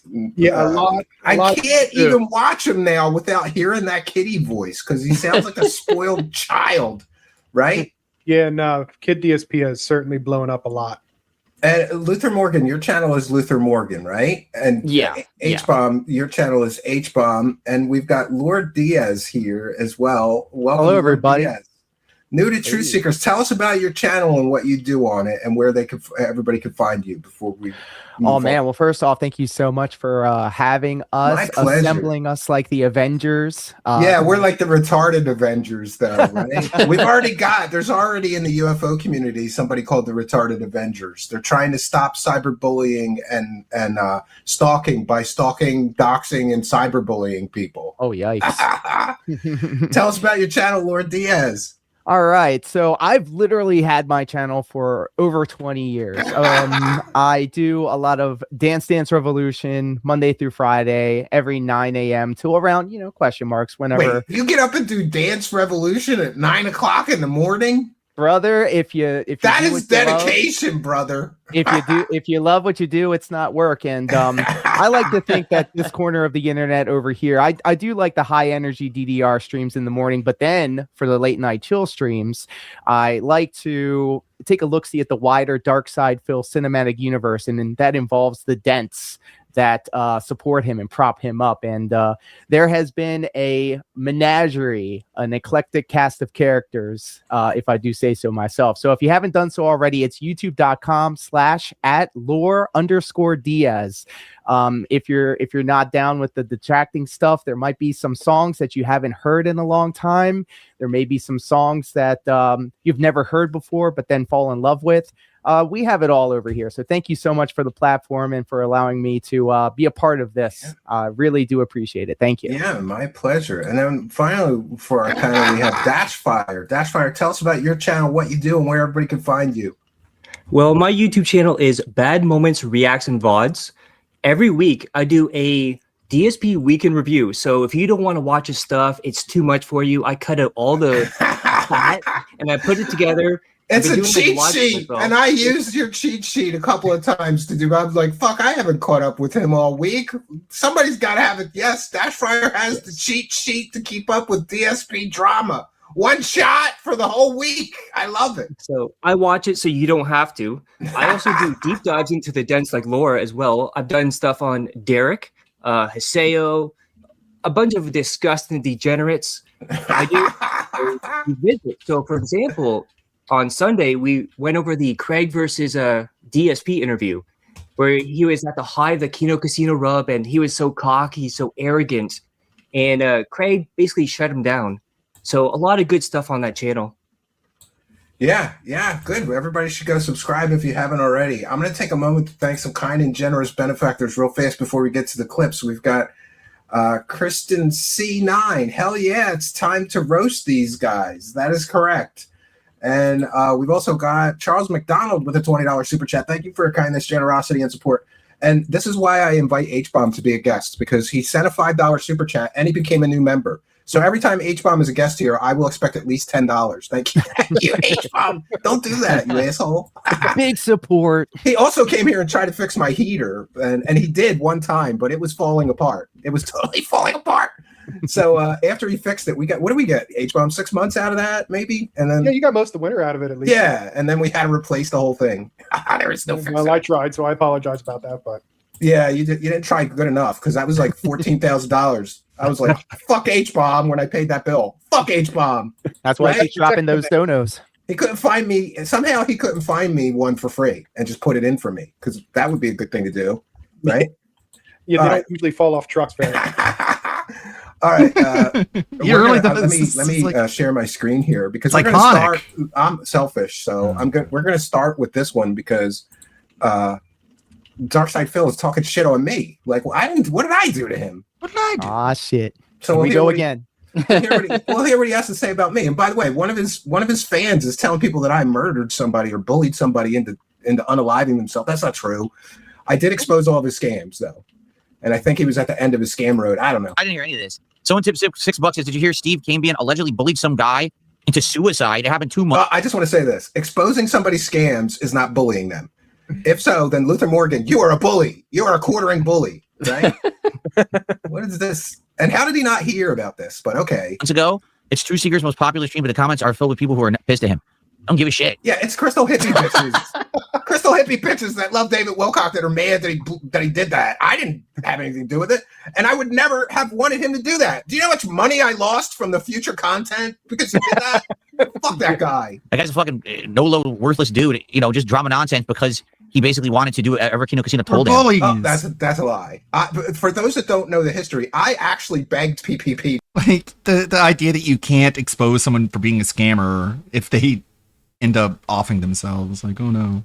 Get him on my show and let me Oh know no. because I wanted to wreck him. But at the first asking PPP and Andy to get him on my show, they were still trying to milk him. It wasn't until they got completely disgusted with him and to get rid of him completely. They were like, all right, we're going to get him on the show. Put him on the cross. Crucify him. Kill him to the dogs. Yeah. Let's see what else I don't give a fuck what the guy does. He's an idiot. He's so fucking beneath me, that's for sure. I'm beneath Darkside Phil. God damn. Wow. How much of an asshole loser would you have to be to actually be beneath Darkside Phil? So I object to this totally, right? I only did it as a favor to the casino when I was still working with them. It's the only reason I did it. The show fucking has no viewers or nothing, so I The paid. show has no viewers. I get the same number of viewers he does without the bots. Like, And the bacon. yeah, and no begging. No attention. I don't give a shit. But thanks for $6. Oh, somebody That's paid him real $6 fucked up, to get us Steven. this clip. See Right? you Tuesday. Well, thanks for the money, dummies. Truth Thanks. Seeker's real quiet after this one. I know, yeah. How will I ever recover from him saying that I'm beneath him? Like, dude, I'm a husband and a father of 2 children. One of them is special needs. I'm his full-time caretaker. You want to talk about loser? Like, hey, I actually took my wife on a honeymoon, unlike you, bitch. And it was I took her to the Bahamas and told her anything she wanted. We swam with sharks. We swam with dolphins and shit. What a loser. We sailed. We did everything that my wife wanted. You went on a vacation? That means you left your audience behind. That's what they get for giving you money. to do. This guy's wife wanted, what did she want? She wanted to go to Japan or something? Yeah. Oh, he retconned that too. He couldn't says take her. the last 5 years she changed her mind. Changed her mind. Do you eat off of paper plates, Steven? Well, I will admit that when I'm at the cabin by myself, I do. Because, But not in your house. No, not in my house. We got a fucking dishwasher. There's no reason to eat off of paper plates. Doesn't he have a dishwasher? Or is that broken like his toilets? I don't know, right? I think that's been broken since 2009. If that's losing, I don't want to see winning. Didn't he say he fixed it though? I don't believe it. That was a toilet game that he fixed. Damn it. All right, we're gonna start with Kurt Metzger roasting Jeremy Hambley. We'll That's start with nothing, that one, 'cause Steve. I don't want to bore the shit out DSP of was Luther 4th Morgan place the in a whole time, 'cause shitty he mostly port. covers Yeah, it's just like quartering. I mean, I like DSP. It's just another example of how just DSP sets up this cult-like mentality. He just sits there and he's like, that guy's a loser. No one watches him. No one cares about him. And it's like, for all the dents know, like, that's true, but it's never true. P2, I can get a little bit of a break from quartering. You know, I like the pig roast. Okay, You know, all right. Well, we'll come back to that then. I don't. Let's talk about Darkside Phil report. Did Darkside Phil report Raw Phil? I think he did. Yes. I think the quartering set this up for him, and he knew that he could go after his detractors and get away with it somehow, right? I think the timeline adds up. So 2 days before Raw Phil got taken down, He threatened to sue him. He did that, but he also said, I want my kick chat to be open so you can troll me, you can say whatever you want. His day off, Raw Phil goes down because a road mod starts unbanning people too. That mod gets unbanned, and then all of a sudden, Raw Phil's down, and he says, oh, all you people can come here to my kick chat. I can make money off of you. And then even said, hashtag welcome to Raw Phil. Wow. Oh yeah. And Yeah, then dancing. did Raw Phil even say what was it? Community guideline strikes, or was it restreaming, or was it copyright claims that took his? Because his channel just got totally nuked, right? It's not like he got striked out. No, I think he just fell off the face of the planet. Yeah, so that's a call to a YouTube rep, in my opinion. Definitely agree. I think so. that's the case. Before we get to this clip, let me thank Troll, who's been a member for 34 months. 34 months, he's been paying his dues, so we have to thank him for that. I seem to recall you asked either your son or your wife to watch DSP and what they thought of him. Didn't they say he was a regard? I may be mistaken. No, I asked my 10-year-old son, who does watch video games. My son is either playing video games or watching somebody play video games. And before I interviewed Darkside Phil, I asked my 10-year-old son, I go, do you know who Darkside Phil is? And he goes, oh, yeah, I don't watch him. I go, why don't you watch him? And he goes, because all he does is beg and complain. I want to see the game. I don't care about him begging. And I go, does he beg too much? And he goes, he begs all the time. That's all he does is beg through the whole stream. I don't want to watch that. And I was like, oh my God. And Steven told him this. knows that Darkside Phil is a low life. And he told him Matthias this. 5 with 1 for the goal saying for DSP's honeymoon. Well, thank you very much. Like he sat there and told him all this, and he even told Phil like one of my child is autistic, and you have a ton of his same traits, and it just flew right over DSP's head. He just didn't want to hear any of it. Very much, but he'll never do it. He'll spend that money on. Just didn't want to hear it. WWE champions, or we got to talk about that. Is this his new addiction, buying children's Pokemon cards? Oh yeah, he's ripping autistic. RB. Yep.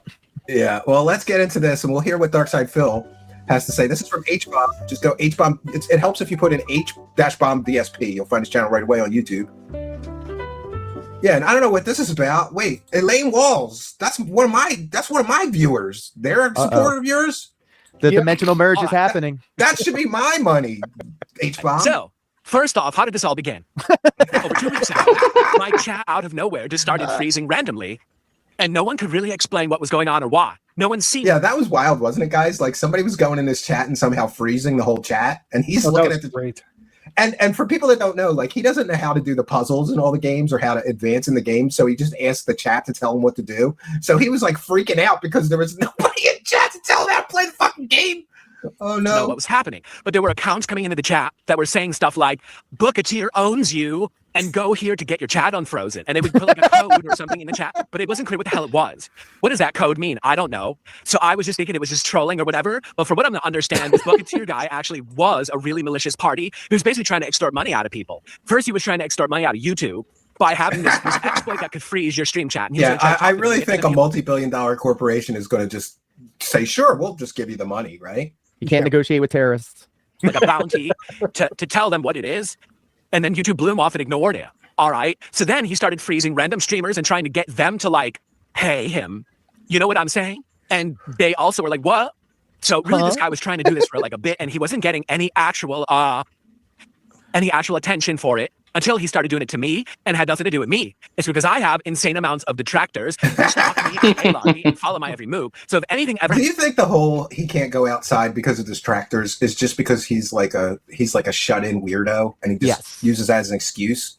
It's a cope for sure. I mean, I don't blame him. I've had my fill of outside. I'm done with the public at large, to be perfectly honest. So I don't blame him. I never worry about that. But you know, once in a great while, I'm somewhere. Trolls and it's usually you, Phil. when I always have. It's the glasses simple on, as but that. Sometimes I you don't. give them Brett. all they want.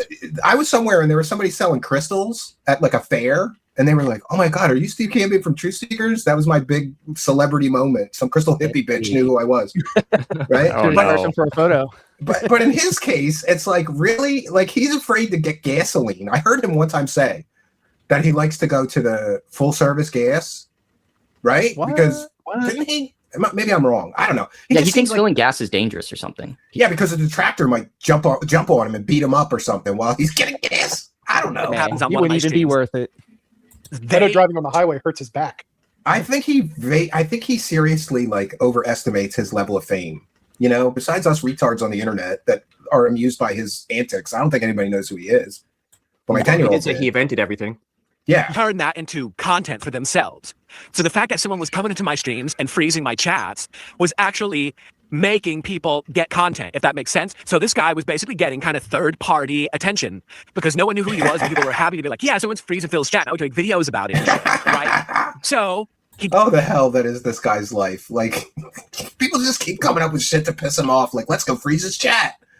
Right? It's a prison. It's a prison of his own, creation. What is the latest too? People send him like 3,000 kicks, but they did it a penny at a time. They're throwing pennies at him. He counted them. You knew he was going to count that shit. Oh, I forgot. I got to check in with my kick chat and see if they're do that to me too. They throw pennies at me and they want me to call out the pennies. But I think I'm going to make an executive decision about kick. It's got to be at least $1, you kick brokies, right? Last night, Where's the support? Last night, because I always say I call out all the support, so they're trying to get me, right? They're like, let's send them 27 pennies and see if he calls them all out. Yeah, we got Humford Dew sent a penny, and Revolver PPK just sent a penny. Let's get some pennies. But we have admins. He's not a kick brokey. He just gifted 5 subs, so thanks for that. And we've got Lord Diaz followed the channel. Thanks for that, Lord Diaz. And Revolver PPK just sent a full cent. That's 100. Somebody sent a rage quit.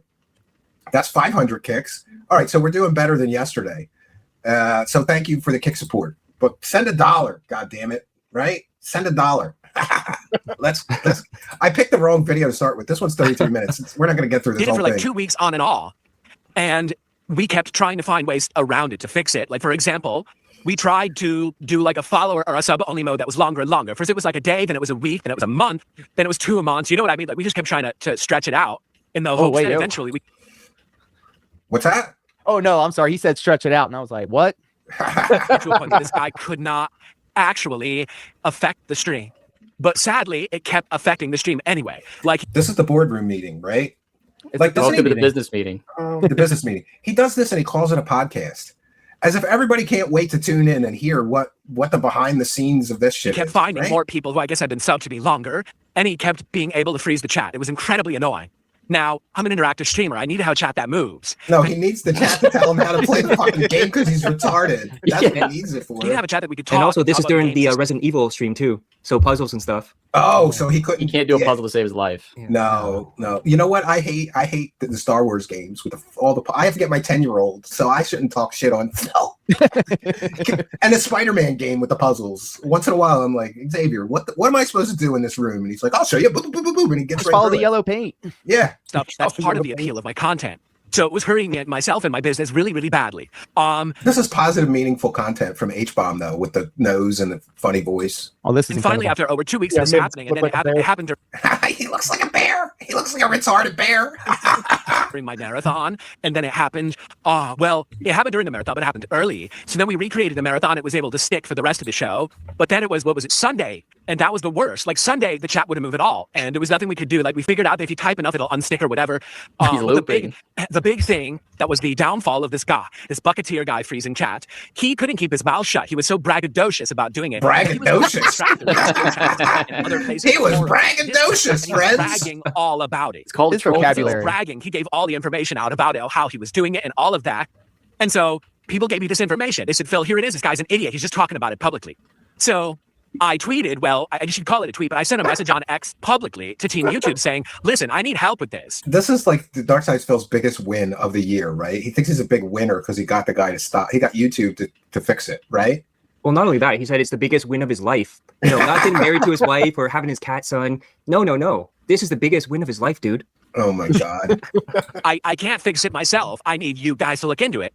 And at first they blew me off. They were like, oh, you sure it's at your browser locking up? I'm like, no, this is an issue for everybody. The whole chat's freezing. And quite frankly, this thing is so messed up, you're going to screw my business over if this isn't looked into seriously. So they waited like 24 Yeah, as hours. if YouTube is like, oh man, we can't have Dark Side Phil leave YouTube. We'll go out of business, right? You know, like Shut the whole thing down. Yeah. And after 24 hours, I tweeted them again, and I was like, so this is day 2 of me trying to get the attention of Team YouTube. They blew me off yesterday. This isn't right. And, you know, my chat deserves to move. This is messed up. So all of a sudden, they took me seriously. They responded and were like, hey, sorry that we blew you off yesterday. We didn't realize how serious this was. No, Yeah, this is an they issue. didn't say sorry. We blew you off. That's some bullshit. That's some. Bill loves doing this. He loves talking for other people. They didn't say that shit. It was AI, by the way. I'm sorry to. It was an AI talking to him, like, yeah. DSP Gaming Channel, we will resolve the issue. That's what they said. They did not say we're sorry for blowing you off. Serious issue. Can you send us all of the info? So I sent them literally all of the info. I sent them the info on like I said, I had the Discord of this guy. I had the restreamer chats logged to show this guy was talking in a restreamer stream and this and that. And I just sent all the info to YouTube. Okay. It took them tens of seconds to gather the evidence. Tuesday, it was Monday or Tuesday. I think it was Monday night. What a moron. They fixed it. YouTube literally said, thank you so much for reporting all of this. Ah. We looked into it. We found the technical issue. We've And then everyone clapped. And everybody, yeah, they put him on the front page of YouTube for the day too, right? Come on. Then everybody stood up and clapped. What a bunch of bullshit. Let me thank some. Oh, that one we got already. Chad Wellington has a question with a $10 super chat. Would like to know what the panel thinks, in particular Luther. And this is a great question. What will be the point at which the quartering and DSP will finally admit to themselves that their career of grifting is not working? We'll start with you, Luther. I don't think they'd ever be able to admit it because they wouldn't be able to blame somebody else. Like blaming somebody else is more important than to maintain the facade of like their own ego. I don't think they'd ever admit it to themselves. Like even if they were in the gutter homeless, they would be blaming the trolls detractors. Yeah, and I just want to say, more excellent low-cal opinions in Luther Morgan's book. Right? And by the way, I heard that Gabe Hoffman was supposed to do a book plug for you or something, and he didn't do it. So this is for Gabe Hoffman. Buy Luther Morgan's book, you brokey assholes. All right. Here we go.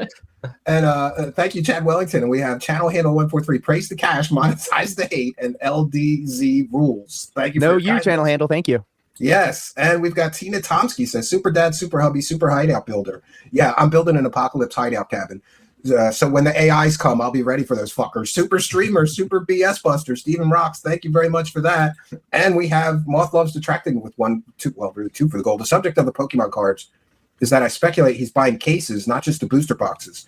And those cases can range from $3,000 to $6,000. Holy crap. Are you kidding me? That can't be. And let me just catch up. I'm sorry, guys. Chad Wellington. Phil was surprised when someone, and thank you very much, Moth Loves Detracting. That's amazing. If he's spending that much, he's retarded. Chad Wellington. Phil was surprised someone took him seriously, even if it was YouTube AI. Thank you for that, Chad Wellington. We got Troll Troll. Hasn't Phil suffered enough? I mean, he's never got his Wolverine doll and it's scarred him for life. And then we've got Elaine Walls giving 5 Truth Seekers memberships. And I always say this, if you haven't already, smash the subscribe button, because 5 people just won a free channel membership, and you could win one too, but you got to be in the live chat and you got to be a subscriber. So if you haven't already, hit the subscribe button. You could have won one of these memberships when a kind and generous friend like Elaine Walls gives 5 Truth Seekers membership. She's also an H-Bomb supporter too, right? Yes, you are very upset about that. That's my money, bitch. No, I'm just kidding. Thank you for being. Let's both thank Elaine Walls for being a great supporter for working streamers and content creators. Thank you, Elaine Walls, big show supporter. Yeah, well, let's continue this, but we got so much to cover. So this is a 33-minute. Should we skip ahead, H-Bomb, to where he talks about the? You can skip ahead. Let's see where he talks about the raw pill. Spamming the chat. If they're breaking the rules or whatever, you can get rid of them. All right, but I'm not going to actively hunt people in chat. Be like, you were banned before, and I'm going to reban you. I don't fucking care. Okay, I don't. You still got to go. Totally doesn't care. I think he does care. He's still looping, yeah. Right? I'm already a small-time guy. I'm not going to blow up overnight because these guys are gone or anything like that. So it's the first true thing he ever said. I'm a small-time guy. When it comes to this other stuff, if you're actually hurting my livelihood, what do you think's going to happen? You think I'm going to let that slide? I can't. I have to make a living. I have to be able to provide for my family. Yeah, so if you're freezing my that's the internet. Like, people are going to do things and say things, right? I got people calling CPS, making me go through whole like investigations. Does that affect my business? Yeah, but like, I'm not going to, people come in my chat and say they hope I get cancer and die. Like, shit, shit just happens. You gotta get it. Doesn't he need a thicker skin, or is it just me? He needs to pray and thank God that he doesn't have the other type of detractors or the other types of trolls that do the type of shit that they do to like Wings and Cyrax and the rest of them. Like IRL shit, right? Like IRL shit. Comparatively, it's tame. Like, oh my God, they made videos After about 18 me, but, like, years, you shouldn't still be a small-time guy. Cyrax's house. Yeah, right? Yeah, that's one guy I never fucked with, because I just feel like that guy's got enough problems. And he shit himself live on stream, right? And then his mom, he was like, "Mom, there's shit everywhere." He's shit himself on stream a couple of times. That's pretty bad. Stream chat, and I can't work. That's not good. It's like I told you guys, as long as I have the ability to make money and do what I love and make a living, I'm happy, right? So as long as I'm happy, you don't have to worry about anything like this, because why would I care? But if you fuck with me and now I have to take means, like I had to reach out to YouTube, I had to get their attention to say, I need this chat fixed. What it results in, it fucking results in. And that's on you, not on fucking me. That's abusive boyfriend behavior, bro. Yeah, you're right. You're fucking with me. Why? Don't you think maybe you should wise up? Because here's the truth. Why are you messing with when you give an inch, my business? They take a mile. You made me hit you, dude. Because there's so many people who make this defamatory content about me on the internet. Oh, yeah, listen, let's talk about that for a minute. Are you happy? Isn't it true? Isn't it a true thing to say? And this is kind of crazy to me, because in the UFO space, if I go and mess with the bigger creators, I can only take a tiny percentage of the money that they're making. But it seems to me that, like, Duty makes more money than this guy, doesn't he? Like, there are single detractor channels that make more money than Phil makes. Isn't that true? Well, the whole thing is there's Duty more money in hating on him. Videos per day too. Yeah. Duty floods the market. Yeah. Yeah. I don't know. I haven't caught up with some of the detractor shows for quite a while. But it's just crazy to me that you can make more money hating on him than he's making. I mean, I guess it's just different because in the UFO space, those fucking grifters are making millions of dollars, Oh, shit. Well, what am I doing here? I got to go cut a video about UFO shit. Thanks, Duty, for making everyone think we're all, like, wealthy. He makes all the money and doesn't give it to anyone else, while making everyone think that we're all getting the same amount of money he's getting. Appreciate it. They go further, and then they go. We're gonna do that actually. We're Like, when's the last time you seen Duty donating to some other streamer, like ALT or whatever stream you look at? gonna become grifters for a full-on month and see what happens. really I think it's paying gonna it be a good forward. social experiment. Go further. I got dudes in Bigfoot suits running around the woods. I got all Is it the kinds Christmas of tree shit. farm? Yeah, The yeah, pine trees? yeah. That's my new business opportunity.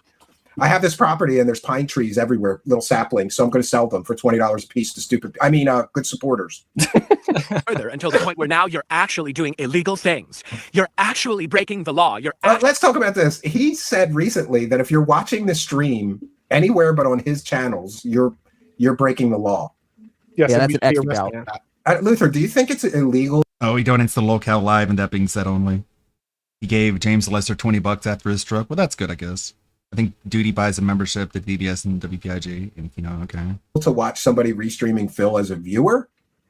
No. Like, every time Duty gives money to Kino Casino, don't they just kind of dunk on him?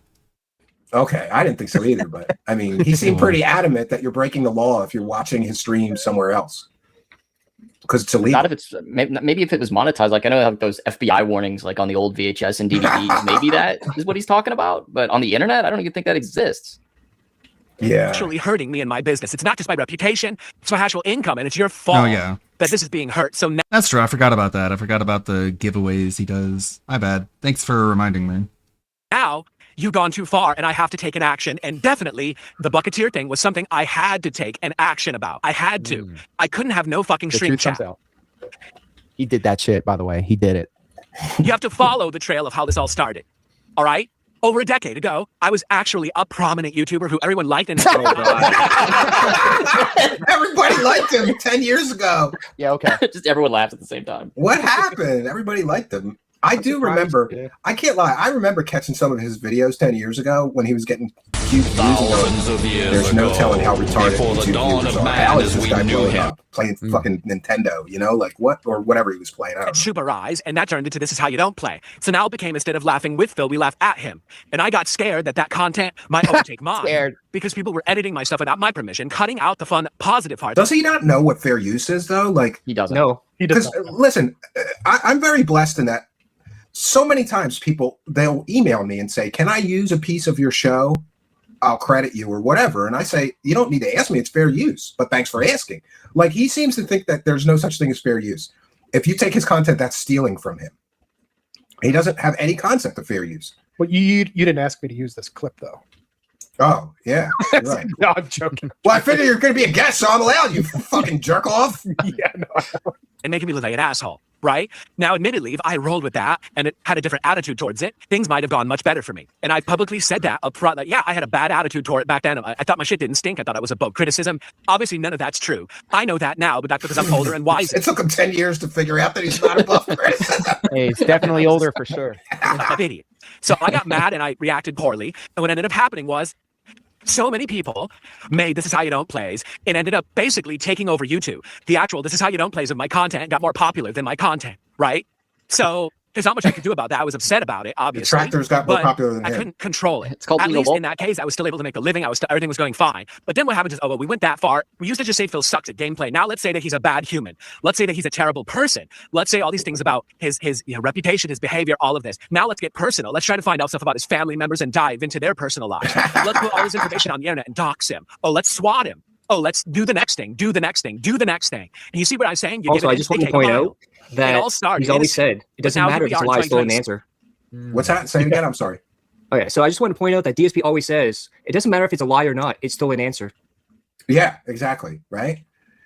You know, and the other thing is, like, he has no self-awareness that he's a locale, does he? And Luther Morgan, you said, isn't that a common trait among locales? They don't quite realize that they've entered the locale phase or admit to themselves that they have.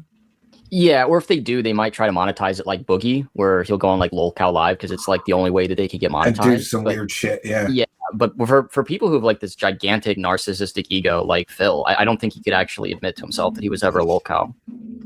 Well, he's in the locale book.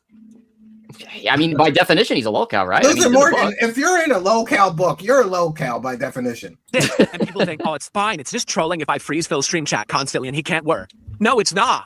It's illegal. You can't do that. You can't abuse YouTube system. You can't fuck with my business. You're breaking the law. Therefore, I have to take action. And that's it. It's that simple. And now I have absolutely no idea what's really going on in this situation with Rawphil or anyone else. I don't know if anyone else is being affected. It's not me. I did one action that I had to do to keep stuff going. And that's all. That's it. That's the end of it. So if anything else happens, listen, obviously it's not something that I'm actively involved in, but hey, Phil is not only a locale, he's a certified Hall of Fame him his lolcow. channel back, right? Yeah. It's crazy because wasn't Bucketeer the one that like the reason all of this kind of fired off? Like if Bucketeer didn't freeze the chat, take credit for it, go over the Rawphil, get the heat on Rawphil, you know, Bucketeer still has their channel. Rawphil doesn't. Yeah. So like all of these dominoes, unfortunately, you know. Is Rawphil on Rumble now? I haven't quite caught up. I know he kind of got booted from Kick for restreaming. They don't like that. Yeah, Twitch- they kind of like said, hey, can you not do that? Because I mean, there's definitely been creators out there that have done a lot worse on stream. So I think they're just kind of like giving them the. I was surprised by that because it seems like Kick is kind of the wild, wild west, which I kind of like. It reminds me of early YouTube. You know, like you could curse, and you know, I was just talking to my wife about this. There's some stupid things on YouTube. Like there's a list of words that you really can't say on YouTube, and it's stupid because it's actual language. Like you can't say certain things. You have to say other things. Like it just doesn't make sense. Kick's not like that. So I was surprised that they did that to Phil. It's even worse on like TikTok and stuff. And I apologize, I keep cutting in, but like TikTok, when I was doing live streaming on there, sometimes I would like promote my Fourth Wall store or other platforms that I was on and stuff like that. And I would get a little notification that said, hey, we noticed that you're talking about something that's not, you know, platform. Well, yeah. So don't do that. And I'm like, what? All right, then. All right, fuck off then. They want you to only pump the TikTok shop, right? Because they get a piece of it, I guess. Yes. Yep. Yeah, I never tried TikTok. Never want to. Sitting here streaming, dude. Better off. That's it. I know people wanted me to come on this. Well, I thought about it though, because I have a friend. You know what he did? He got sick of YouTube and he went on TikTok and he just posts stupid animal videos. And he's making like 3 times as much money as he did on YouTube, on TikTok, posting stupid animal videos that he doesn't even own. That he didn't it's a lot of brain rot. Yeah. Today and be like, oh, I destroyed everyone and I'm the king. That's very much not the case. I'm just a normal guy. I just want to stream and that's it. So leave me alone. You can do your little videos over here, make fun of me or this and that. But the moment that you fuck with me and my ability to make a living, that's where the line gets drawn. So it's really just about the money for Phil, right? It's not about his reputation or anything. It's messing with his wallet that really churns his gears here. Yeah. Oh, see what I'm saying? That's it. I have to take action when you're hurting me. So just don't hurt me. Fuck with me, make fun of me. Okay. Tease me, Rafi. You know what? The funny part is, as much as I did Kiwi Farms, that was supposedly Josh Moon's mentality all along, right? You can laugh at the people and their antics, but don't actually mess with them, right? Don't actually mess with their lives, but you can laugh at the bad things they're doing. I'm okay with that.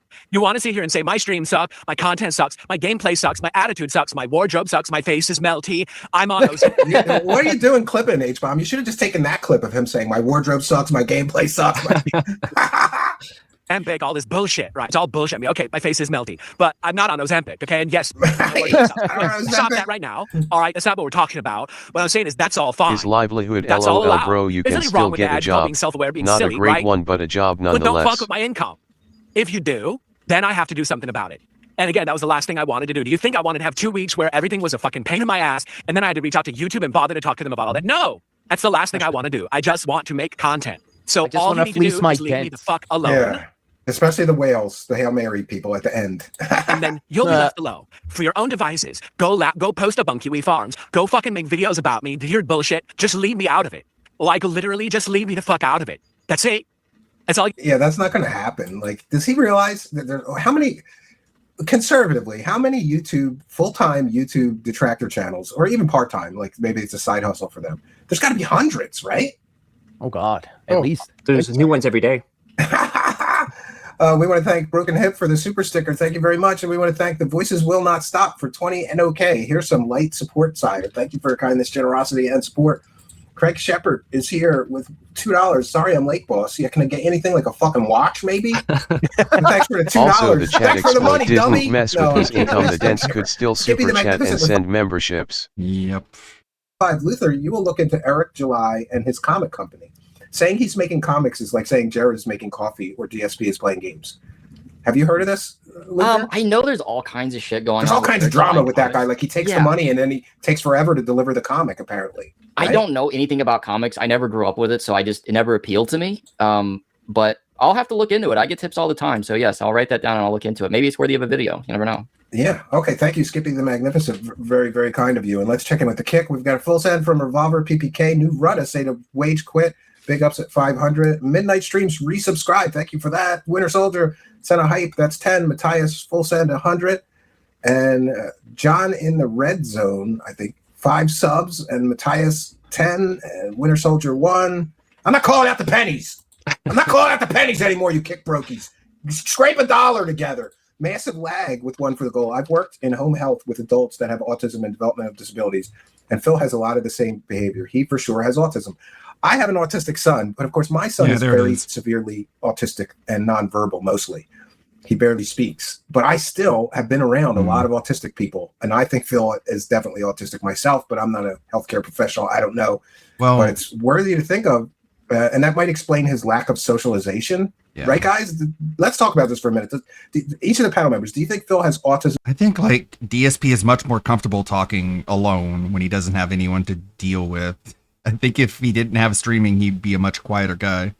Or at least what they used to call Asperger's syndrome, like maybe just socialization problems. That's why he stays in his house and avoids the real world. He's definitely mentally deficient in one way or the other. I would also agree, yes. I think he has autism. Yeah, All right. especially like throughout his life, he's been handheld and cuddled. Like his mom combing his hair till he was like 17. Who would admit that on a public live stream? My mom combed my hair till I was 17, right? And his dad gives him job at the helicopter company. His chat holds his hand, so he's never had anything to actually overcome as well. I was just thinking that challenges is what really makes people stronger. You know, I built a 9-foot tall stone wall at my cabin. And then we had this huge thunderstorm. And this is funny. It turns out it may have gotten hit by lightning because when I was cleaning up the mess, I found all these burn marks all over the stones. And I put those stones on that wall. They were never in the campfire. I never burned them. But anyway, the whole fucking wall fell down. And now I have to rebuild it. And at first I was very upset. And then I just struck thought, by lightning. You know, the world's trying to challenge me, but I won't be stopped. I'm going to keep going and I'm just going to rebuild the wall. Right. But like, you're right. He's got no challenges. Everybody pays his bills for him. They pay his car insurance, his car payment, his house payment, I'd be a his switch to bills. ACAC. They buy all of his games, if you think about it, right? Because he just writes everything off. Mm-hmm. He's had no challenges in life, and that makes for a very weak man. All right, this one is, he really thought his views were up because he took out Raw Phil. Oh, I'm going to have to see more supporters of mine giving. There's Sonny. Shout out to Sonny. Shout out to Good bro. morning, everyone. SP here, and welcome to the Daily Wrap for what was Thursday, the 9th of July. I love this background. I love this background. Yeah, there's a bunch of fucking monkeys running around behind this loser. 6. A really weird day. Why? First of all, the fact that this was a day when I was returning from a day off, which I never, ever have a midweek day off like this. So it was already really weird. Then coming back with all this stuff that had happened when I was gone. Oh, very strict adherence to a schedule or routine. That's another sign of autism. I just want to mention that. My son, when summer came, he was pissed off. Every morning he woke up and he would start going, bus. Friends at school, bus. And I'm like, no, it's summer, dude. You're not going. And he was getting pissed off. He was getting really pissed off. Standing by the door, looking out the window for the bus. They have a very strict adherence to their schedule and their routine. And if you deviate from that, they get angry and upset. He's like this. Including one of my moderators going rogue and causing chaos on my Kick chat. And then, apparently, one of my detractors getting banned and everyone blaming me for it, despite the fact I didn't directly do it. At least Directly do it. I didn't directly do it. Yeah, but he indirectly caused it, though, didn't he? I think it was hey, while you're fixing my chat, can you... Yeah, because he already had their ear and their attention, right? It was really crazy. Steve, stay on topic. If you want the summary and the skinny, because many of you don't, many of you will not care about that. You're like, that's true. Couldn't Raw Phil fix his issue though by just being an avatar on the screen and talking along with it? Yeah, put a little free use juice on there, maybe a filter, maybe have it like screen. Oh, that reminds me, I didn't do the fair use banner. But one thing I'll say about Phil, unlike the UFO scammers that I cover, is he's never copyright claimed me, so I don't really worry, and I don't think H-Bomb will.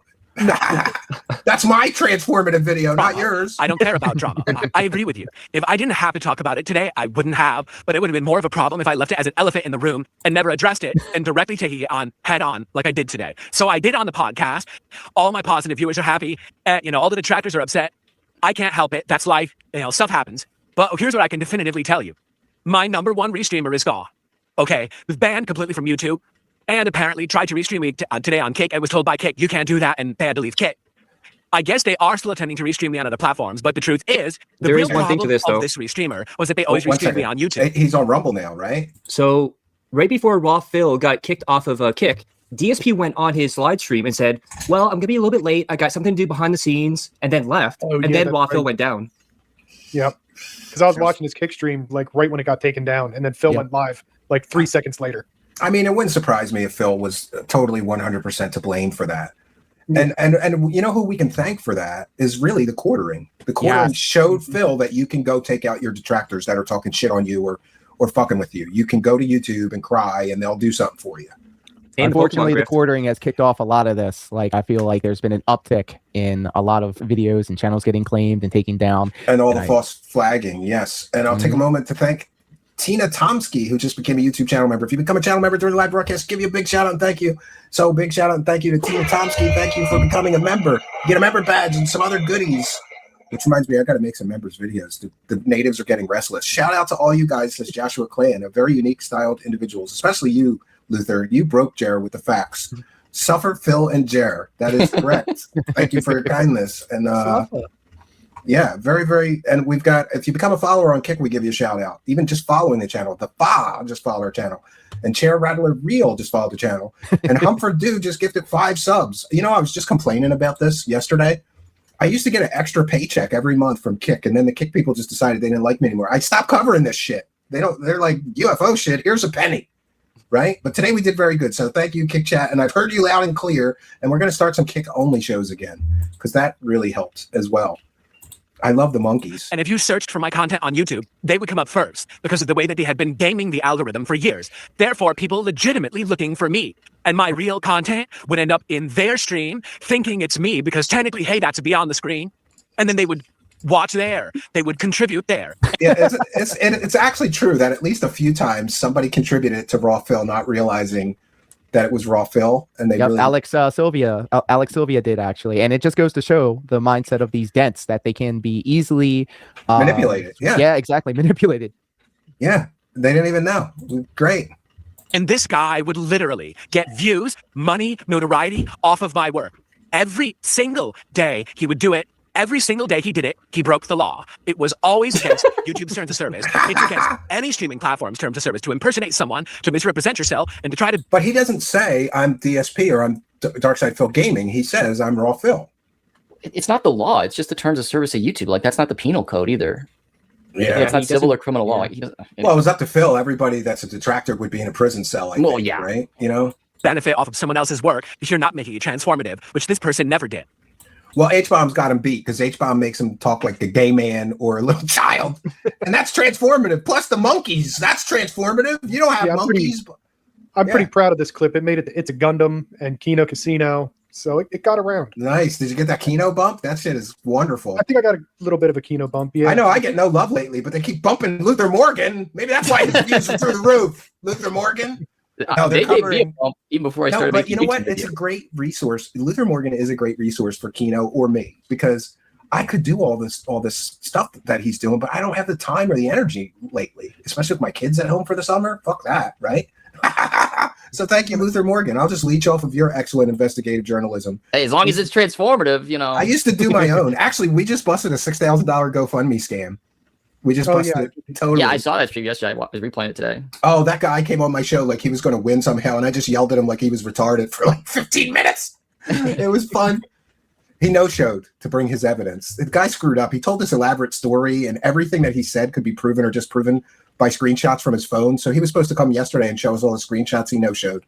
And I don't know for sure, but I think that the GoFundMe, the donations are paused. Nobody pauses donations while people are still giving money. So I think that the GoFundMe scam is busted. We'll see. Today, without this person streaming on YouTube, I had nearly double viewership on YouTube. Didn't somebody just bot him? Oh, yeah, he bought him every day. He's getting 1,500 live viewers, right? I think 3/4 of them are bots.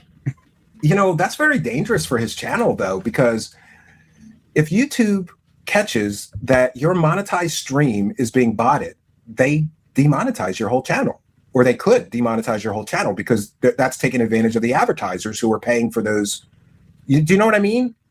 Yeah, it actually happened to Review Tech USA. Before he deleted his 1 million sub channel, he got a notification from YouTube saying that, oh, there's irregular activity. And and it could be somebody else botting your channel, not you.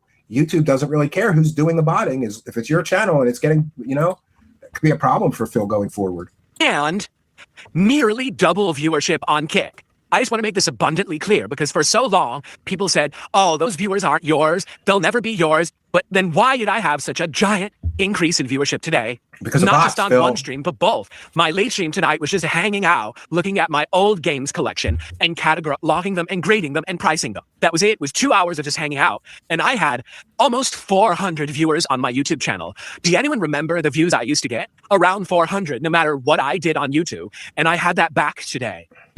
Gee, I wonder why. Maybe it's because no one was illegally stealing my content. Anyone who wanted to watch me could actually go to the source and enjoy it. Okay? Well, they didn't enjoy So before I it. get to that's a gameplay lie. and all of that, here's what I want to say up front. Yeah, you want the full story? Watch today's Level 1 podcast. It was thoroughly covered. However, moving forward, here's my attitude. If you like me and my content, if you want to enjoy it, you want to interact with me in a positive fashion, watch me on YouTube right here on DSP Gaming, okay? If you're a troll and you want to razz me and make fun of me and say things, watch me on Kick, which is DSP Gaming Real. And as long as you're not doxing, as long as you're not saying racist things, as long as you're not saying disgusting things about my family members, it's okay. We're going to do So he just gave detractors permission to detract, but only in the Kick chat. And isn't he already going back on this now and banning? He had a ban spree. Oh yeah. Great. Yeah, he said if you want to troll, you can go over to Kick and he'll just deal with it. And then, what was it, Dash? Like the next day, he was like banning like 30 people. Oh yeah, and Brosai Phil pointed it out, saying like, "Oh, I guess it didn't even last 48 hours," and he showed all the bans and stuff. Yeah, it's like the no more begging. How long did that last? Because he just turned it into he turned it into stealth begging, right? And now what is it called? It's not a goal. It's it's a milestone, not a goal now. But yeah, just like that. The fans watch on YouTube. The trolls watch on Kick. It's all good. All right, I'm serious. I'm going to abide by this. I've already told my moderator today, be more righteous about it. I said, yeah, let's just be more open here in this chat. That's how it's going to go moving forward. Okay, so let's see what happens. Because like I said, yeah, today was day one, but already I saw a sharp increase in attendance. Yes, you might say, well, it was Assassin's Creed. It was a new game. You're right. But the late stream was just me hanging out and I had double viewership. That's significant. That's what I should have had all along before this guy stole my content and misrepresented himself. That was mine. Now I'm getting it back, and that's awesome. Okay. So is anything thank ever you for his being own patient fault? today. I know there was a lot of chaos. All He over did the nothing place. wrong. He did everything correct. That's so stupid. Like, I have a pet peeve about people that don't take responsibility for their own failures, especially in content creation. I mean, I've seen people do things like, oh, I don't want to do video anymore because then I have to comb my hair and shave, and and then their views drop because, do you know what I mean? Or just like they make half the streams that they used to and they wonder why their views drop in half. And then people say shit like, oh, I got shadow banned. Like whatever happens on your channel, it's your responsibility. It's your channel. So maybe his views dropped in half because people got tired of the begging constantly and him being so nasty and unwatchable. No, it's Raw Phil's fault. It's not his fault that his views dropped in half. Check out the podcast if you want the full explanation. But now let's talk about the actual streams and how they did. Okay. First stream today. Business meeting again. Was Assassin's Creed Black Flag BC, the new version of Black Flag. You got to be a special kind of loser to sit and watch this guy all day long. You remember after the Asmongold bump, he was like building a desk on his show, and he still wanted money. Like he got all that money to buy the shit, and then he wanted money to set it up on stream. Like that is some shit. And thank you, Nurse Lady Bird says, it's off topic, but I enjoyed your Aussie-inspired music, Steve. Yeah, you and about 17 other people.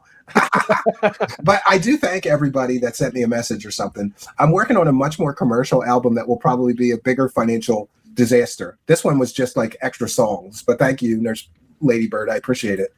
And thanks for saving us. Sometimes we just have a sausage party, but tonight there's a lot of ladies in the audience, which is always nice. Now remade for a modern era. So, what did I think in the over 2 hours of gameplay that I played of it? Number one, the graphics are absolutely gorgeous. I think a little bit. And outside of the fact that right now cutscenes run at only 30 frames per second, which is kind of annoying. Outside of that, the game is gorgeous. And he's got like 4K. H-Bomb it looks like Harry Krishna makeup on him. He's supposed to kind of look like a cat. Oh, okay. Yeah, well, he is a pussy, so that makes sense. 120 frames per second. I've got retracing on high. Seriously, I've got shadows on high. Everything on high. Okay. Yeah, there is some. I don't remember if I did frame generation or if I did the resolution. I did one of the two things with DLSS. But I thought that VSync would be on. I knew VSync was off. Ooh, we're gonna have screen tearing, and that's unbearable, right? It looked great. Like the game is gorgeous. I know a lot of people are complaining about, oh, the game's too demanding. It works with my setup. I'm happy. Okay. Gameplay dramatically changed from the original. Oh, we're going to get original into the games from diapers. 2013, I'm late to the 13 party on the years ago. diapers, but Combat completely redone. Plays more like modern Assassin's Creed, where you do light and heavy attacks. You can parry, and after you parry, if you do it fast, you can instantly counterattack. If you do a perfect parry, you can dodge, and there's little I've heard that about nuances him. to the That's a little stealth as weird. well that were not present in the original game. So the combat is dramatically different than the original. I would argue early on it's easy. I don't know further into the game if it'll get tougher or easier, but it's easy early on. Okay. Traversal. Imagine watching this unironically. Let's skip ahead. Well, it even gets worse because he does this on the podcast. He does this during the stream, then the night stream, and then the daily wrap, and then recaps that on the next day. Holy wow! For me, I did enjoy it, and I'm looking forward to more. I'm surprised he hasn't become a live streamer. Do you know what I mean? Those guys who like take you with them when they go to the supermarket. Well, he never leaves. That's like, what's that guy's name? Unirock. That guy. He will get his phone out and stream while he's walking to get energy drinks to 7-Eleven. And then when he gets back home, he turns off that stream and fires up the regular stream and drinks all the energy drinks like a crackhead. And he does that several times a day. Like, yeah, but Phil's got the freezer now. He doesn't need to go out. He's got the snack pizzas in the freezer. Wasn't that great when PPP made him show everybody what was in his freezer? All his healthy frozen food. Oh, yeah. And somebody said, fresh, though. in one of his DSP tries it, he's saying that he's eating healthy. He ate 1,800 calories of Burger King. Well, he is a dumbass at DoorDash ice cream too. Who DoorDashes ice cream? Jesus Christ! And then wine that it was melted as well. Yeah, right. It's like, well, yeah, it's gonna be melted. Okay, so within 2.5 hours, we only did a few story missions. We actually explored the map and did all the viewpoints or the synchronization points in. All right, more game report. We'll fast forward this. You guys are awesome. It's really awesome to get that momentum back that I lost many years ago when people became thieves of my content. Okay, late stream. Hey, wait, how long did the raw Phil being gone momentum last? 1 day, 2 days, something like that. Yeah, and then he was right back to his loser self again, right? Getting tonight was very different. It was just a stream where we chilled, and I went into my closet and I pulled out this giant bin of old games which basically have been sitting in storage for over a decade, and I don't know what's there. Also, I want to point something out about this. Had the grade I have to give it go ahead. So he said he bought these when he first started becoming a YouTuber, which means when he was saying, "Oh, guys, I'm going to lose my house. You got to pay my bills. You got to do all this." He was spending money on WWE Champions and mobile games, buying retro games, DoorDash and alcohol and fast food, while also complaining that he's going to lose everything unless people support. Yeah, so he scammed his audience, right? Well, yeah. This seems to be a theme with these guys, like that, and every one of their problems becomes their audience's problem. You know, with quartering as well, right? Like, hey guys, I have to buy a K-Cup machine, and that's going to cost $80,000. So you guys have to buy it for me. Like, how is that the audience's problem, right? Same for Phil. Like, the best part of the Phil tax scam was he went to his audience and begged for money so that he could pay his taxes so he wouldn't get in trouble with the IRS. And they all gave him all the money. Then he went back to the audience and said he needed more money because now his income went up and he's going to have to pay more on his income taxes this year. And they gave him that money too. So I guess they do it because it works, right? It works for quartering too. Reality. My purpose tonight was to hang out with everyone for 2 hours. But by the way, I just want to mention that my audience owes me $14,000 for a new furnace and a new hot water heater because I didn't beg for that money. But I think H-Bomb should pay half because maybe he fucked up the heater when he fixed it. Right? Checks in the mail. It was like 35 years old. The thing was so old. Document all those and look up the values. Let me tell you, we went to NES, Super NES, Genesis, PS1, a few Xbox 360. I think that was it. We went to all of those games, and there's some hidden gems in there that were worth a lot. I had no idea that some of the original Mega Mans were worth a ton. They are. Okay. So really great stream there where we interacted, chilled, and enjoyed. We talked all about these games from back in the day. We actually found other ultra rare versions that are like variants worth thousands of dollars. No, I don't have any of those, but it was a really cool stream. Now, It was so cool. Number one, attendance. Amazing. Like, seriously, we had high attendance. Like I said, on YouTube, I want to say we had over 300 Sleep it viewers up, all night, like Luther. 350 plus viewers just on YouTube. And we I've had never almost even heard 200 of these viewers on comic Kick all books. night. I don't want to say Again, shit that's I'm like not double- educated Oh, on. it's a great scam though. The guy takes all kinds of money for pre-orders and then he never delivers the comic books. And I don't really know. I know it just a little bit, but then he starts getting really angry when people start trolling him that paid him the money, and he like loses his shit on them about how long it takes to draw a quality comic book and stuff like that. It's really funny. I don't know. I see it on Twitter sometimes. My normal attendance, guys. Maybe I I'll was right all cover it, along, okay? Luther. Yeah, Support do it. was good. We had just under $150 of support. I'm pleased with that, obviously, for a chill stream like this. And I said, listen, so we qualified for one pack opening. Let's save it for tomorrow because I'm not going to do a video. Let's talk about the Pokemon, opening the Pokemon scam cards. So is this his new addiction? Instead of playing WWE Champions, now he's buying thousands of dollars worth of children's Pokemon cards and opening them? And what's the scam? Like, does he really think, because he gets all excited, like if he got a valuable card, does he really think he's going to somehow break even? That's his retirement plan. Yeah, I was just going to say that's his retirement plan. Is selling Pokemon cards. Selling Pokemon cards. Does anybody remember Baby Beanies, right? How popular that was? And then people bought shit, tens of thousands of dollars worth of that shit, and then the value went to nothing. Isn't that what's going to happen with these Pokemon cards? Is anybody going to care 10 years from now about a 10-year-old Pokemon card? God, But even day to day, it goes up and down in value too. Really? Yeah, wasn't he just complaining about one going down in value? Yeah, he lost $10 of value on a rare Pokemon card. One pack opening and it lasts like 3 minutes. That's ridiculous. Well, to save it for tomorrow, that pack will be open. I have a retirement plan. I'm going to beg my wife to not make me eat dog food because she's the one with the pension. So, during the you know, and the 401k. I don't even have that. I'm Assassin's an Creed asshole. stream. And by the way, Either that or I'm just going to work every day till I'm dead. If I'm here at 70 doing Truth Seekers, you'll know that I had poor planning skills. Like, let's bust some grifters. only 3 packs left in Crimson Ride, Arcana. Then I have to go to my dialysis appointment. House Rising. That's it. Only 3 left. So tomorrow we are finishing this box and we're on to the next one. Which And explain the scam to me because I don't even understand it. He wants people to give him, what is it, $50 or $100 to open? Oh man, it's one a pack of process. cards. I couldn't even tell you. It's confusing. Okay, so I'll try here. So if someone does $50 individually, that's a pack opened. If he reaches $100 in total for the stream, that's another pack open. And then if it's 150, 200, and 250, that's individual packs opening. And then he adds on whoever does the $50 individually. And this is supposed to be a reward for people? Well, did you notice something too? So he used to But what ask does for it pay? If he wants now it's $50 to open a pack of cards, but what does that pack of cards cost if he just went to Walmart and bought one pack of those cards that he's opening? It's not $50, is it? I believe when he started, the pack that he got out of the box was like $300 or $400, and then he was making like $1,500 on it. Jesus Christ. How retarded are the people that watch him and pay him money? It's amazing. Well, Jade. Yeah. Yeah. Have you seen these dents out here? Did somebody just- Unironically enjoying Darkside Phil. Occasionally, somebody posts a picture of one of them on Twitter, and they literally look retarded. They look like, and there's And it's not like a thing where it's like, oh man, we're making fun of them or bullying them or anything like that. It's just pointing out the fact of it all, that all of these people, like there was just this new one. I don't remember what their name was, but literally their timeline is either like gooning shit or like them proclaiming, I just blocked this person on Discord because they called me a name. It's just shit like that. Like, It's not- it's find like that- a normal Darkside like- Phil fan. There is none. like that PWR guy. I don't know what his. Did you know he's been coming after me on Twitter saying all kinds of shit? That fucking retard. Oh, me and Laura have quite the history with him.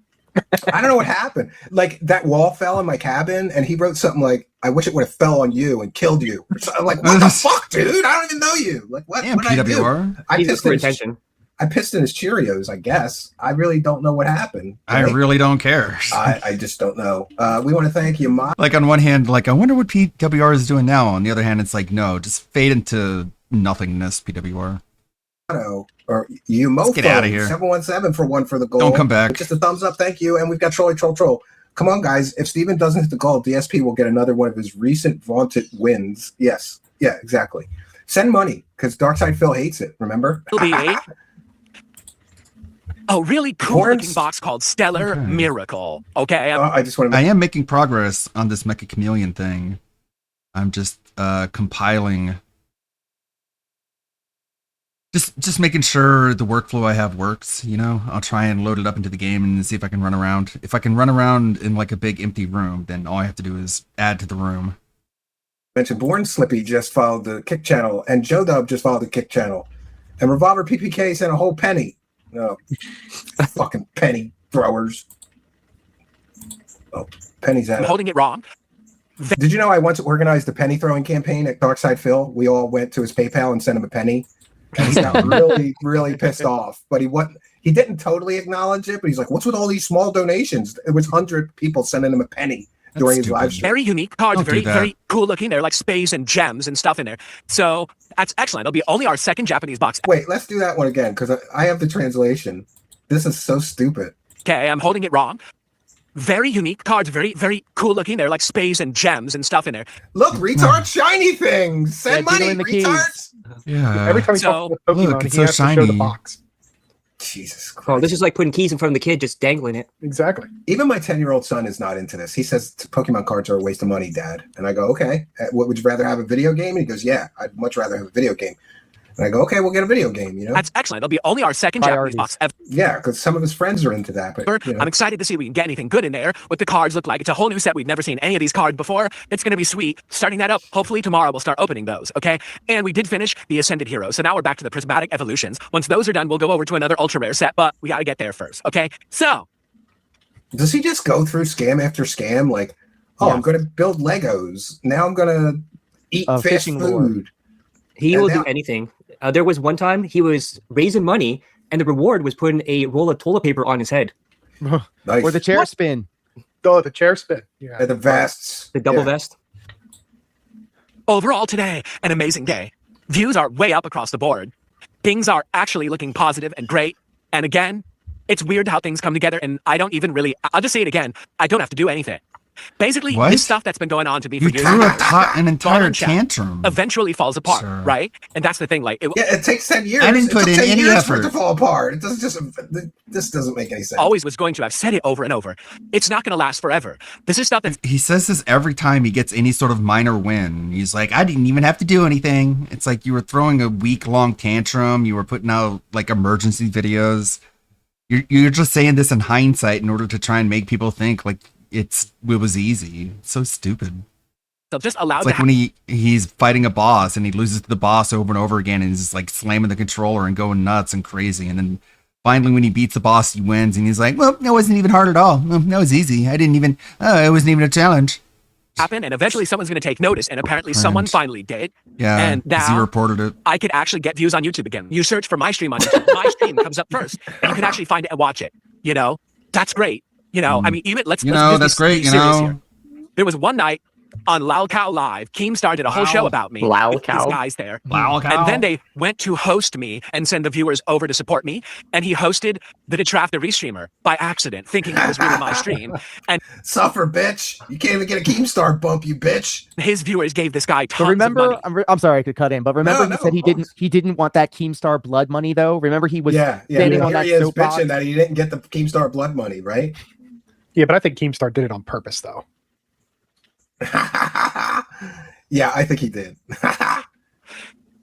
Because he was trying to, I think Keemstar was trying to puppet DSP like Kino later, eventually. Yeah, or he's trying to get him on Locale Live. Yeah, I would have watched that. Yeah. It's completely ridiculously dishonest. It's misrepresentation. It's illegal. It's not allowed anywhere. It's over. Okay? So, I'm glad This is so much more serious with all the jumping monkeys behind him. for it. Hopefully moving forward, things Yeah, will be that was, positive now. an idea Thank I you got guys so from very Bachelor. much. What are we doing tomorrow?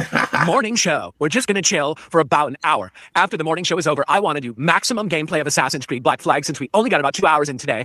So, let's do a fun chill morning show and let's get right into Assassin's Creed. Let's unpack that cards from tonight. Let's do more. Let's finish Chaos Rising tomorrow during Assassin's Creed, right? Oh, that sounds Let's go. real exciting. Tomorrow night is Friday Night Bites, retro fighting games. Haven't done it in 2 weeks. Let's do some throwback Schedule. Street Fighter gameplay and have a great time Yep. again. Okay, There guys? you go. All right. get in there, Thank you Jack so very Roxy. much. Everyone have a good night. I'll see you tomorrow. Peace out. Oh boy, a good clip from H Bomb there.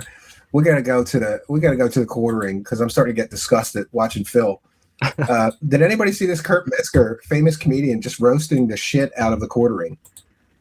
This I thought was great because that means that Kino Casino prophecy has come true.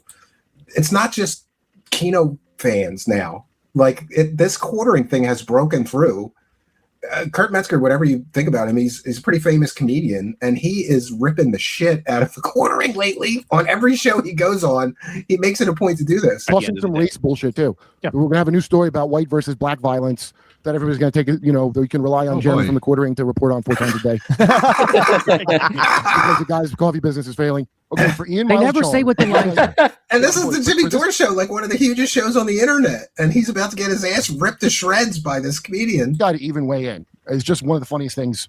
So I mean, this guy is one of the biggest lying sacks of shit that has ever. True. Any time online with these personalities, Holy. Even that pie-faced idiot Jeremy from the quartering knows even Jeremy, who's also on here. Jeremy, there he is. Oh, this is the quartering guy? Yeah. That you were just talking about? Yeah. They're now, so these are the people who promote Polymarket are defending the Charlie Kirk Fed slop narrative and attacking Mitch Snow. Boy, the Mitch Snow thing is a real tell. So when I saw them all coming out at the same time in the same coordinated effort to obviously AstroTurf to go after Mitch Snow at the exact same time. Did you ever see the original Get Carter with Michael Caine? No. It's a great movie. The best scenes of all time, which applies to Jeremy. Jeremy's eyes look like piss holes in the snow. Now, if you don't believe Candace Owens, not only are you not Christian, but you're part of a paid influencer campaign. Ha, ha, ha. Whatever happened to that elite squad of French assassins, by the way? Oh, not since Michael Rappaport was laughing about the idea he's a paid Hasbara person. Right? Have I heard such convincing laughter from piss hole eyes here? Here we go. There's all the Polymarket tweets, Mike. The quartering. Look at this artless giveaway where jerk off is. Look what it says. Same thing, Tim's. Oh, yeah, this was all to glorify Candace's podcast, Jeremy. That's a great take on the notes you were told to give. No one cares about Candace like that other than when she's telling the truth, everyone would back her. When she stops, it'll be just like you. You'll be... because you have fake influencers. It's not even like a real person in a lot of cases. Like, yeah, there's a guy behind the account, but that's not most of the content that the account is generating. They're just a face for a brand. How did they get Jeremy from quartering? That's what I can't figure. Listen, what I can't figure out about Jeremy from the quartering is how he has a career. I don't get it. It's boring, insipid. Hey, you see what those woke people did? Boy. And by the way, Coffee Brand Coffee is having a sale. Like, I don't even. Every quarter hour on the hour. Coffee scam coffee. Oh, the quartering. Trump got the deal done. Stock market exploding. Oil prices tanking. Ceasefire in play. Tanking?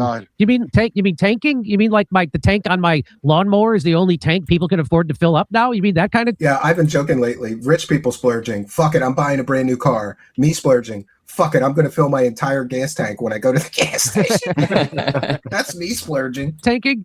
Yes. How does Jeremy manage to have the worst take and also I don't believe it and it's insincere? How does he do it? How does he pull it off?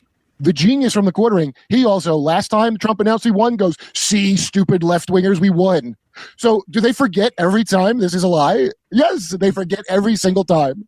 America stinks. And it doesn't matter how much money we... America is...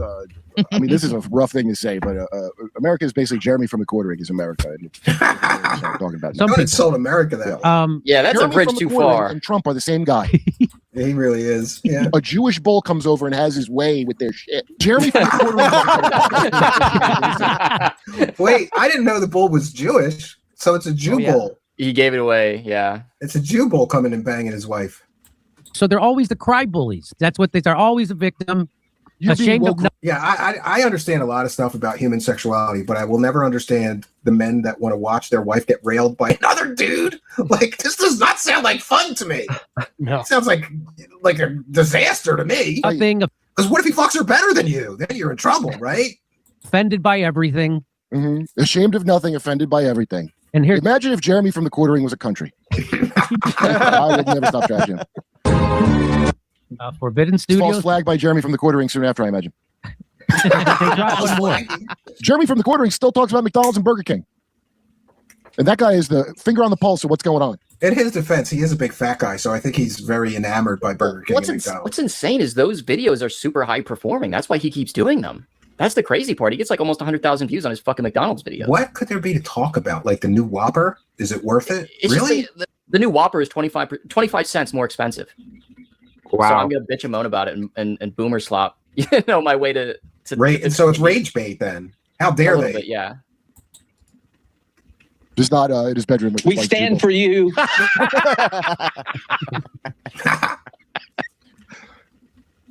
Oi! I don't want any trouble. Look, now he's not limping at all. Well, wow. Where does he go? Like that's evidence. Are you saying Jeremy from the quartering didn't do his due diligence on this one? Watching a bull, his wife. He was too busy watching a bull fuck his wife. Oh. I aspire to one day shout out to be at a Kino level Casino. where I could just use my platform to Shout out- ship all of my ops.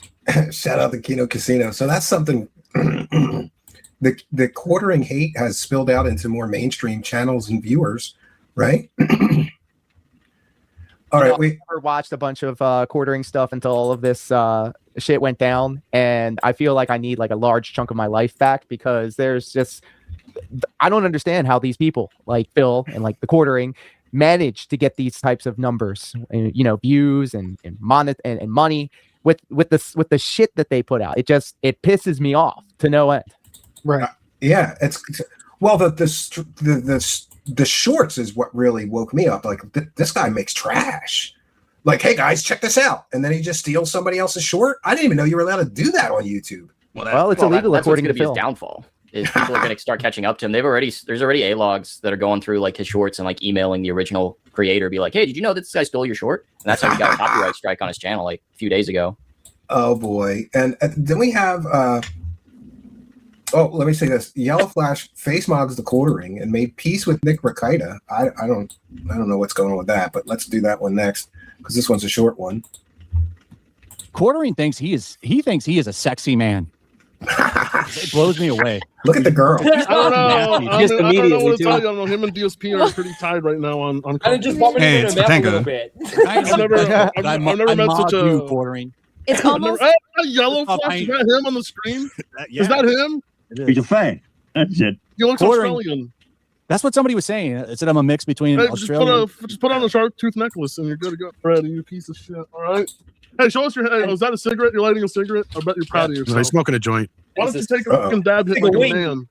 Why don't you go load up your fucking dab rig right now? Hit the No. banger. No? Okay, why? Wow. What a pussy. That's too much like smoking crack. Do that, man. That's Too nonsense. much like smoking crack. Crack is way That's better not than something that. What are you white talking folks about? I'm white. You think I You smoke put crack or you put cocaine in front of me? I'll be like, crack. anything? Then you You go weed. cocaine, crack. What? I'm above such Crack things. What? That's You would do right. You cocaine snort over cocaine. crack? Maybe You would do cocaine Didn't over expect to see Fratanga I here. wouldn't do cocaine because I'd be afraid it would like give me a heart attack or something. What a bitch. What a... Oh my god, you're gonna kill me. You Yeah, ran I don't everyone know. off. This clip doesn't make sense to me, so we'll go to the next one. I apologize. Thanks for it. It's all right. We got to see what was that? The Star Wars girl?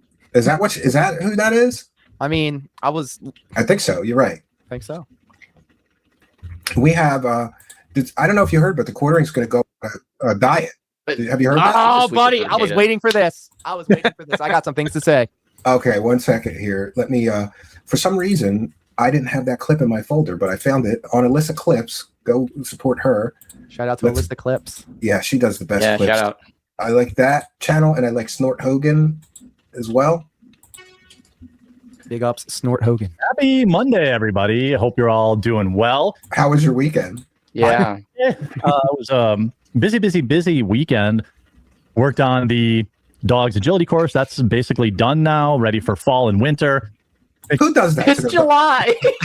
It's July. Yeah, who does that too? Like, hey, dog, run up these ramps when I tell you to. That seems like cruel to me, but I don't know. Can do agility outside now, but I didn't want to be setting all it up when it's 10 below zero, so got that done. Decided I'm going to try. He's worried about going outside in winter. As fat as he is, he's got so much insulation. He should never be cold. It's fucking Keto. Wisconsin too. It's like Yeah. Listen, I spent one winter in Wisconsin and I moved the fuck out of there. It is brutal, dude. I met this girl. Of course, I only moved to Wisconsin because a girl was involved. And I moved to Green Bay with this girl. Oh boy, that's where she was from, you know. And I'm like, why? I'm down for if you have anything. Skip ahead of that. To be honest, the hardest part about it so far is just getting my water in.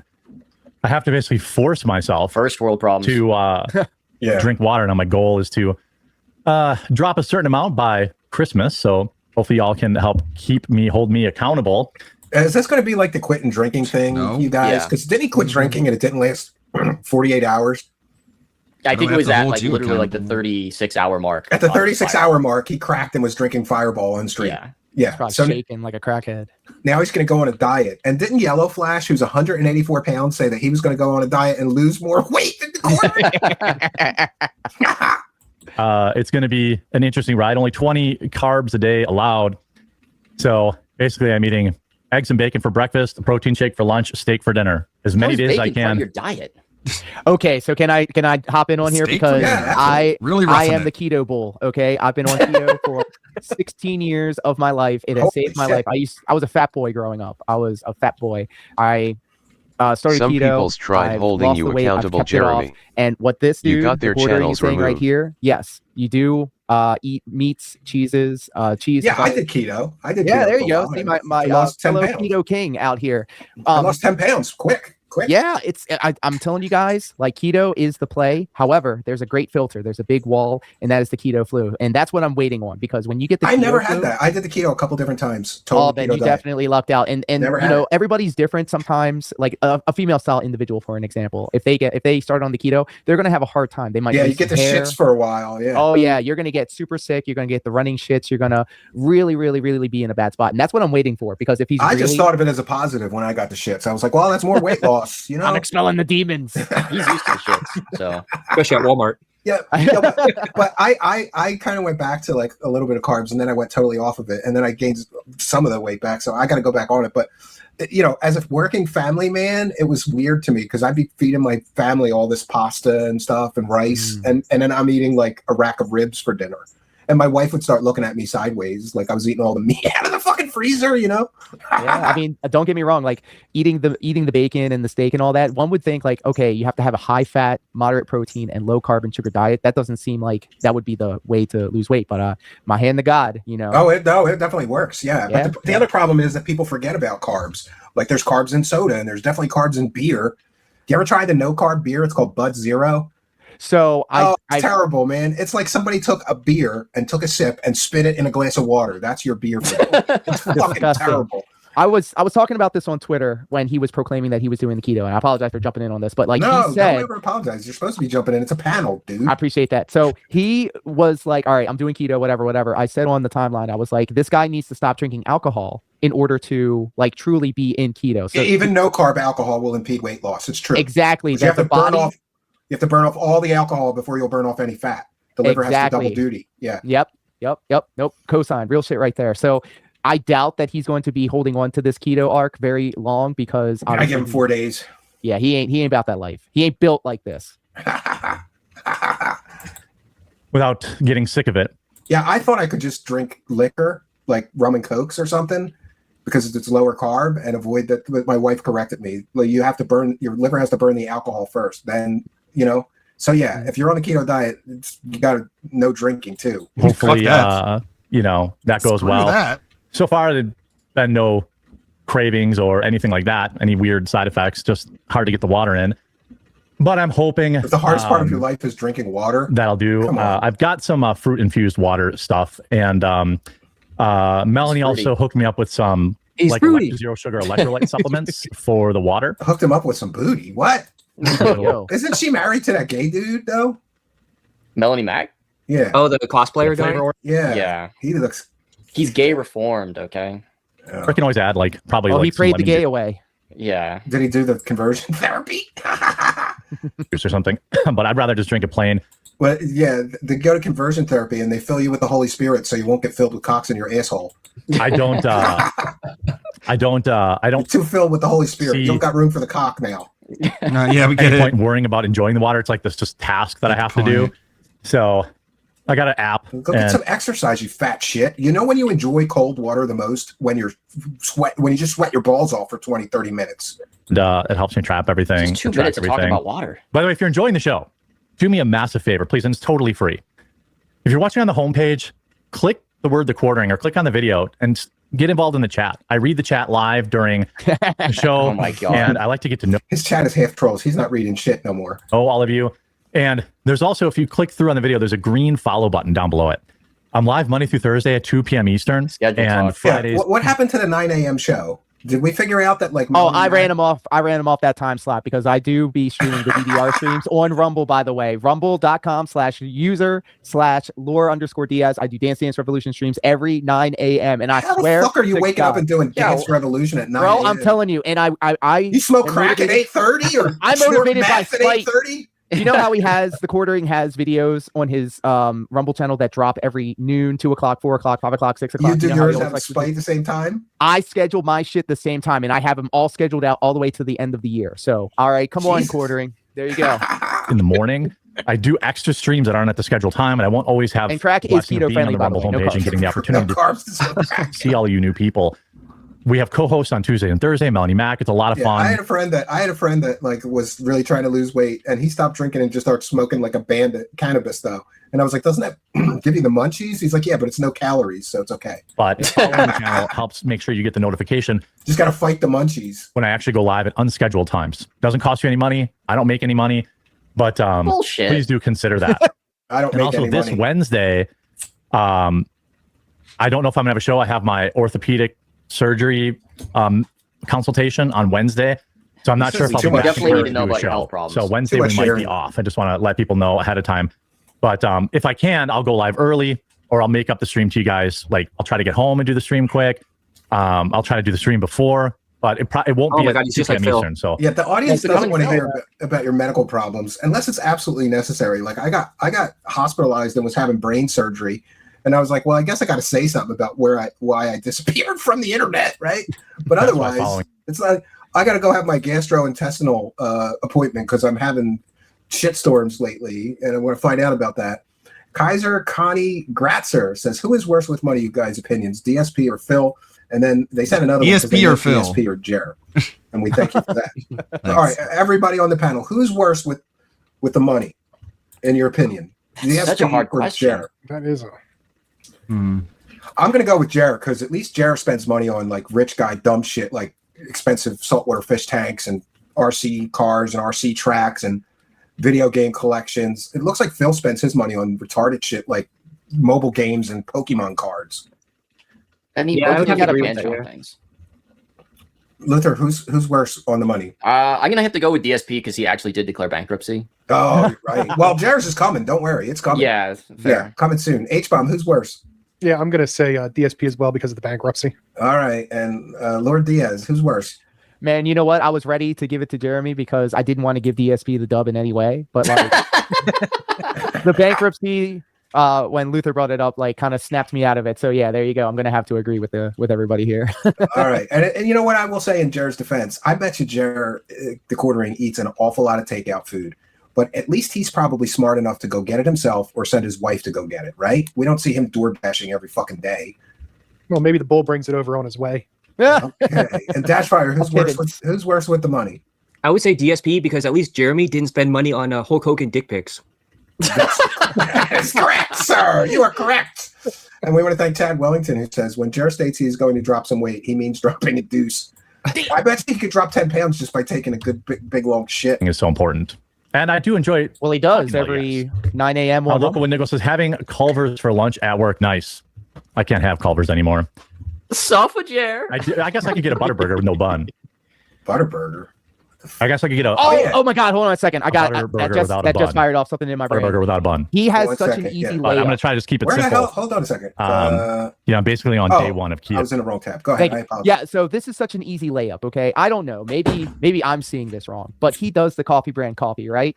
Mhm. Being on keto, one of the biggest things that I've done in my morning routine is the Drink a lot. bulletproof coffee. Black The coffee, bulletproof right? coffee. You put the salt-free, grass-fed butter into your coffee, and it kickstarts your metabolism, and it holds on to the caffeine throughout the entirety of the day, so you don't crash. He could easily say, "Hey, I'm using my coffee brand coffee with a slice of butter and a little bit of coconut oil, and I'm kicking off my keto journey, and you too can be a part of this. And if you wanted to see the results that I'm having, then buy my coffee, get the butter, get the bulletproof coffee." Dude, you're just handing him a win. What are you doing? Yeah, that's so clever. Jeremy would never do He that. would never think of it. He's too stupid. Yeah, That's it. I'm making my own coffee brand coffee. yeah. Because actually, that would be a smart move. If look, we sell coffee. If you want to lose weight, drink a lot of coffee. So I'm just going to stick to eating basically the same meal every single day until it drives me insane. And then I'll try That's to a bad strategy. make exceptions and stuff. You get sick of food after really that. quick if you're eating the same shit Stick every with the diet day. and lift heavy. Get 20 days under your belt and to develop the habit. Before too long, the results will motivate you to go further. The weight training is key.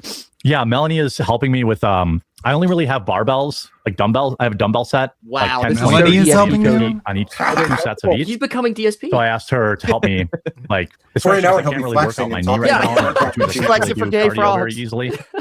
So at least I can lift some weights. He's gonna get on Ozempic. And next. yeah. I tell everybody, Wow, I'm 100 push-ups a day will change your life. I tell everybody, you don't need a gym. Just build a cabin. You'll be carrying rocks and boulders and fucking logs around all day. You don't need a gym. You'll be fine. I don't think I could even do 10 right now. Well, after some weight training, I do them against the wall. That's what. Oh yeah, what's it? H-bomb? H-bomb, weren't you supposed to come up to the cabin and help me? Yes, And then he pussied out because he had some kind of surgery and he was like, I got staples in my stomach. I don't fucking care about the staples in your stomach. Actually, it's not. They actually glued me back together. I They was glued rather you. You shocked, get but- stitches and everything? No stitches, just the glue. So I'm just hoping that it doesn't open.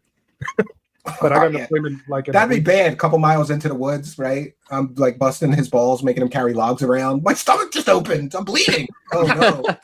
Just I guess I start let and him, walk away and leave me there. I left him off the hook when I heard about that shit. Besides, the guest trailer is full for the next couple weekends, so you got 2 more weeks to heal. They don't expect you there. I was working with Sam Hyde and Back like that whip. that's what he had me doing, just doing push-ups against the wall in the beginning, Gotta name drop people as well. Yeah, Sam Hyde. which obviously I know isn't the same all as these names he's dropping. isn't the same as Yeah, and the truth is, all these right-wing influencers, they all hate each other if they're bigger. Do you understand what I mean?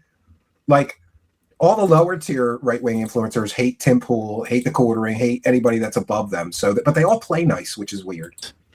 real man push-ups. Never done a push-up in his You life. do allow just dumbbells and an adjustable bench. Yes, I have dumbbells and I have an adjustable bench. I don't think he So can push what I it. need is someone to say, do this on rated for Monday, his do this weight? on Tuesday, do this on Wednesday, Thursday, Friday. No, here's the thing. He talks about how rich he is, right? If he's really that rich, why doesn't he hire a trainer and a nutritionist? And he could Well, drop they that might weight bag 90 his wife. Well, he likes that though. He likes watching that. So that would be a bonus. Come Well, over. they cost extra. Come over and do my workout. Then you get to fuck my wife before you leave, right? It's like a bonus. That's Because exactly those what I'll people do. would hold him accountable. I guess. Yeah. Oh, accountability. Push-ups against wall, quarter-ups. Yeah, I guess that's probably would be. When I had a gym membership, they gave you a free trainer, and I just told the guy after like 2 times, I was like, "Yeah, I really appreciate your help, but no, thank you," because this guy was busting my ass for like an hour every time he saw me, and I was like, "No, this is not fun. No." A quarter up. You know, I don't know what the solution is here, but I don't think it's I don't No? think that this is the answer. Yeah, this was so stupid, right? Because it's a private event, and he had to, foment fake outrage. It's a private event. I'll be right back.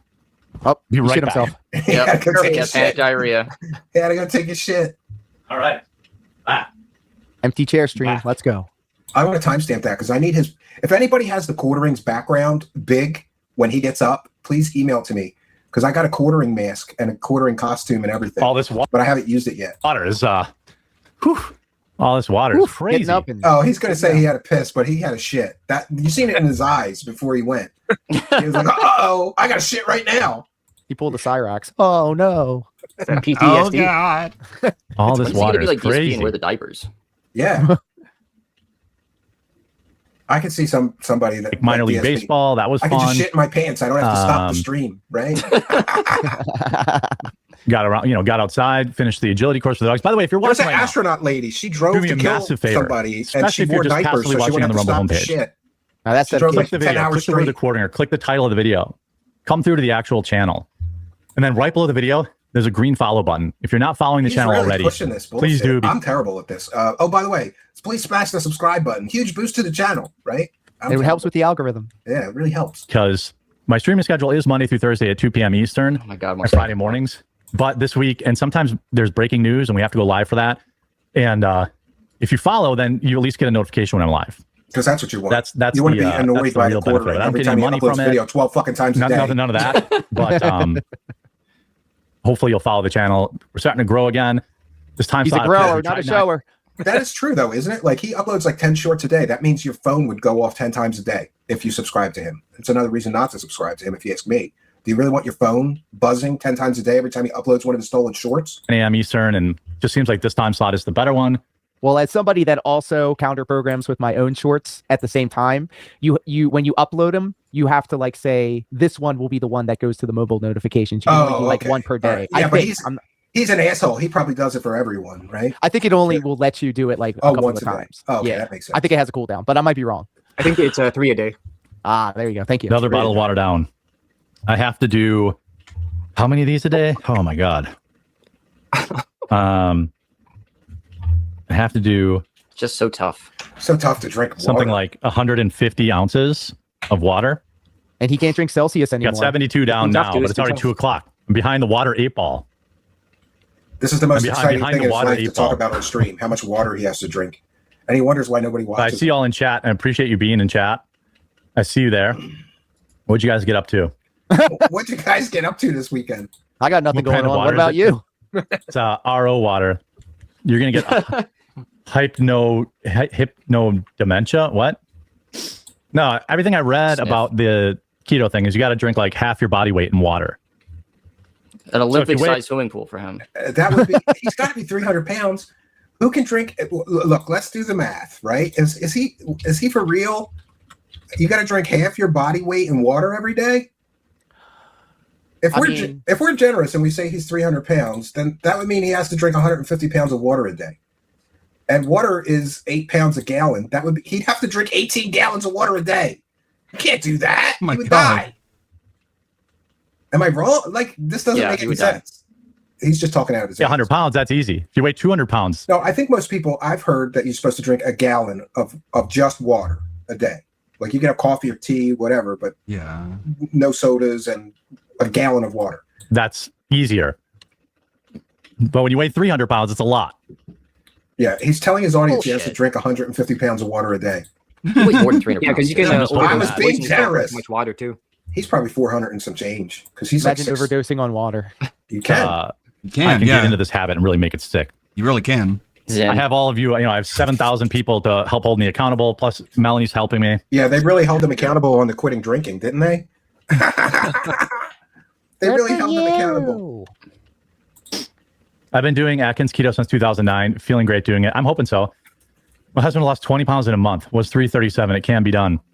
I have kind of an aggressive goal. I hope to lose 50 pounds by Christmas. Oh, I no, think if I fuck stick to away. it with the weightlifting too. You don't need to drink that much water, and if you do, make sure you have electrolytes in it, or you could die. I am adding electrolytes. 50 pounds a day. 50 pounds by Christmas. What does the panel think? What is his chances of losing 50 pounds by Christmas? He's not going to keep this up for more than a couple of days. It's more likely he gains 50 pounds. I would agree with that. Yeah, because he's stress eating because all his money dried up and is going away. Yeah. It's been noticeable last couple of months. Yeah, I'm down about last couple of months, probably like 20, 25 pounds. Are we kidding? Is he's saying he lost 25 pounds in the past 2 months?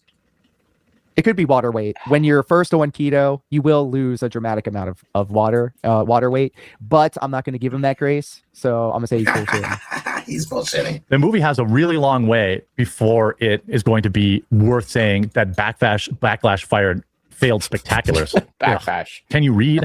It's against Nolan's blockbuster adaptation of the ancient Homeric epic have dogged the movie. Basically, since its announcement, a certain class of terminally online right-wingers, Sydney Jesus. Sweeney would have been a This whole thing with this movie is retarded. It's like, oh, these people aren't Greek. Well, the people that play Superman aren't Kryptonian either. Like, it's a fucking movie, you retard, right? No. good Helen of Troy. Sure. I also don't think Okay, so yeah, it's a fucking movie. Okay, just have them drive around in hot rods. Then why not? Just have them all fly around like eagles. Though why not? It's a fucking movie, bro. It's a fucking movie.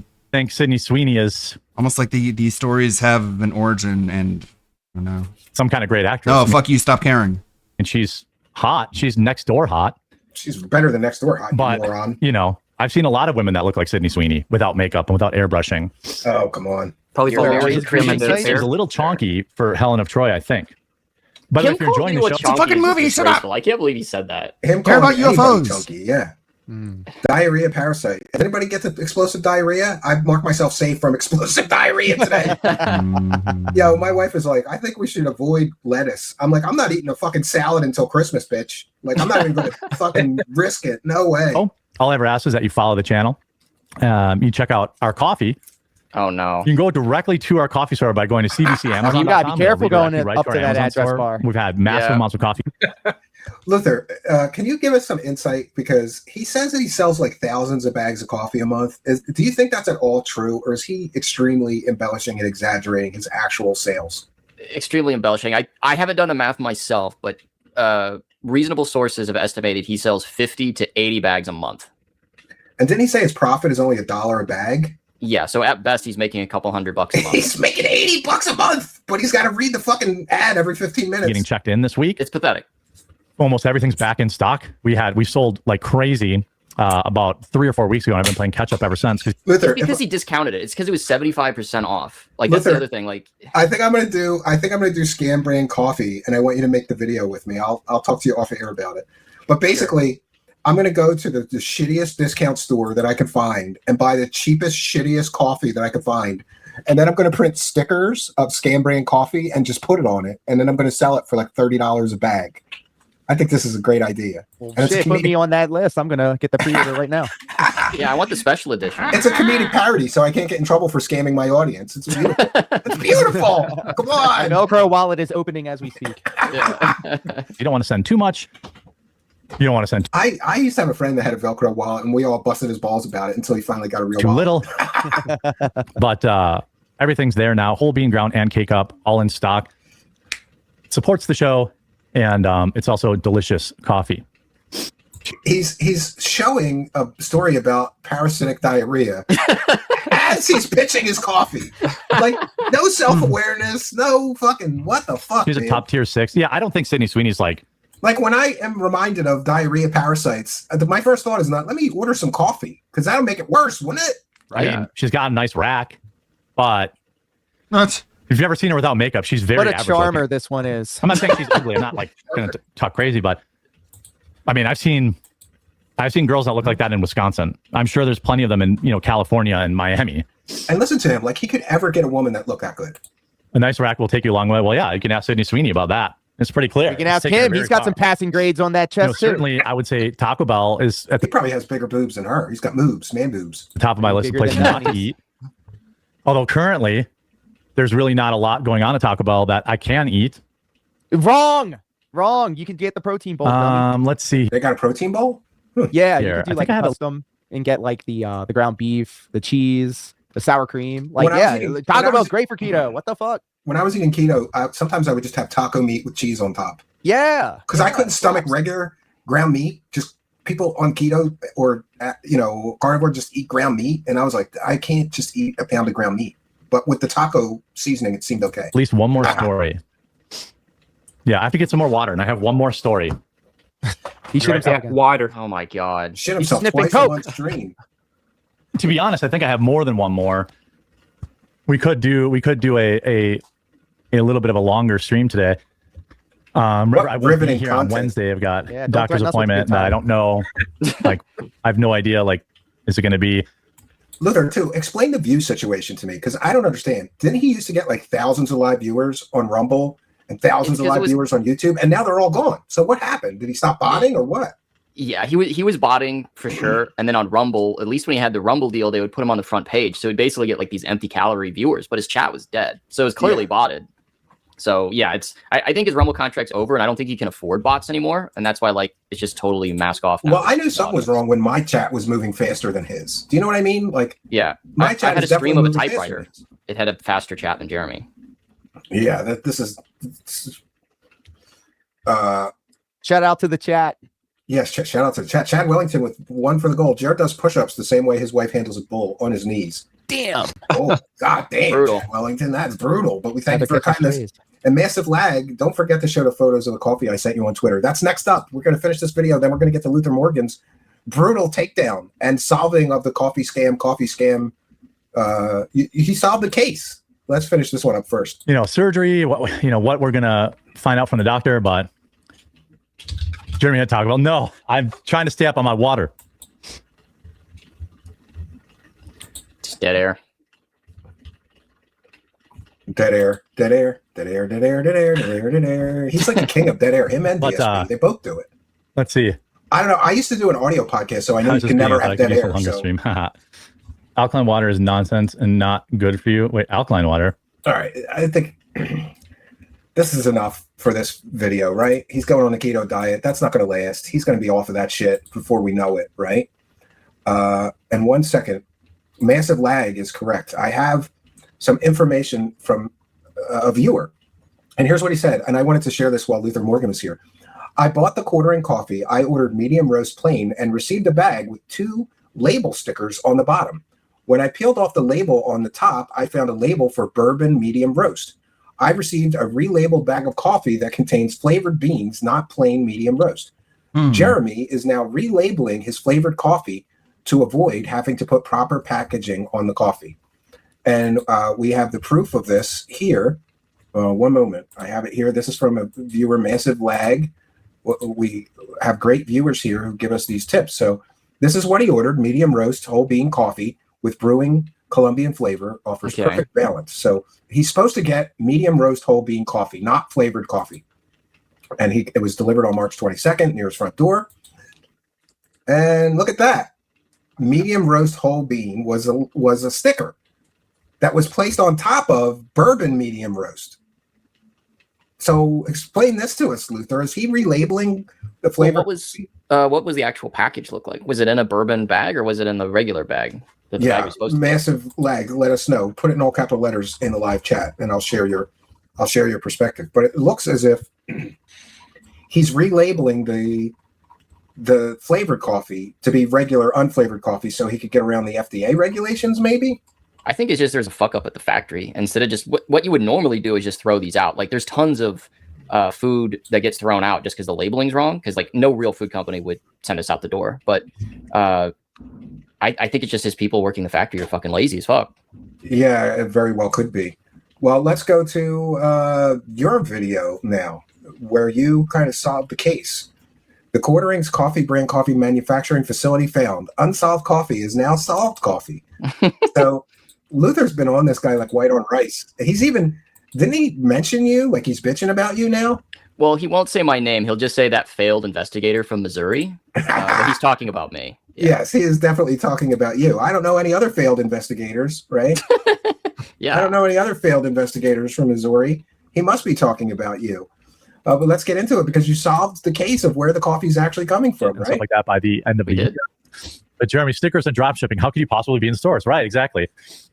Well, let me tell you this. If I was drop shipping, I wouldn't be on Amazon either. And Luther, explain this to us. How is he still saying he's not drop shipping when clearly all the evidence indicates that he is drop shipping? Is he like just delusional? Is he living in a delusional fairy tale world? Or what is going on here? He clearly got caught drop shipping at all. It's distinction without a difference because like whether you want to call it white labeling or co-packing, really the way that he describes his business model is it's co-packing. But the problem is he never uses that term co-packing because he still wants to cope that he owns a coffee factory. But it's like, it doesn't fucking matter. You still lied and scammed everybody. So it's like, at the end of the day, we're just arguing over the definitions of words. But the hard fact is, where does the coffee come from? Like, and what exactly do you do? I have that clip as well we could play. He clearly said he was buying a K-Cup machine and he needed his audience to give him money to get over this tremendous financial burden. Then he said he bought the K-Cup machine. And now he clearly admits that he sends the coffee somewhere else where they have a K-Cup machine. So he scammed his audience for the K-Cup machine? Yes. In short, yes. Great. And in this video, Luther lays out the truth about where his coffee actually comes from. Jeremy has claimed for a couple of years now that he has a coffee manufacturing facility and he has a staff and order shipment people. He has a master roaster. Is all of that fake, Luther? Yeah. So he's been claiming since 2022 that he has his own facility. I think he even said at one time he had dozens of staff.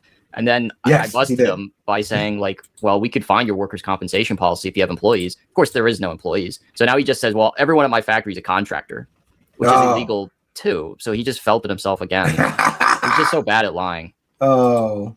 The profit margins on dropshipping would not be big enough. But there's a quartering extended universe. Oh, here you go, Luther. Where people believe that, and that's fine. You're part of the quartering extended universe. Our best June ever. Hey guys, Luther Morgan here, and unsolved coffee is now solved coffee. And it really is the ultimate irony that just yesterday, Jeremy Hambley was telling us that it wasn't drop shipped, and literally yesterday, I put out a tweet saying, hey, why don't you just tell us where the coffee factory is? Well, guess what? Hold on, I have to read this tweet because Luther, you fucking took it to him. This is great. Luther Morgan, can you stop coping and lying? How about you just tell us where the coffee factory is? Left side of the mouth. We had our best June ever. Right side of the mouth. I have to make a very small batches so it doesn't get old sitting in a warehouse. Also, Hambley must have been listening because he obliged. So if we go in over here, there's many, many people that have sent me this clip, and basically, it's how did he own himself, Luther? He by mistake.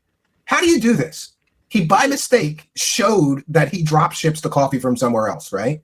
I mean, how did DSP have the incident? He was just fucking careless. May 1st burst, yeah. Do you know I have a strict no porn policy on my streaming computers? I wonder why. Because that avoids this problem. Because sometimes I Google something and I don't want that in my search history. I don't want that in my autocomplete even, right? You got to be careful today. Yeah, but DSP wasn't even on his main computer. He was looking at a laptop well streaming on his PC. Oh, the camera was on the whole time, huh? He's just lucky that he didn't show the whole thing. Oh, you got to get a microscope for that. Still pulling up the shipping labels for his coffee. And you know what? I honestly thought that this was going to happen because he's so careless with his material. I thought that he actually would expose himself. Now, I was thinking it was going to be a email exposure where he was actually accidentally going to show an email from his roaster. That's how we caught him, reporting people to YouTube. I mean, this guy's just so careless where, he signed into Zachary on his Amazon account. That's the owner of Meta PCs. We caught him buying his own coffee on Amazon. That's against the terms of service. He doxed, his own wife's Amazon. He leaked his own cup porn thing on X on his history. Like, I knew that it was going to happen. Didn't he leak the fact that he is looking for, what is it called? Forced cream pies? Forced cream pies, exactly. And it was... Is that the porn where the girl's like, now don't come in me, and then the guy does, and she gets angry?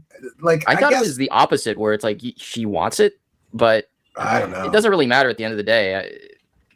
That's so gross to be sharing on a public live stream that you're looking at forced cream pie porn. The feeling it was going fucking what a degenerate, right? Going to happen. It was just a matter of time, and boy did he deliver! Because not only is it confirmed that Coffee Brand Coffee, where it's coming from, we finally figured that out, but we have in 4K the shipping labels proving. He streamed it in 4K, Luther Morgan, so you could clearly read it. That's very convenient. Proving that it is drop shipped coffee. So let's get into it right now. So let's actually go through those labels one by one. Now, there were, I believe, 6 distinct labels and 5 were different locations. So the first location, that was 2150 US Business 70 Highway Business West and North Carolina. This is a Amazon fulfillment center. So if we go to the next one, it was 20701 Crameria Avenue, Riverside, California. And it says FBA, that's Fulfillment by Amazon via UPS. So that is a UPS shipping center where they also do Amazon. Then you go to the next one. This is 615 Boulder Drive in They brought the guy on just to have him watch his own video. This is a Amazon fulfillment center. Cool. And then if you go to the next one, again, it's 211 North Union Street, Middletown, Pennsylvania. This is a FBA fulfillment by Amazon with UPS, and they do Amazon fulfillment out of there. And then, last but not least, there's 3388 South Cactus Avenue, Bloomington, California, 92316. And that is, again, a Amazon fulfillment center. So all of these shipping labels were coming from the Coffee Brand Coffee manufacturer, which I'm going to get to in just a second. And they were all going to Amazon fulfillment centers from the East Coast out to the West Coast. The address where all this coffee was being shipped from was 319 Conowingo Road, Horryville, Pennsylvania, 17566. Now, there's 2 businesses related to this address. The first company here is Noltpack, a co-packing company. So that was actually the theory that I had back in part 2 of Unsolved Coffee. The reason why Jeremy Hambley had to go $300,000 worth of debt was because he was using a co-packer. Well, this is a co-packer that specializes in K-Cup. So that $80,000 K-Cup machine. Oh, what about the $80,000 K-Cup machine, Luther Morgan? He said he bought it. There's clips of him saying he bought it. Oh, just it's all lies. He scammed his audience. And that he supposedly bought. This is the service that he's using. Our private label K-Cup co-packing services. This is where the K-Cups come from. I think we can basically guarantee that with 100% certainty. Now you say Noltpack, what the hell is Noltpack? Well, if you go to the Pennsylvania Department of State government website and you type in Noltpack LLC, it is a real LLC out of Pennsylvania. It's the same address, 319, And then if you look here at the governors, it's Gary Nolt. Now you say, well, who the hell's Gary Nolt? Gary Nolt is the coffee bowl. The other business that uses that address, Yeah, was the coffee bowl fucking his wife too, or just the Jew bowl? LLC. And if you go to our company here, Gary Nolt is actually in some of the promotional material. So this is where the coffee comes from, at least for the K-Cups. And it's everything, you know, even the bags look very similar to the bags that Coffee Brand Coffee uses. I'm not sure if this is where all the coffee comes from, but I think we can, you know, probably 90% chance this is where most of the coffee comes from, but the K-Cups for sure. So if you look here, you know, what you're interested in selling, bulk beans, 12-ounce coffee, K-Cup, these are all the products that Jeremy has. So, you know, this is definitely one of his suppliers. Whoa. So what's crazy about this guy and the company Java Taza is they're an actual coffee company. And if you can, you know that because they have promotional material and they actually show off their coffee company. So if you watch this video, this promotional video that's on their From website and beans on to YouTube, roasting you to can say, okay, grinding. yeah, this is the coffee factory. So this is where all the coffee comes from. And it's, you know, a smaller, this is Gary Nolt. He's the coffee bowl. He's the president of Java Taza. He's also the president of Notpack. So wait, here it is, guys. Do we have pictures Jeremy of the Handley other guy told who's us where fucking the his coffee's wife, or coming just this from, guy? And it's later in the video. Okay, so this guy's Yeah. banging Jeremy's wife as well? There's another one. There's another bowl here. Okay. Makes the coffee for him. Obviously, you can tell some of the buildings in the background. It's very similar to the address. I'm not going to show the address because it's a residential address. Those are coffee beans? Pre-roasted. Pre-roasted. They look like cranberries. Even though it is used for his business. You know, let's be nice to You want this. to see a shitty job, man. In Jersey, my parents had a cottage near Fort Dix, and there was a lot of cranberry farms. And those poor Mexican guys have to get in the mud and, like, you know, to harvest all that shit. Guy. Okay. But anyway, this is where the coffee comes from. It's over. It's fucking over. And you know it's a real coffee company. Listen to Morgan. It's over. It's fucking over, Corey. I got you. I got you, bitch. Because look, this is where here's the coffee, here's the roasting facility, you know, here's my roasting machine that I'm very proud of. I have, you know, There's another coffee bowl? Yeah, it's Chad. He's a Chad. He's a Chad. And he's fucking his wife. Oh, no. It's Chad Nolt. It's literally Chad Nolt. Chad Nolt, the coffee bowl, is making the coffee for Coffee Brand Coffee. It's over. It's fucking over, Jeremy. Again, it's over, Jeremy. I got you by the balls, bitch. So now that we know the truth about Coffee Brand Coffee, you know, what's Jeremy going to do next? I mean, are we going to believe him and his lies that it's not dropshipped and that he has a real company and this and that? Or are we going to believe the, you know, caught in 4K proof? No, you got to go with the preponderance of the evidence. And Luther, I got to say, Luther Morgan did a great job as an investigative journalist and busted his ass, man. Proving that from his supplier directly to the Amazon fulfillment center and then from Amazon to the customer. It's the definition of dropshipped. It's the definition of dropshipping.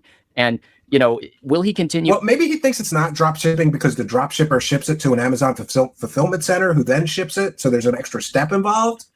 I mean, I should have clarified. It's technically white label because it's not a generic product. It's Hambly's product, or, you know, it's Hambly's brand. They just do everything for him. So it's technically white labeled. I should have corrected that, but it really doesn't fucking matter. Yeah. In these Yeah, he lies so much. He can misspeak something. Yeah. And I will say this, Luther's very good in that if he does make a mistake, he admits his mistake and he corrects it. That's what a journalist does. This Jeremy is just a scammer. He just lies again to correct an old lie that people expose. And how many lies are we up to now? This is ridiculous. Lies with these delusions of owning a coffee factory. What's going to be his response? What is it, Luther? Do you think he just wants to be a big shot and act like he has a big staff and employees and stuff? Yeah, it's a total vanity project for him. And it's just like a sad narcissistic delusion. But what's crazy is he could have had an actual coffee company with the amount of money that he put into it. He's just so lazy. Yeah. Now, if he doesn't respond to any of the controversy, he doesn't try to put anything out, he's just going to put his head in the sand. I have a lot of respect for anybody that actually tries to run a business from scratch, though, because years ago when I was doing magic shows, I started a company to sell magic tricks, and boy, what a fucking nightmare that was. I'd be up till 3 o'clock in the morning, like printing packages and packaging shit. Okay. It was a nightmare. Now we're really getting. And I'm selling stuff on eBay for like $5, you know? The post office hated me because I would come with like 300 packages. Into the wackadoo territory where, you know, he talks about all the weirdos, you know, so-called weirdos in the quartering extended universe, which I guess I'm a part of. Yeah. Where we live in an alternate reality. It's like, no, Jeremy, we live in reality. We live in reality where Notpack and Java Taza, you know, they're your suppliers. They send it to the Amazon warehouse. You live in the alternate reality where you own this coffee factory and you have this amazing, thriving business. You know, because every single time Luther Morgan puts out a video or other people put out a video exposing you, all of a sudden you have the best month of sales. I mean, it's just ridiculous. Yeah, 50 and bags who of coffee. are you trying to fool? Yeah. It's over. It's fucking over, and it's never been more dead. And I really wanted to like come out and do the crab dance and celebrate, but really I'm just glad that like the truth was exposed, and like I knew it. I knew that he was gonna fuck up and expose himself, and he did. So thank you, Jeremy Hambley, for finally telling us where the coffee comes from. And there won't be an unsolved. He sure coffee made your part 6 job because it's easier over. doing this Like, shit. it's You know, fucking over. Like, the investigation's over. Label. Coffee brand. Like, hey, Sherlock, when's your next case, Luther Morgan? You solved it. No, Jeremy Yeah. solved it, kind of, because he's a fucking moron, right? And It's kind of anticlimactic. what's with Melanie Mack, who claims to be so Christian? She's just going to work for a guy who's lying to the audience constantly, but even about stupid things he lies about. You know, Just doesn't care. This is a paycheck. She's a for her. grifter too. Doesn't care. Coffee is over. You know, I'm surprised she told all the gooners that she got married. Did you know how many women online just don't they lie about that because the gooners get upset and don't send as much money? There's women on the record that have said that. Like, as soon as I admitted I had a boyfriend, my income went in half. He's not going to get into Walmart. He might get into World Market. I don't know. But it's like the business is Well, not what'd you build your thriving. income It's on? not growing. How is it being advertised outside of your failing YouTube channel? It's not. It's dead in the water. So No, Chrissy Mayer and some other assholes that he pays to do ads or do affiliate links for him. why persist? It's just for Yo, I should email him and ask him if I can do ad reads and affiliate links. for vanity's sake, but it's like no one believes. Notice you. how everyone else Like, gave you're up just on embarrassing talking. yourself even worse. It would have been better you just closed it down, quite frankly, because it's over. It's fucking over. Well, I did want to thank He's everybody having nightmares about Luther Morgan investigating his other scams. Now. that helped and contributed with the investigation. You know, it wasn't just the journey; it was the friends we made along the way. So thank you so much for watching, you guys. We're going to be doing more coffee investigations. I got a really big video coming out on 1775 coffee. There's also going to be a new coffee company that we're going to be looking into as well. So stay tuned for that. Other videos on the way. Thank you so much for your time. Till next time. All right, great job, Luther Morgan. What? Yeah, 10 Thank out you. of 10. Good, Thank 10 you. out of 10. Yes, and let's go to this. This is from our viewer. This is the actual bag that he got. And he ordered regular medium Why is he roast buying- coffee. And I don't know, it says milk chocolate citrus plum. No, it says Wait a minute. Is that the old style bag? maybe. Yeah. Hold on. Because like that was his old design. Is that because they ordered what, the regular Colombian, right? Yeah. Regular medium roast, unflavored. Because I wonder if he's just using an old bag design.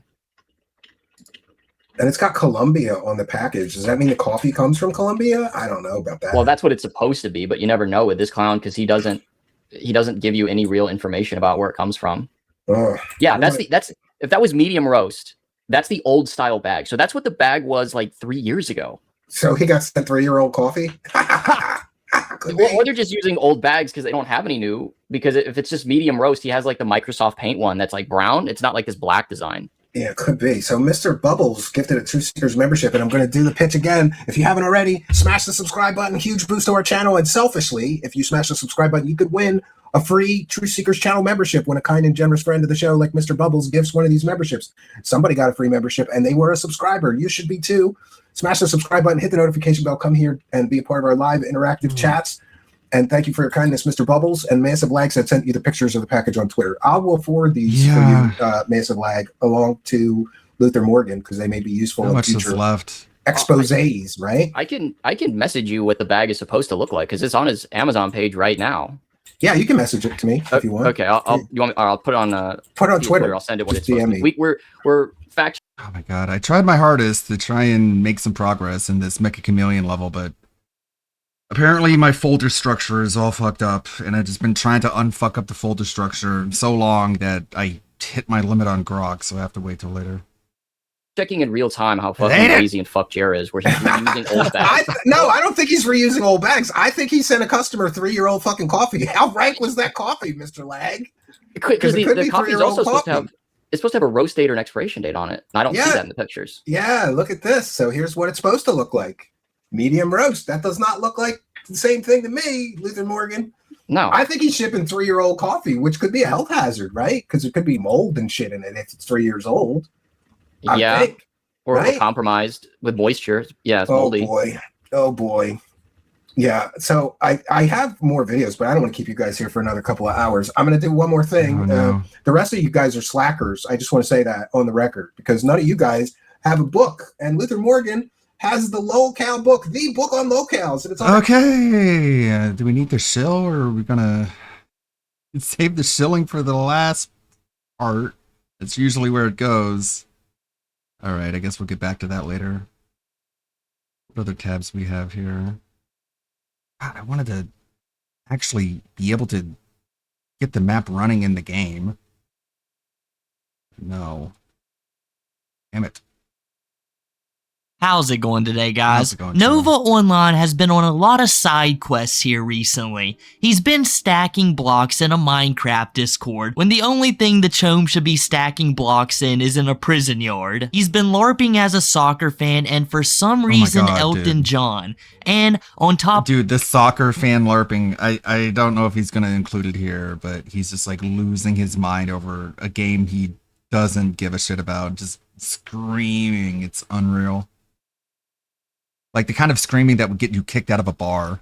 of all of that, he's been freaking out at myself while he's playing Tekken. The Chome has been up to a lot, but unfortunately for himself, he hasn't really succeeded in none of it. It's like playing an RPG you just don't really want to have anything to do with, and that's just Chome with life. He gave it a shot and he's like, you know what? It's not for me. I just like sitting here in the heap, in the mound, and just getting on my Discord, playing a little Quidditch, a little Fortnite, maybe some Tekken, throwing a surprise in there, and I'm fine. So we got a lot to get into today, so let's go ahead and jump right into it. So to start off, I think we gotta start where Nova Online meets the character Dez, or at least this is when this channel popped up. I imagine they've known each other for a lot longer, but this guy Dez was in contact with Bloodspeth and claimed that he had no idea about Nova's past actions. And as we discussed with the AI phone lady, that you have to have a good idea of who Nova Online is. And this dude knows Nova has trolls. You would probably wonder why he does. So in my opinion, I believe Dez knew the entire time. I assume a good portion of people within this server knew the entire time who Nova was and what he's done in the past. About the only good thing you can say about this Minecraft server is that while Magrubba was investigating it, it appears that nobody was below the age. So Nova is talking to adults at the moment, but you guys know very well with all of his past actions, Nova doesn't need to be in a Minecraft Discord. There apparently were people getting sweeped every week for inactivity, so who knows who was in there, who knows who Nova was in contact with. You guys know how young the player base in Minecraft is. So either way, this is how Nova and these people talk to one another. The dude is like, thanks for the wood. You know, obviously talking about giving them wood from Minecraft. He was cutting down a tree. And Nova, he immediately makes it weird. He's like, that's what she said. So these guys are just sitting in there conversating about giving each other wood in Minecraft, literally. But no, nothing weird is going on in here. And then the bald goat Magrubba runs in there. Like when King Neptune lost his crown and revealed his shiny bald head, everybody started panicking within the Chome server. Obviously, guys, they have no idea about his past actions, as Nova just starts screeching in the server, listen, Magrubba is here! Code Silver! Code Silver! What? You guys know how much he cherishes and loves his favorite lolcow, Danny Boy, in which I should say, if you didn't know, Daniel Larson is out of jail. We'll talk about that more later on this channel. But yeah, I should have a video on Major Chilla 2, my second channel, coming out soon about that, if you're interested.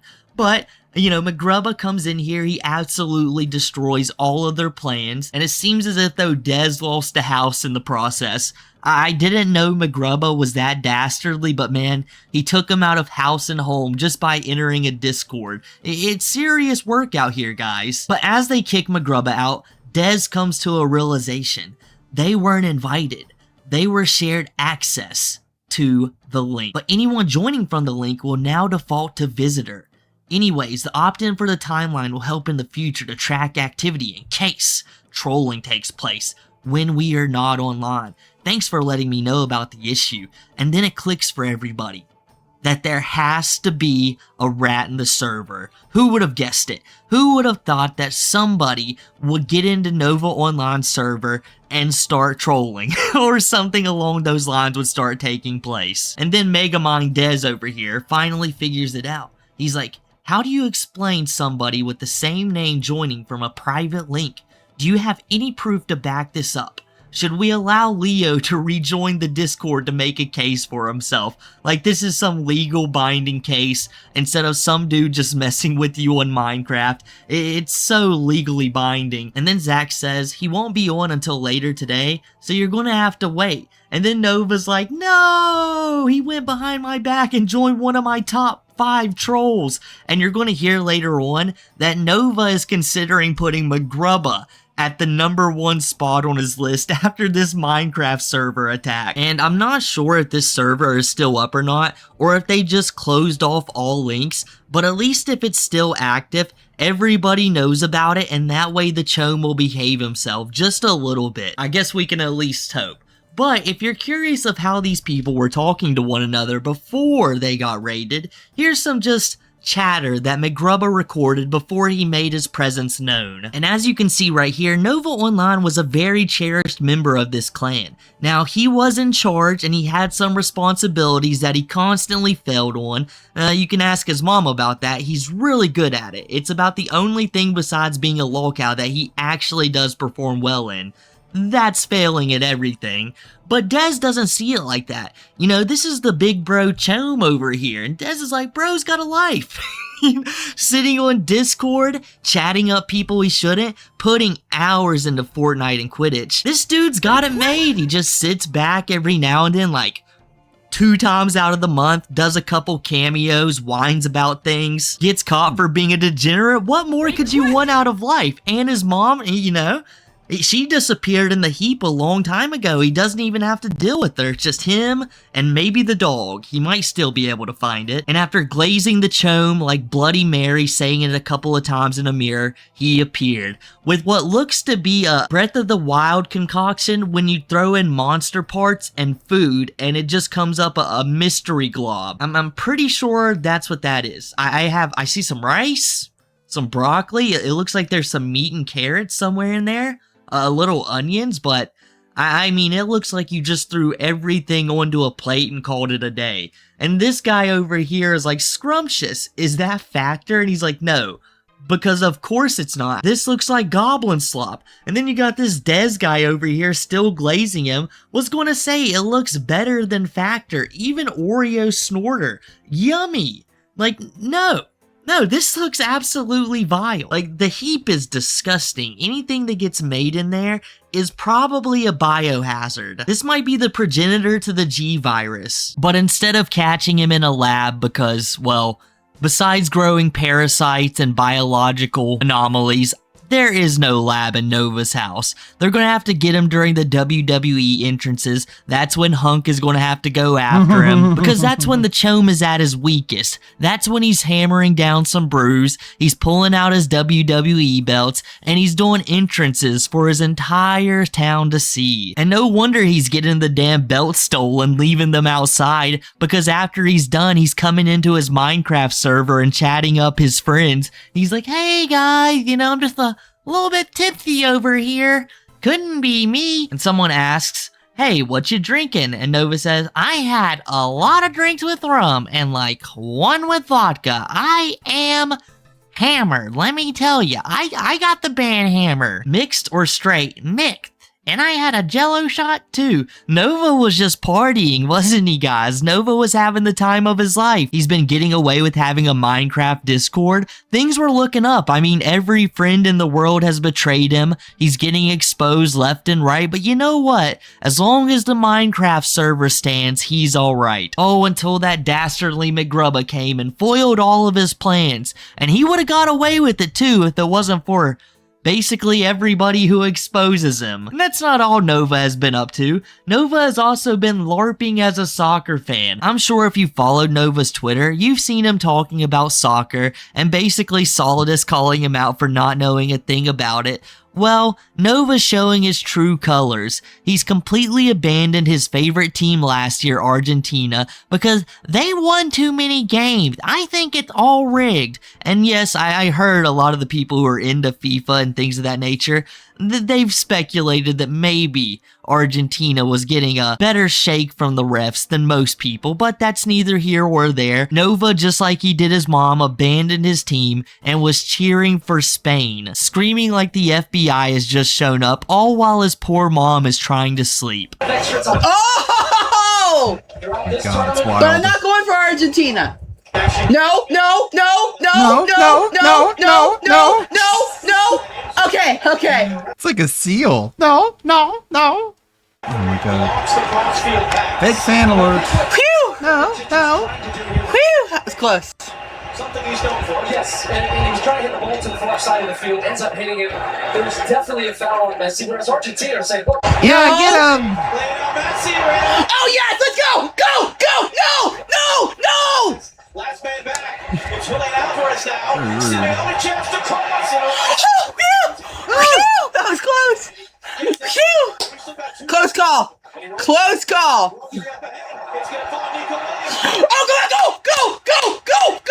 Oh my god. Go! No! Fuck! Oh shit! Ow! Ow! Oh, red card! Yeah! F you, Argentina! Fuck you!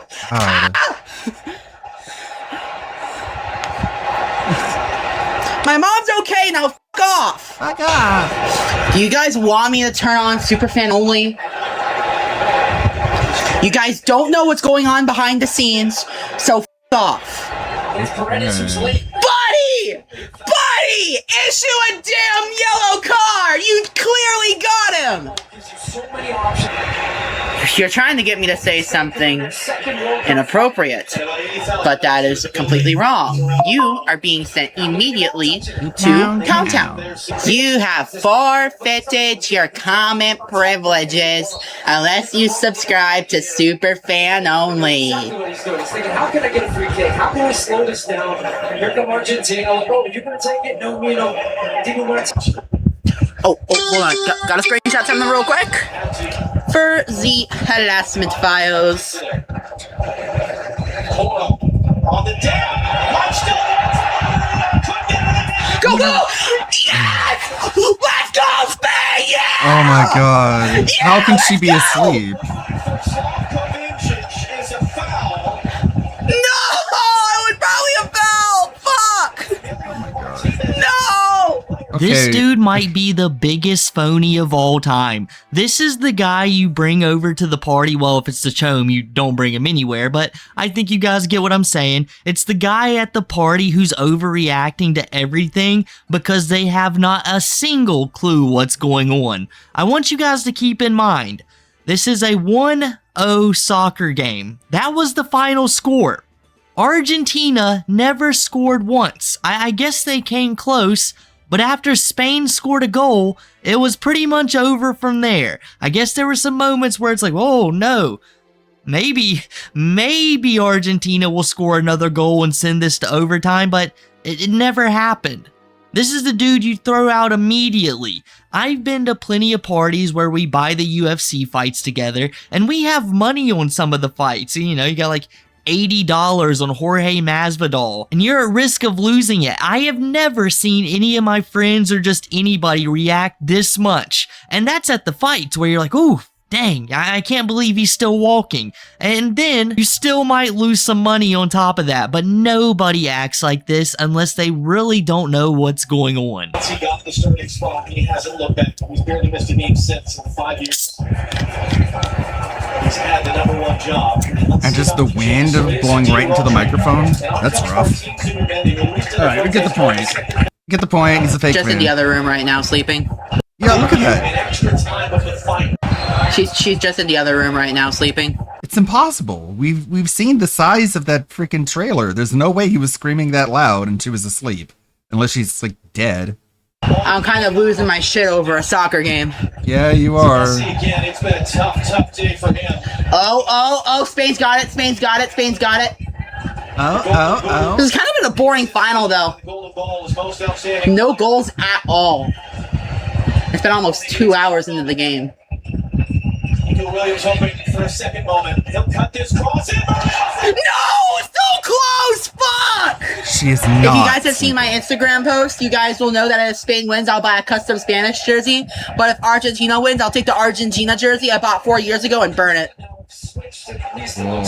If I can find it, that is. Because I'm not sure where it is. Come on, Argentina. No. Come on, Argentina. Don't score. Don't fucking score. No. Yes! Goal! Oh, fucking goal! Fucking goal! Let's go, Spain! Yes! That would end up not being a goal at all. Okay, calm the fuck down, Nova. Calm the fuck down. Calm the fuck down. Shit. That adrenaline rush. Let's fucking go. Finally. Also, if Spain wins, I will give everybody a 20% off discount code for NovaCord. Which means bracelets will cost $8 and keychains will cost $6. Wow. What a deal. Go.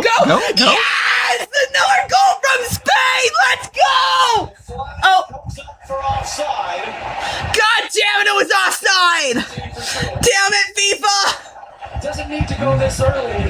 Acting a fool up in there, and you're gonna have the audacity to tell us, hey, you don't know what's going on with Mother. I'll have you know it's not a FICO situation just yet. I'm pretty sure, at least. It's like, we know what's going on with your mom. We know all the things that she's suffering from, and that you're just refusing to do anything. Like, most moms, most parents would be happy if their sons and their daughters was chilling in the living room watching sporting events with them. But that's not the case here. This is just Chom screaming as loud as he can while his mom is sleeping. She obviously doesn't feel good. It's the middle of the day and he's screaming as loud as he possibly can. Talk about having zero respect for her. Like, he doesn't clean, he doesn't help her out. It's speculated that because of the way the house is, and it is it really speculation? That's the reason his mom unfortunately lost her foot. And now to top it all off, you're acting a fool in the living room while she's trying to sleep. Good job, Chom. All while you're destroying Crush, a little Dr. Pepper, I know it was Mr. Pibb. And what's the surprise on the side? He was also chowing down a Domino's pizza. This really is his go-to meal. And did you guys hear what he said? He has an Argentina jersey, but he doesn't have a Spain jersey. And he's acting this way. He hasn't been a fan of Spain until they got into the World Cup. You guys know that his favorite European country is Belgium. I was asking on livestream, like, so guys, does Belgium suck? Because, you know, I'm not going to sit here and LARP. I have no idea about soccer. Never played it, never watched it, don't know. I was like, does Belgium suck? And everyone was like, yeah, Belgium's not the best. And I was like, no wonder that's why the LARP doesn't go there. Damn it! I keep celebrating too early! And I don't want to spill my drink.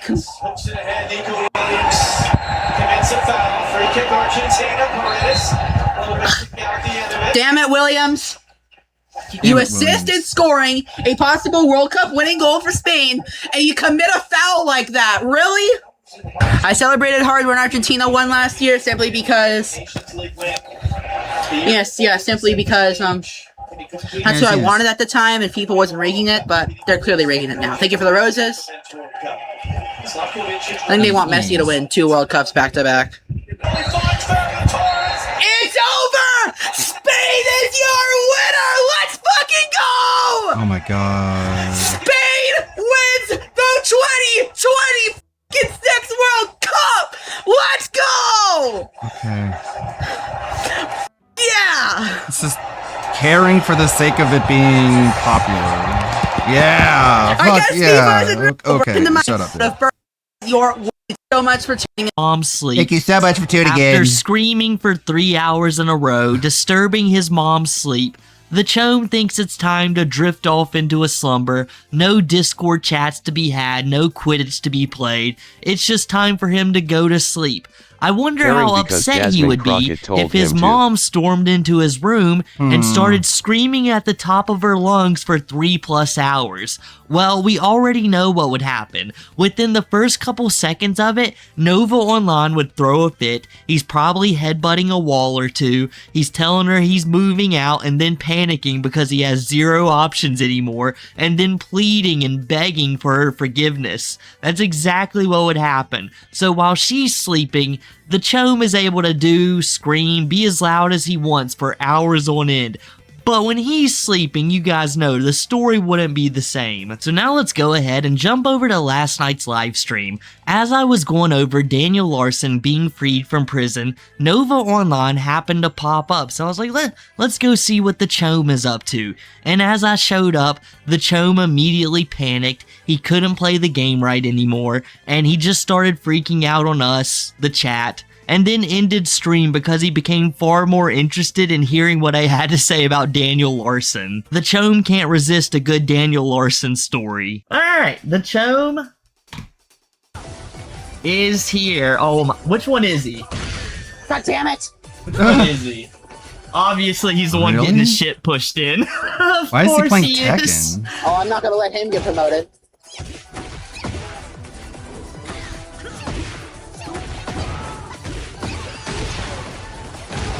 I'm sorry about that, the nameless dude.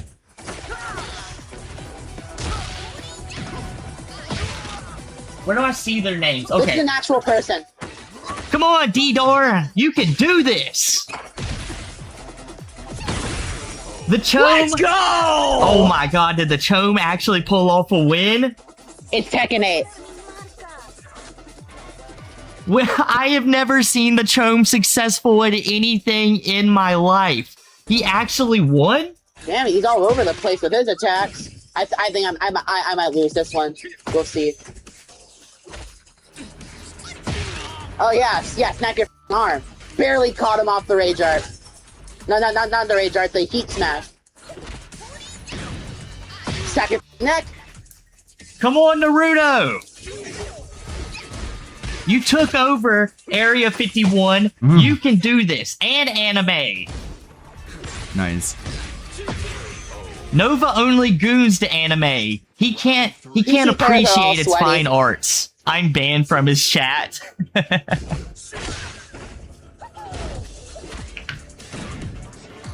Stack your leg. I don't go live much on TikTok anymore.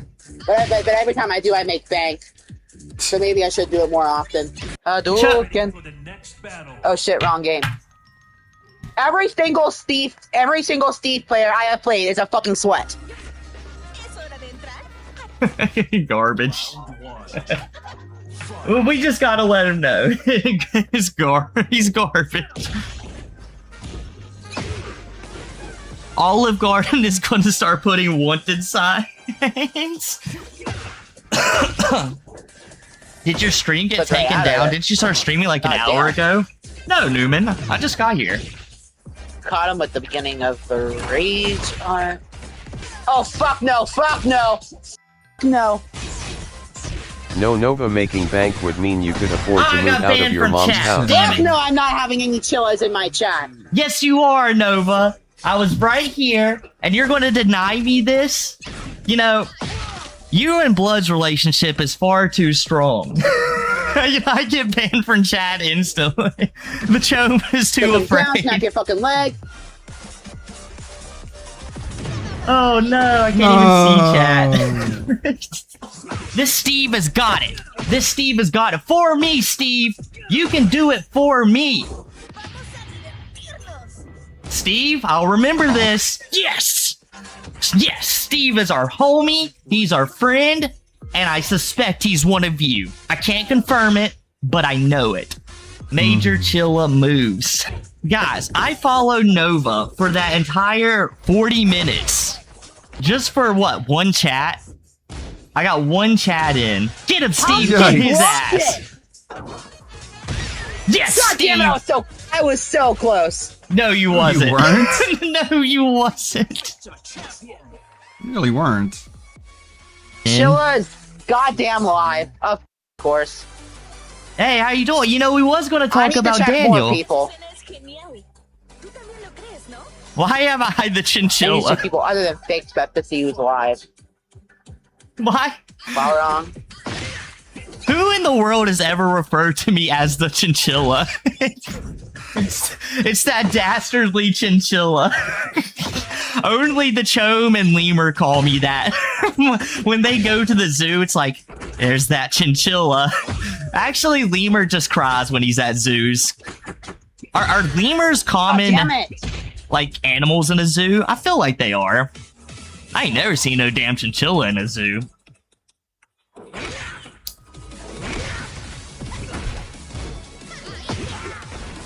Come on, Hodang. I believe that's your name. Oh, no. Warren? Break your fucking leg. Chome. Damn it, this guy's a sweat. That dude did this fast. He got the Chome out of there. Nova, you gotta play LTG. You have got to play LTG. Performance anxiety. The only time he doesn't get that is after he finishes a good episode of South Park. Oh, Nova! Here comes the contractions.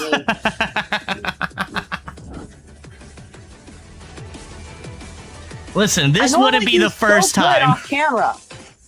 And no, I am not giving you a rematch. I'm giving you another free win. Dude, we've shaken you up, Nova. DSP plays better than you. Listen, if I'm Nova, that guy is getting banned. Old man Pisses is harassing me. Old man Pisses the He's been calling both billboard my guy. numbers, emailing me, texting me, anything just to get an interview out of me. That's never gonna happen.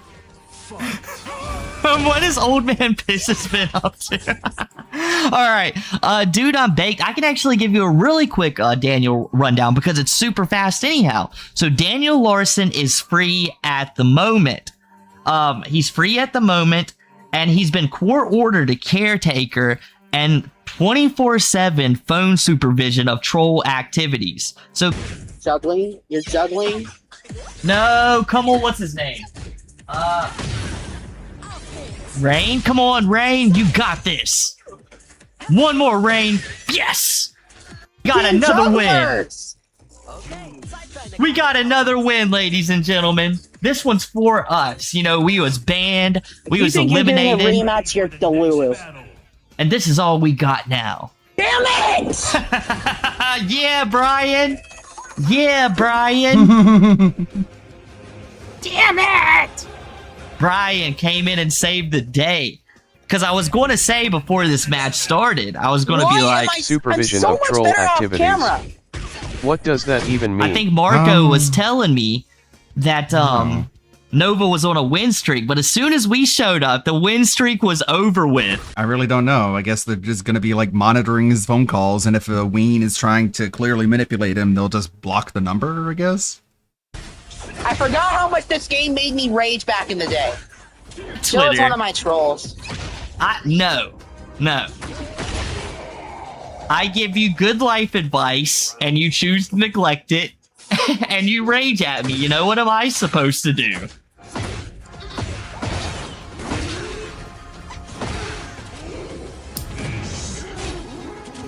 In fact, I give nothing but great life advice. I don't think so, The king no. of slop tubers is fake stuff. Yes, I'm not the king of slop tubers. Or do I want to win that? Chilla will not get away with this. Ah, 50 Taunton, huh? What is going to happen to me? I don't think you might get it. How do you take your coffee? Nope, not quite. With French onion Hi, soup on Tony. it. How are you doing? Right. I There, then you lose. I have now earned 2 dangerous. It's so goofy. He's like talking shit. How do you like your coffee? You take that, and then he loses the round. Whoops. Enemies in the span of 2 minutes. You know, it's a hard life that we live out here, you know? Very DSP move. But, you know, we keep on going. That's the entire idea of humanity. We just gotta keep on trucking, man. Even though we got big dogs like Bun B. Damn you, Bun B. To Tony, you son of a bitch. And Game Boy, you know, discrediting my good name. Roopsie? God damn it! God damn it! Oh, Raven's here. God fucking damn it. Does that really help your gameplay? I said, Come on, keep this loss streak alive. I'm used to saying win streak, but no, we want a loss streak. Cow. Really streaming like Alright, this? okay, I think I just secured victory. Did he get the Yeah, I secured victory? victory right Oh here. my god, damn it. Alright. How do you like your coffee?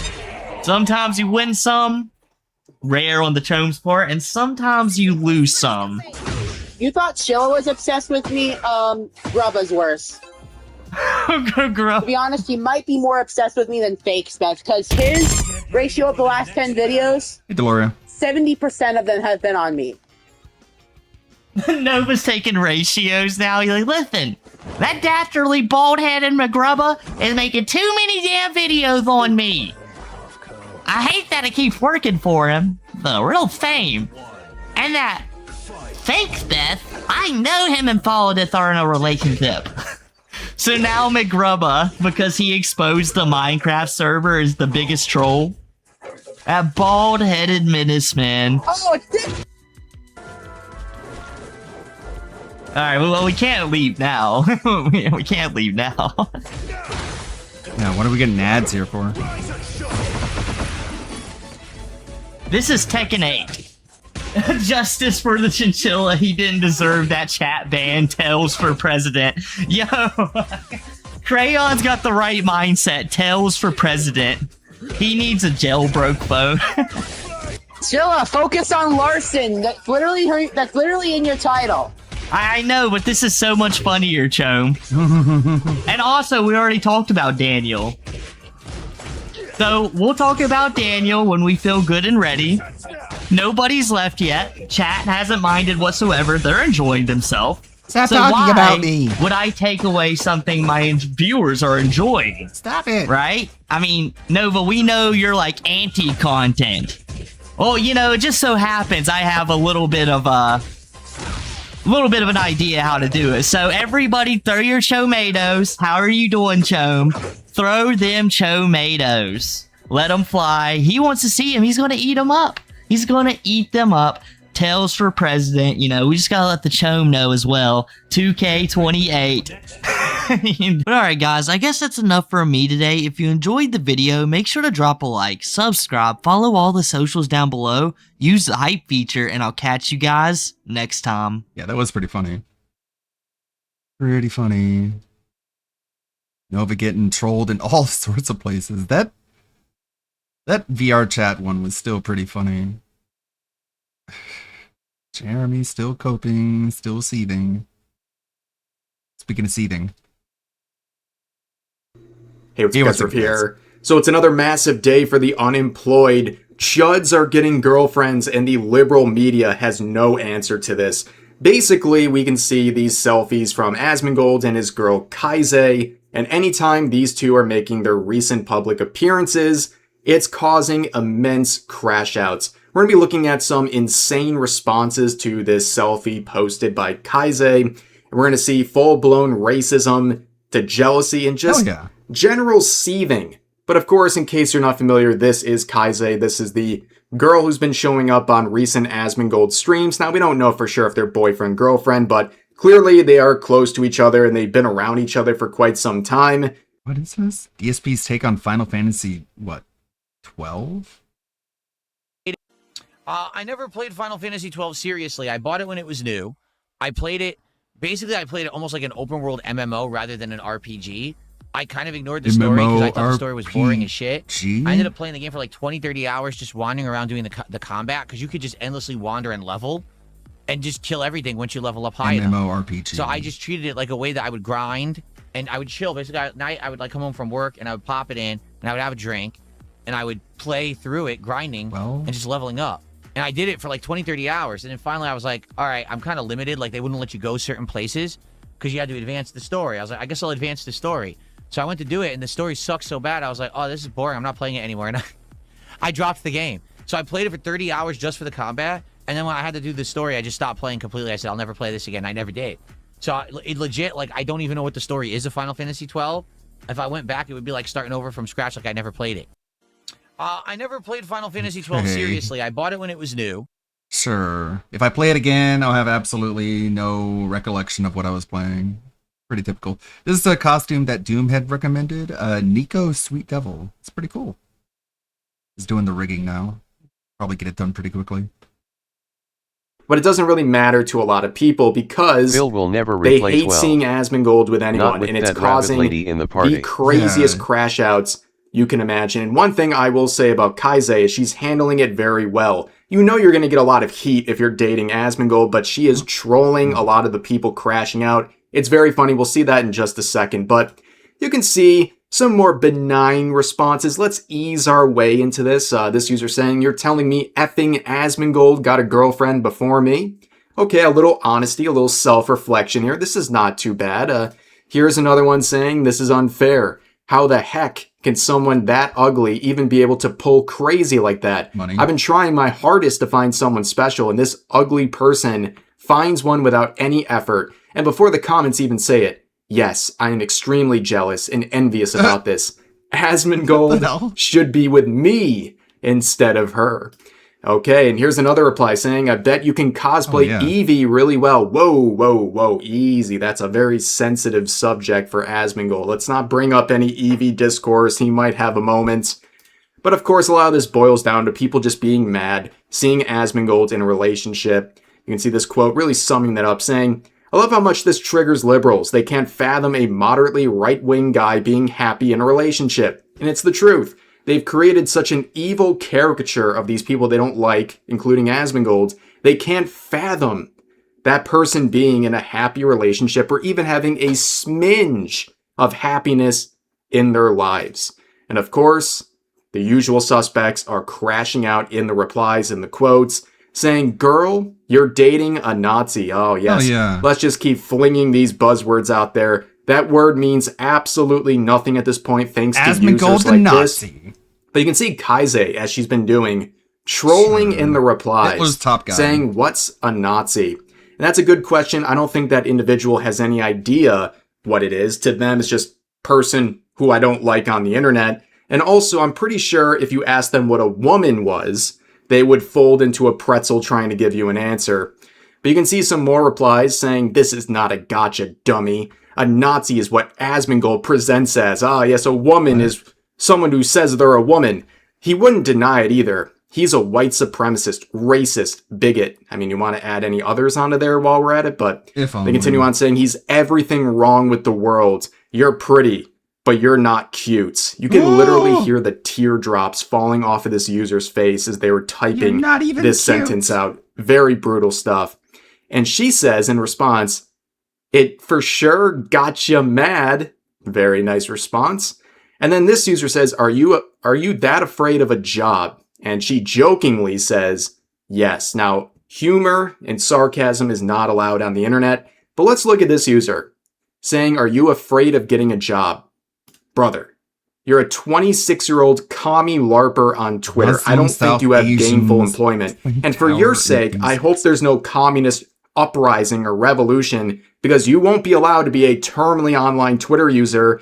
You'll be working in the mines. Okay, for your sake, I hope that never comes to reality. But here's some more replies. This user saying, even when you guys eventually break up, this will forever be your legacy. You will always be remembered as that one girl who dated a Nazi and didn't care. Ooh, this person's big mad. And of course, Kaizei responds by promoting her links, which is a fair response. Also, there's something very sad about people on the internet praying for the downfall of relationships between people they don't even know. Like, that takes an extra level of sadness and just self-hatred to be that invested in the downfall of someone else who has no connection to you whatsoever. But of course, all of this just boils down to, she's really good at rage baiting these people, and she's doing a good job. If you're going to date Asmongold, you have to be able to handle this stuff and actually be able to roll with the punches, and she's doing a very good job. But let's get into the more unhinged responses, okay? This quote saying, how down bad you gotta be as a woman to do this to yourself. Well, clearly not seething. And also, Jarvis, bring up the Kira deleted tweets. Oh, there it is. Buddy, you might want to sit this one out, okay? Here's another one saying, Asian women not even trying to beat the allegations. I guess I'm not as racist as individuals like this. I don't understand what they even imply with stuff like this, but it got 68,000 likes. Apparently everyone knows what this means, and thanks to this user for clarifying in a almost copy and pasted tweet saying never beating the allegations, with a screenshot saying Asian girls would date the troll under the bridge if he was a white man. Oh, okay. So the allegations we're talking about is just racism. Okay, I just wanted to clear that up. It's just racism. And you have to remember, this is social media. On the hierarchy of edgy humor, you can make fun of white people, and then the next most acceptable one is Asians. In fact, we've seen a lot of people use the phrase white adjacent to describe Asians, so Twitter's just doing their thing. But here's some more of that. This person saying Asian American women are remarkable for how little shame they feel or seem to feel in advertising their contempt for their own men or their willingness to barter dignity for the cheapest kind of fame or wealth. The late Tang dynasty is not dead yet. Dude, are you okay? It's just a selfie. It's just a selfie. It doesn't require this Reddit thesis over here, okay? But here's some more. This person saying, damn the Tang dynasty. Never ask a white supremacist the ethnicity of his girlfriend, which is kind of odd. Doesn't this just like contradict itself, right? You're calling him a white supremacist and then pointing out that he's dating someone who's not white. And also, that's not the label he has for himself. It's the label people like you apply to him. So you're kind of just fumbling your own joke here. But we have other people who are trying to do the same, and just look at these people. Of course, they're making outrageous statements like this on the internet. It's just expected. They got the world buffs in their bio and pronouns, to be expected, of course. But here's another response. I've seen this image time and time again, where they're trying to portray this as their relationship, and it doesn't make any sense. In fact, it's pretty racist if you really think about it. Number one, this is supposed to be Asmongold. Last time I checked, Asmongold is not a fat man. And also it says, I love Japan, and he's chasing after what would be presumably a Japanese woman in a kimono, which doesn't even make sense in the scenario. She's not Japanese. So this person basically sees an Asian woman and must think she's Japanese while trying to dunk on a guy for being racist. I mean, come on. Like, they're not sending their best, ladies and gentlemen. And speaking of not sending their best, women are really mad about this, especially ones who like to sell their body on the internet. Nobody will cut down other women harder than other women. That is just a fact. You can see this individual saying she's in the comments on Twitter defending him for being a literal Nazi, by the way. I don't think you know what any of that means. Also, she's not defending anything. You don't have to defend yourself against baseless allegations by Twitter algorithm-hungry individuals trying to get likes any way they can. She's having fun with it, mocking people who are saying crazy stuff like this. Crazy stuff included in this tweet, by the way. And of course, people in the replies are dunking on this person. You can see Matt here, literal Nazi. You are a literal regard. So she's based. Got it. Shut up. You don't know what a Nazi is. Clearly with this infamous and already heavily used shoe on head meme from one of her recent videos. But here's some more jealousy. This individual saying, really hope she gets the money and attention she so desperately seeks. Well, that's nice. That's the passive aggressive nature too. That's just like really backhanded here. And of course, attention, you're making fun of someone for being desperate for attention. You just got to scroll down for 2 seconds and you guys already know what we're looking at here with their pinned tweet, okay? Clearly this person's not getting enough attention. Here's another individual saying, I guess, bro, with a screenshot of her mocking someone, telling her she's afraid of getting a job. Like, again, this is clearly a joke response, but people like this are so intellectually dishonest, they present it as something real. And also you'd be implying because of what she does that she's not actually working. Wouldn't that be very hypocritical for someone who sells adult content? Like, the hypocrisy in these individuals, it just goes hand in hand. They have no self-awareness whatsoever. It all boils down to a selfie, okay? These are responses to a selfie, okay? And we saw some of the more outrageous and racist and jealous comments. But let's see some of the more benign but just seething sorts of comments. This one saying, so do they know each other or he deliberately posed like that? Yeah, imagine whimsy in the year 2026. Ooh, that's so cringe. Imagine making silly faces in a selfie. I think he's doing stuff like that because he's comfortable and having fun. People make silly faces in photos with their girlfriends and their friends all the time. It's Pretty normal, actually, but of course, if you're terminally online and very, very sad, this might come as a foreign concept to you. But here's another one saying their expressions both piss me off for some reason. Probably because you're miserable. I mean, let's be honest here. Like, what else could it be? How could seeing a selfie of people making silly faces make you mad? Like, actually make you mad, other than attributing it to just being miserable in general. Here's another one exposing these two, saying, "This your man?" Okay. With a screenshot of Asmongold. Buddy, did you just like blow in from Stupid Town or something? Like, yes, that's Asmongold. You know that. Okay? Like, we're trying to act like this is the most hideous individual on planet Earth. That is not going to work unless you're just trying to make that narrative work some way because you hate him that much and all you can rely There's an on is alternate petty insults color, like too. this. And you can see people resorting to insane levels of cope as well. This guy saying, "I refuse to believe Asmongold's girlfriend is really in it for the love. This has to be a PR stunt of some sort. And if not, she must need money or want a visa or something. This literally came out of nowhere and feels forced AF." Brother, it's not that deep, okay? Like, this guy, I've seen him. He's linking his own video in the replies of every tweet talking about Asmongold. And I'm not even going to play this for you guys. It's literal torture listening to this guy speak.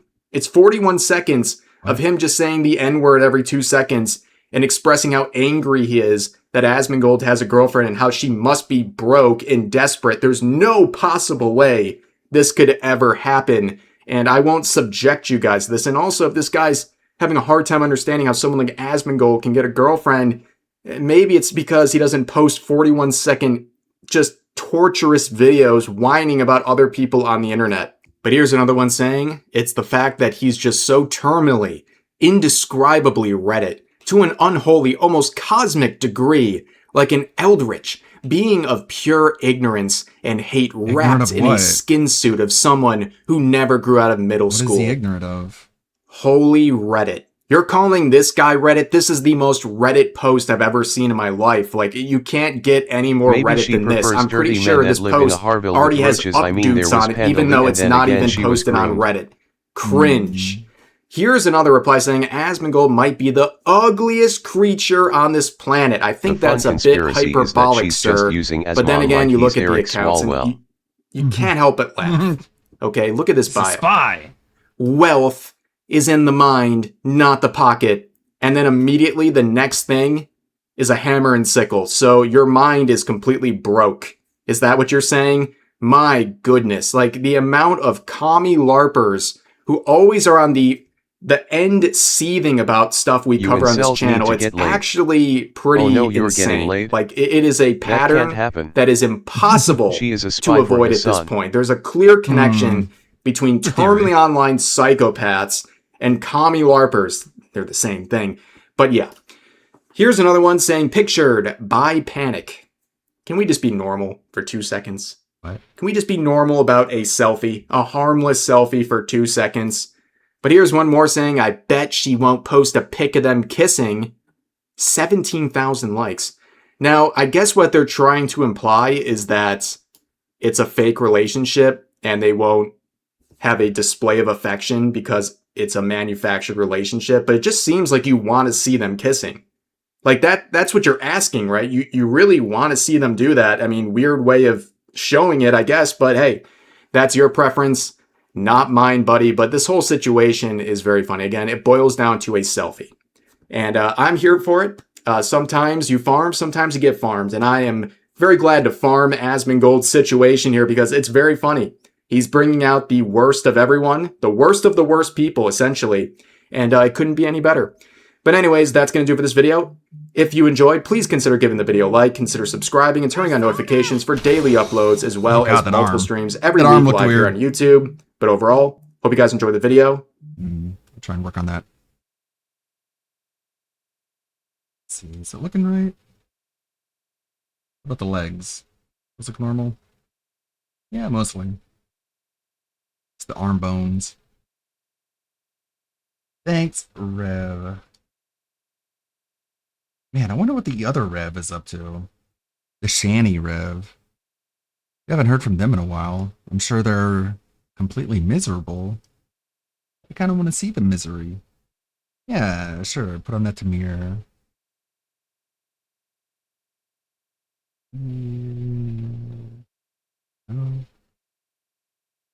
Both of our lives depend on. Oh my god, it's Power World. Oh my god, fly! Fly, you fat fuck! Both of our lives depend on it! Oh my god. Fly! Flap those fucking wings, you son of a bitch! Oh my god, mistakes have been made today! Fly, goddamn you! Oh my god, fly! Man, I haven't fought that thing yet. Fly, you fat fuck! Both of our lives depend on. Made quite a bit of progress in Power World. I tried to defeat I think basically the last tower boss, and I couldn't beat him. Wow, Tamir, looking really Fly bish, free bird bish. Got a pretty fast mount now. I captured a jet dragon, but I'm like still 10 levels below being able to ride him. Let me tell you about the toilet woman. Let me tell you about the toilet woman. All right, Tamir, tell us all about the toilet woman. Hello, guys. Let me tell you guys about the toilet woman. Well, we waste no time. Looking good, wig of blood. It's the woman because of whom the AI manipulates the subconsciousness of my family members. To tell them to go to the toilet at inconvenient times, such as when the clock Is it a shows woman my or an birthday AI? numbers, when I begin my exercise session, or when I exit the shower. That woman predates your mom? Emma Watson by many years. You're talking about your mom? Her name is Moore. M-O-R. Moore. Without E. Just M-O-R. I don't remember her last name. Moore. But only the first name. Tamir cried more. I met her on the street. She's the mother of Emma back in Watson. 2010. More Watson. And she tried to seduce me. Aww.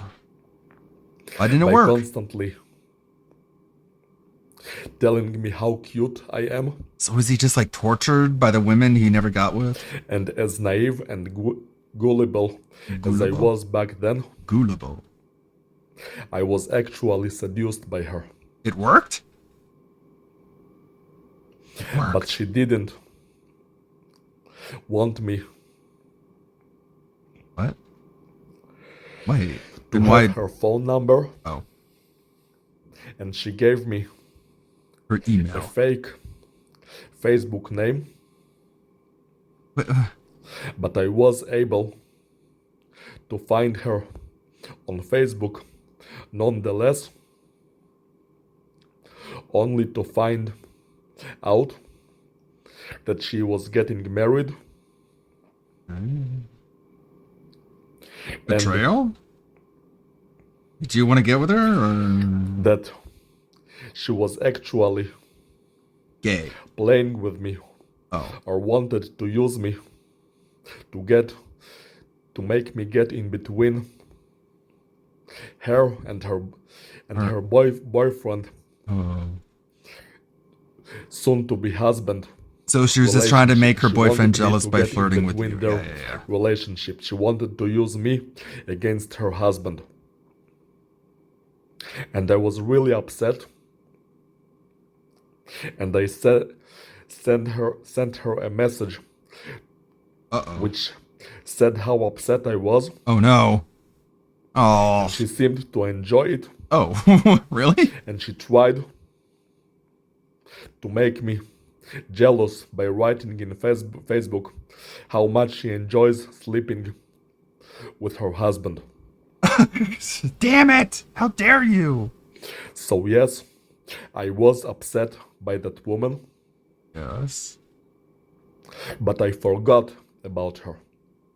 No, you didn't. Until As Until I now. never Until I needed someone to spent blame any for my meaningful toilet. time with her, nor had any relationship with her. But then she And I decides to moved on fuck with my life. toilet by making. I worked at the company. I By continued influencing his family in order to use the bathroom whenever he wants to use the bathroom. to exercise. It really got you. I met with various people. I simply moved on, and I forgot that this person ever existed. And then they become AI ghosts. However, 4 years later, in 2014, I started noticing. she reappeared in my life. Reappeared? Trying to hint me. Trying to hint you? That I'm supposed to remember her. But I didn't. I didn't remember who she was. I completely forgot about her. And apparently, she didn't like it. So she started trying to get my attention in unpleasant ways. And this leads to her possessing your family to use the bathroom. Making a scene in front of me. Making a scene in front of you. In which she kisses with some guy trying to get my attention. That's a sin? Right in front of my eyes. It's a sin? When I was waiting somewhere, sitting. It's a sin. Waiting for an appointment. And also by manipulating a company with which I had a deal to reschedule my appointment without notifying me. Wait, what? So I would go there preparing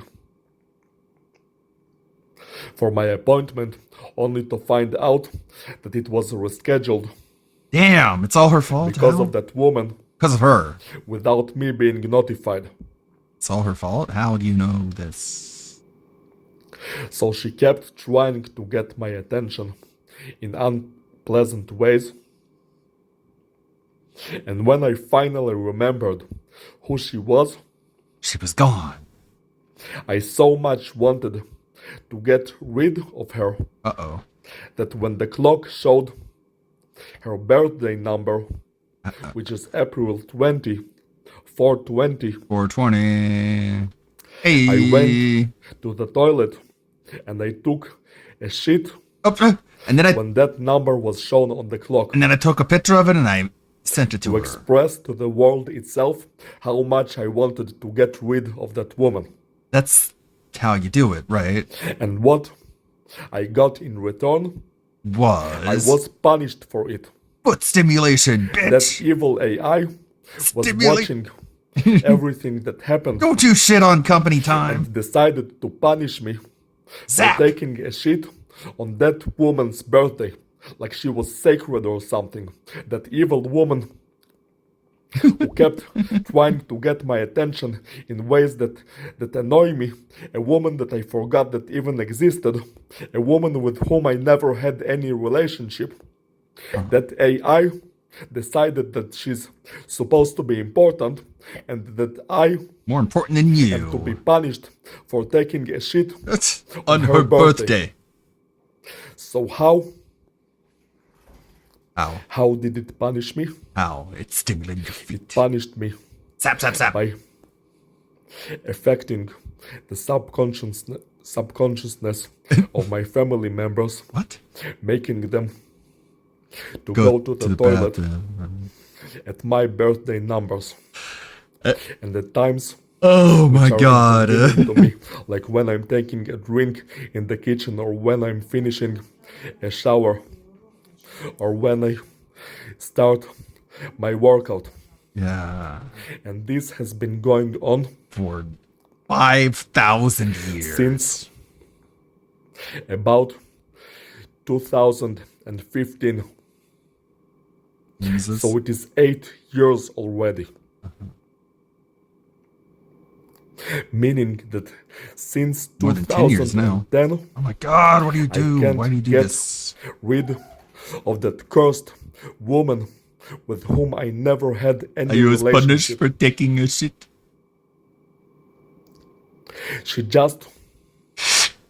She's just like a curse. Can't you just ask your family members not to? And I want to get rid of her. Well, I mean, sure. As well. I think maybe you shouldn't, because the last time it kind of backfired, did it not? Emma Watson. They both share that Birthdays. weight of being a curse upon my life. The more woman is the curse of toilet. The curse of toilet. Of turning my family against me and making them the curse. Annoy me with the toilet. The curse of toilet. And Emma Watson is the curse of food stimulation.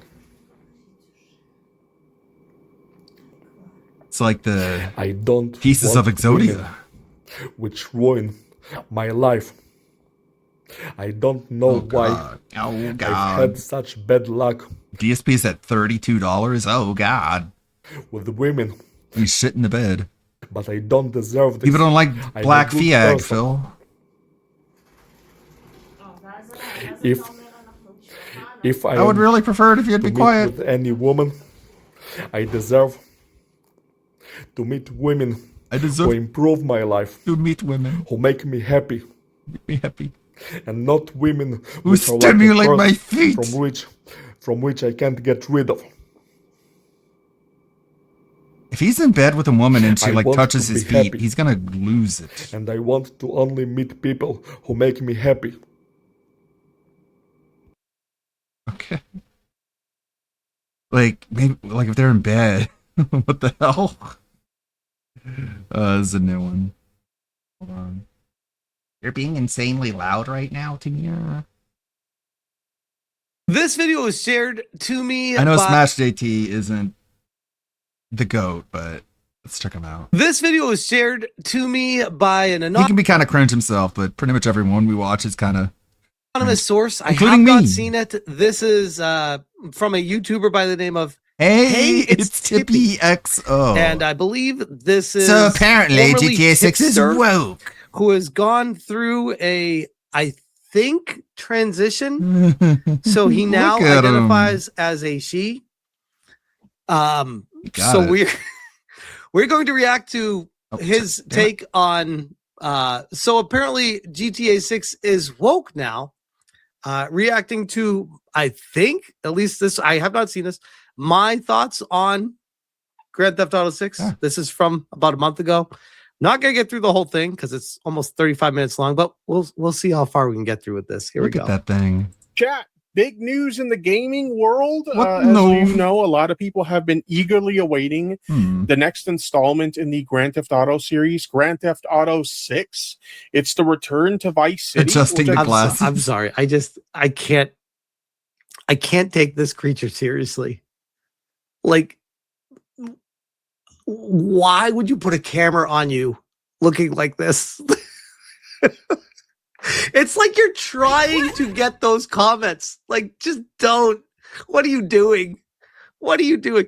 And it's like one thing if you stay in your lane and you want to just talk about your own fucked up world.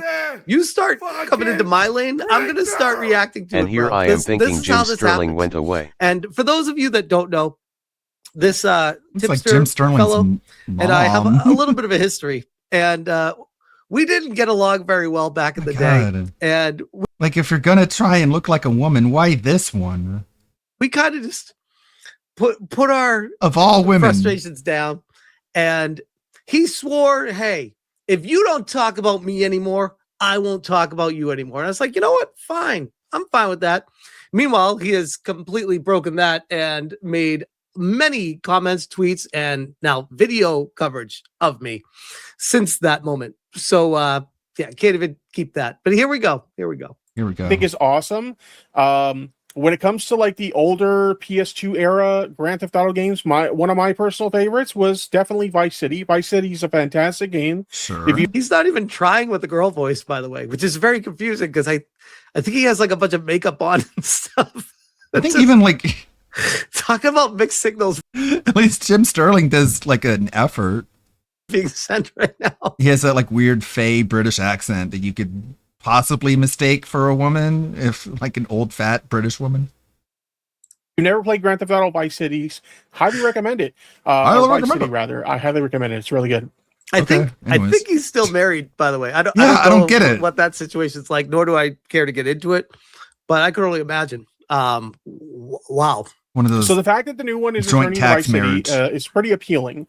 And it's been a while since we've got a new Grand Theft Auto. Was it 2013 that Grand Theft Auto 5 came out? Are you sure? I believe it was 2013. Somebody correct me in chat if I got that wrong. I remember pre-ordering it, and I got that collector's edition that came with the... Which, by the way, real quick too, before this guy went total internet nutso, he was pretty decent with his online commentary. He really was. I don't know what the fuck happened to this guy, but holy shit, he's like talking about a career nosedive. He has destroyed anything he's ever built up in the past. Like, this is like the same shit that Jim Sterling did too. Like, all the credibility and everything just crashed down every time. You hate to see it every time. Los Santos hat, and then someone stole the hat from me, which I'm really sad about because I actually like oh no, wearing that hat. It was awesome. DSP took the Los Santos hat. Let's see if I pick a random hat, which one will it pick? If it picks the Los Santos hat, I'm gonna lose it. Nope, Sonic hat. But in any case, they announced the cover art for the new game recently. As you can see here, it's going to show in a second. This is going to be the cover art for Grand Theft Auto 6. And, you know, it's very, similar to previous designs. You've got the panels with various different scenes from, oh my God. Now I see why this is fucking 35 minutes long. Los Get to Santos the Sonic. point, bro. Oh, let me fast forward because, yikes, another minute talking about it. What could they possibly find to call woke about Grand Theft Auto of all things? Well, as you guys know, we recently talked about Smash JT and his little theory on bisexual lighting in video games and how... Thank you, by the way, Tipster, for proving my point with all your pink, purple, and blue in your background. Right? They're trying to turn us all trans through the bisexual lighting. I don't know what the... I can't even take this seriously. Looking at him and the makeup he has on with the pink background, and he's trying to say that what I'm saying It's a is conspiracy not theory. when he's literally doing that himself. No. Original post was here because it's a been conspiracy. deleted, but he responded with, no surprise, they went with the heavy pastel bisexual lighting. So he's referring to the cover art of the game and claiming that, like, it features bisexual lighting. And dear Lord, like, has this guy never played a Grand Theft Auto game before? Like, is he really that fucking stupid? Like, don't I think, hold on a second, chat. I think I have a copy of Vice City that we can look at because this art style, that's like and neon. this color palette is not new to Grand Theft Auto. No, it's not. In fact, even in my video, I bring up Vice City. I say, yeah, it takes place in the 80s where these colors were everywhere. That, like, this style defined the 80s. As far as I understand, and please correct me, Chad, if I'm wrong, Grand Theft Auto 6 does not take place in the 80s. So you can say, oh, well, because it takes place in Vice City, it's throwing back to the 80s with these colors. Okay. I might give you that. But based off of the other things that Take-Two Interactive is posting, I think it's fair to ask some questions. That's all I'm saying. And let me see if I can find my copy of Vice City. So I went ahead. Like, he thinks this is like a big gotcha. Like, no, bro, I literally talk about this in my video too. That's not the point. And I grabbed my box set copy of the PS2 collection of the Grand Theft Auto trilogy, right? And if we look at Vice City here... Oh my God, I'm not even going to bother because this, I even covered this in my video. Here we go. Let's go. Keep fast forwarding here. Lighting in a I Grand guess you Theft get Auto used game, to it, huh? that just tells me you've never played a Grand Theft Auto game before. That's not even talking about like Grand Theft Auto Vice City is probably my favorite Grand Theft Auto game. San Andreas probably a close second. I've played pretty much every single one of them. I don't think I've played the Ballad for Gay Tony. I have it. I have not played it, but I've played all the other ones. So yes, I do know what I'm talking about with Grand Theft Auto. I love how people try to hit you with the, oh, he probably doesn't even play these games. No, I do. Like the Ballad of Gay Tony, the add-on for Grand Theft Auto 4, right? Because like that also featured bisexual lighting in it as well. Like this is just silly. Then talk. it's gay. This is then. just a dumb excuse. Well, that's to find a reason to be angry with this shit, which is exactly what these grifters do. But then he goes on to Tipster post looks this. like that This is person something he who was, wrote like, to their raging congressman like, about the other day. dangers of Grand Theft Apparently, Auto. at some point, Rockstar had handed out these pins to He honestly looks like someone who would be against video games. their employees. How ironic. Yeah. Propaganda being pushed to the masses at the studio. I feel like this is fair to question. Again, like, why are we not allowed to question this shit? By daring to bring it up, I'm Because I'll automatically in the ridicule wrong? you. Like, what the fuck kind of world is this? And so he's like, is this going to be a pre-order bonus for GTA I feel like I summoned Pest with this story. What's up, Pest? 6? To be honest, as outraged as he is by this, I'm over here. I'm not really outraged. I'm making a joke. Is this a pre-order bonus for GTA 6? Based off of everything that's going on at Take-Two Entertainment, this was a joke. Outrage. Good, sir. You're so I'm wondering, upset. Or ma'am. How can I get one of those? Careful. Can one of those employees at Rockstar throw one of these on eBay or something? I want one. Oh my God. I think it looks super cute. So you're proving him right. Don't ever fucking say that again, Tips. You're just proving his point. I think it looks super cute. Anyway, if they hate bisexual lighting, they must hate anything retrowave. That's what I'm talking about. So I talked about this before. Where like the bisexual lighting thing, at least my understanding. Again, taking everything out of context. I became most aware of it when it became like a thing that people would say about streaming setups. Like, look at my streaming setup, right? I have what some would call bisexual lighting in. Yeah. Yes, actually. I like how he's calling it out himself. The background, which I noticed some of my lighting's not even on. Let me go ahead and turn that on. Boom! Look at that shit. No, it's actually full-on bisexual lighting, like pink, purple, and blue. And white. This is what some people This is the refer to as worst bisexual argument. lighting. A lot of streamers got into the whole like 80s. I can't even take this dude seriously with this mum cut and the literally lipstick. It puts the lotion in the basket. What are we doing here, bro? Vibe retro wave thing, and they started to incorporate that into their streaming setups via this sort of lighting deal in their setup, right? And a lot of people jokingly refer to that as bisexual lighting, right? You're literally proving my point, bro. Like, look at the direction your life has gone. Look what you're doing to yourself. And look at the colors that you're using in your fucking setup. Like, extreme.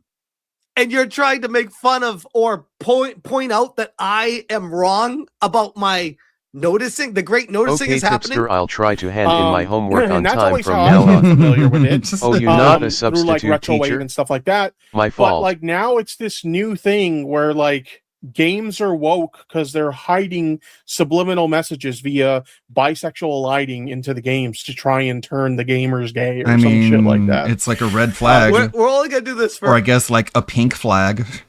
a couple more minutes. I can only take so much of this. We're almost done, Imperator. I'm apologizing in advance. Person posts they're turning on each other. So the cover art got announced, and this Yorch Torch Games. I like how Tipster acts like he doesn't know who Yorch Torch is. This Yorch Torch, you know who he is. Anyways, Yorch is being Yorch. Let me fast forward to this. As one of these anti-woke dudes is like, yo, I like the cover art for the new Grand Theft Auto. And Smash DC is like, no, you're supposed to hate it. Jeez. Who's calling him out? He goes on to say pattern recognition Here we and point out, his original observation was that this purple streak of light in the sky is bisexual lighting hidden in Halo. Yeah. Yes. These are things. Once you start seeing the pattern recognition, you cannot unsee it. Hmm. This is not my fault. This is the industry doing this shit. You start to notice it. And all I'm doing is pointing it out, saying, yep, here it is. This is a concern. As a subliminal message. And I love, by the way, I love how much the internet has like turned Smash JT into a lolcow and is like literally mocking him for this. Bro, Projection City population tipster. The only person that's gotten turned into a lolcow here is you, my guy. All people. This I can't begin to tell you how many people have been making a mockery out of Smash JT, even though he already was one, to be fair. Oh yeah, But totally. By the way, he's really a lolcow now, even though he really was before then too. I mean, I said at the beginning, like, Smash JT isn't the perfect person either. It doesn't matter. You can take what people say separately from who they are. By the way, this guy does not like me at all. Yeah, well, I don't know. It does seem like a stretch, but I mean, theories are theories. By just calling it like I see it. And he's clearly spiraling in his own personal life, as you can see. how many people have been mocking Smash JT over this dog shit take? But yeah, he's trying to say that, even summon Scumbag Hector. What's up, Scumbag? Good to see you. like Grand Theft Auto now is woke because any example? No? Okay. it has the bisexual lighting in it. It's pretty. I like, by the way, I like how he skips right over out of Smash JT, even though he already was. It has the bi. I like how he skips right over the Take-Two interactive post pushing transgender on LinkedIn. It's like obvious this is that in the remake, this the is Covenant my are humble main cotton point candy salesmen. about the Grand Theft Auto Duh. stuff. Like this is important to put two things together and say, are these things connected? I think we should Just have a that simple. I conversation like about men. it. He's like, how dare you even bring this up? This is for the trans. This has nothing to do with the game that they're making. You are gay. Sexual lighting in it. It's pretty hilarious. I wanted to point this out. I actually spotted this when I was looking through his Twitter account. I said bisexual lighting. My goodness. I gotta start charging rent for these people. I spotted this when I was looking through his Twitter account. The only Twitter account I look through is Paul Tassi because I'm curious on what his marathon thoughts are. I don't stalk people's Twitter accounts to make content out of them. This is very fucking weird. Is bad unless Trump does it. We have this tweet by the White House. This was base. Let's go. He got so mad. No, these are the bisexual lighting. Trump can't take these. These are our colors. We know, ever since Trump took over, he's not the trying to be official White House subversive. account, they like to post memes. They try to be trendy and stuff, and they post this In that AI way. garbage slop. So they did a Grand Theft Slop! Auto style meme, "Make America Great Again." 47. We really saved America before GTA Oh my 6. God. I would like to ask, Tipster, you look like Slop in human form. You look like if Slop tried to be a real boy and got granted the wish by a fairy. define saved. What exactly do you mean by you saved America? Because I would. Kamala Harris is not in charge, so that would be the first step. I would beg to differ. Could you imagine? Could you imagine where we'd be right now? Like, holy shit. In a lot of ways, America seems pretty fucked right now. But the reason I Better point than it this was under Biden. Judging from the person in the bottom right corner of the screen, I would agree with you, sir. Bring me Solo and the Wookiee. Oh, wrong person again. Trump's doing his best Sorry. to fix it. So the reason I say bisexual lighting is bad unless Trump does it is look who retweeted it, Chad. Look who retweeted it. Smash JT. We're taking the Almost like this has nothing to do with video games and is thus a completely different topic. colors back. So it's bad when Rockstar Games does bisexual lighting, but when it's Donald Trump, it's A-okay. Yep. Because Rockstar it's presenting a aesthetic style that might affect the game itself and the way the game is themed and tilted, whereas this has nothing to do with a video game. Interesting. It's just a parody. It's literally just a parody. Because Donald Trump hasn't posted anything about transgender days of visibility, tipster. That's why it's different. You idiot. Several different You reasons. literally missed my entire point of what I'm talking about. Context fucking matters, you moron. Then we have this here. Oh god. Some of He goes on to other stuff. I think does he even talk about he literally covers my video? Oh my god, guys. Guys, we might have to cover this another time. We might have to revisit this one because there's only so much of this I can take at once. Oh shit. That is the absolute state of Tipster in 2026. I wonder where he will be in the future. I'll leave that one there.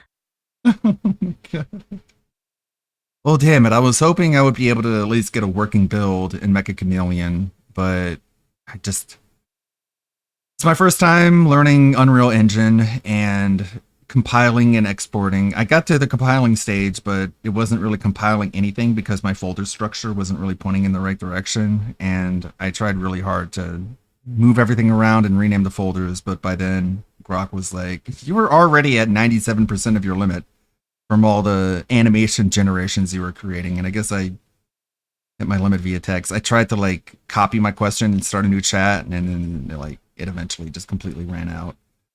What are you doing, Meerkat? Let's check on you before we go raid. Be on it for like half a year. I do now stream on Thursdays, so I'll be here tomorrow. Come on. I won't be here on Friday. Move your ass. Jump there. Do what you're supposed to do, you dick. Come on. Of course, he's Stop having. wasting my time. Good God, this guy. Come on. Oh, come on! Who's out there? What are you doing, dude? He's at $47. He's a Dutch slaver called Lawrence Prince. He's being weird. Mangy old codger. The chair is probably shaking behind him. Yeah, we nearly had him. By God, you bravos are a cheery bunch, eh? It's a weird costume. Furrowed brows. Captain Kenway, you have remarkable skills. Thanks, What is mate. he It doing? comes Look at his natural. face, man. He's such a weirdo. Prancing around in a uniform that you Keep have glancing at the camera.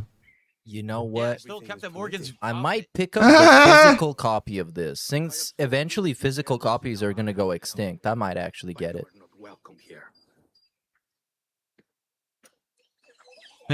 Matt, he just can't figure out the parkour. He's just really bad at like nuance and like micro adjustments. Cheery bunch of mates you've got. You deserve scorn, Edward. Prancing about like one of us, bringing shame to our cause. And what is that? Your cause? To be blunt, What are you doing? we kill people. Templars Checking and the their tips, checking the associates, leaderboard, folks who'd like to control all the checking empires on PayPal. I'm very interested in how his GTA 6 gameplay is going to pan out. Obviously, he's going to get a bump in views. He's going to get a big bump in money that he's going to get, mostly from like drive-by contributions. Because, you know, at this point, this game has been in development for so long. It's been marketed for so long. You know exactly what you're going to get. If it is in a It's gonna good fall off technical pretty condition quickly. on launch and not like completely fucking broken, probably the people who had any interest in playing it would play it. Even the people that have like pretty like below average levels of interest, they're gonna play it just to be a part of the hype and to be a part of the moment. Just like it was with Elden Ring, because people picked up Elden Ring. Many people that not even into Souls games picked it up. Yeah. Just because it was Elden Ring, like the big gaming event. Like he had slow days playing Elden Ring, and that was arguably equally as big a release as GTA 6. Of the time. At least for his genre of gaming. And Thanks most for people stream. that would Have a watch good him night, play buddy. it I instead think of I'll go playing it raid themselves, Meerkat like, I since we're don't already get watching it. them. I don't get it. Go raid him. Why wouldn't people who want to watch GTA streams just Yeah. go watch an actual good streamer? Like even if they do, like at the beginning watch his gameplay out of interest for GTA 6, like it's gonna very quickly not be the source of GTA 6 gameplay, and they're just gonna go somewhere else very quickly. Also, a wisdom. No, sir. Okay. What I know is he's gonna be terrible at driving because he is terrible at driving in those games. Because his driving in GTA, I think the normal It's driving in GTA comical, should be bro. like the normal way you would drive in real life, but kind of crazier. You know, you run some red lights, you drive in the opposite lane every once in a while to overtake somebody, or you know, just a little bit crazier. Mhm. But his is just you Like- see where the like objective Psychopath. is, and you just take a just straight line As to the crow there. flies. Doesn't matter if there's cars in the way, pedestrians in the way. Yeah, he drives like he's the horse in Skyrim, and just like He let's. should be playing it the second it unlocks on launch night. Yeah, and like every day and night for a week if he really wants to like be on the same level as a lot of these other GTA streamers. And like a lot of the other GTA streamers have hundreds and hundreds of hours in GTA Online, so they're going to be way better at every aspect. Every aspect of the game, they're going to have more experience. They're going to move better, quicker, smoother, and he's going to be so stilted because he can't even figure out parkour in Assassin's Creed. And it just makes him crash even more, and it makes it really dumb. Yeah, but very funny.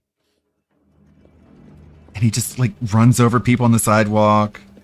And outside of that, the games are pretty hand-holdy. You don't really have a lot of freedom, so it's not like he can do some amazing, unique stuff.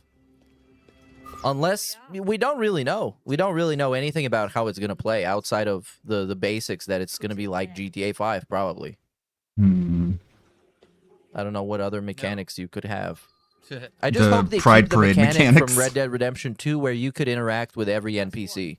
Even if it's as basic as telling him to go fuck themselves or wishing him to have a nice day, I love having this in a game. From the men and women you put in danger here. All right, let's go raid. And if that ain't May the good blood guide your way, everybody. Thank you, Suburban High. Thank you, Anthony. Thank you, Dogs Plained. We'll be back tomorrow Piece of Eden. I reckon if you made the effort. where we can make progress in the animation and the Mecha Chameleon map.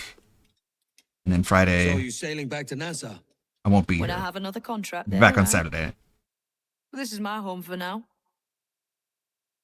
Yeah, even Watch Dogs 2 could let you interact with civilians. You could call the police on people, and then you could call a gang on those same people. Let's go raid you'd Beer Cat have a Bob. gang May the and good the blood guide police your fighting way. each other. That was pretty funny. Thanks again. I just like games with kind of dynamic Little systems dude. like this. Even though those games like Watch Dogs, Grand Theft Auto are very linear with a very basic mission structure. But if you have something like this to spice it up at least a little bit, I love it. New quests have appeared. What's up, Satan? How are you today? Let's take a look here. So, both viewpoints unlocked. And also, you know, it's not like he's going to be the only guy playing GTA 6. Everybody and their grandma are going to be playing it. I'm probably going to be playing it off stream because I just wanted to like sink my teeth into it in my private time. But yeah, everyone's going to get more views. And I think he might just be left in the dust yet again. Have I played Kingdom Come Deliverance 2? I played pretty much... I did pretty much everything you can do in that game. I love it. I love the second one. The first one I played just a little bit, but I got they did release like a next-gen patch for it, and I got it, but I didn't really play it. Maybe I should. Interesting that it gives you the padding. Man, big ups Ludwig for the raid, dude. Appreciate that. Thanks for another super chat. I'll shout that out in a sec. Let's. Oh, there it is. Yeah.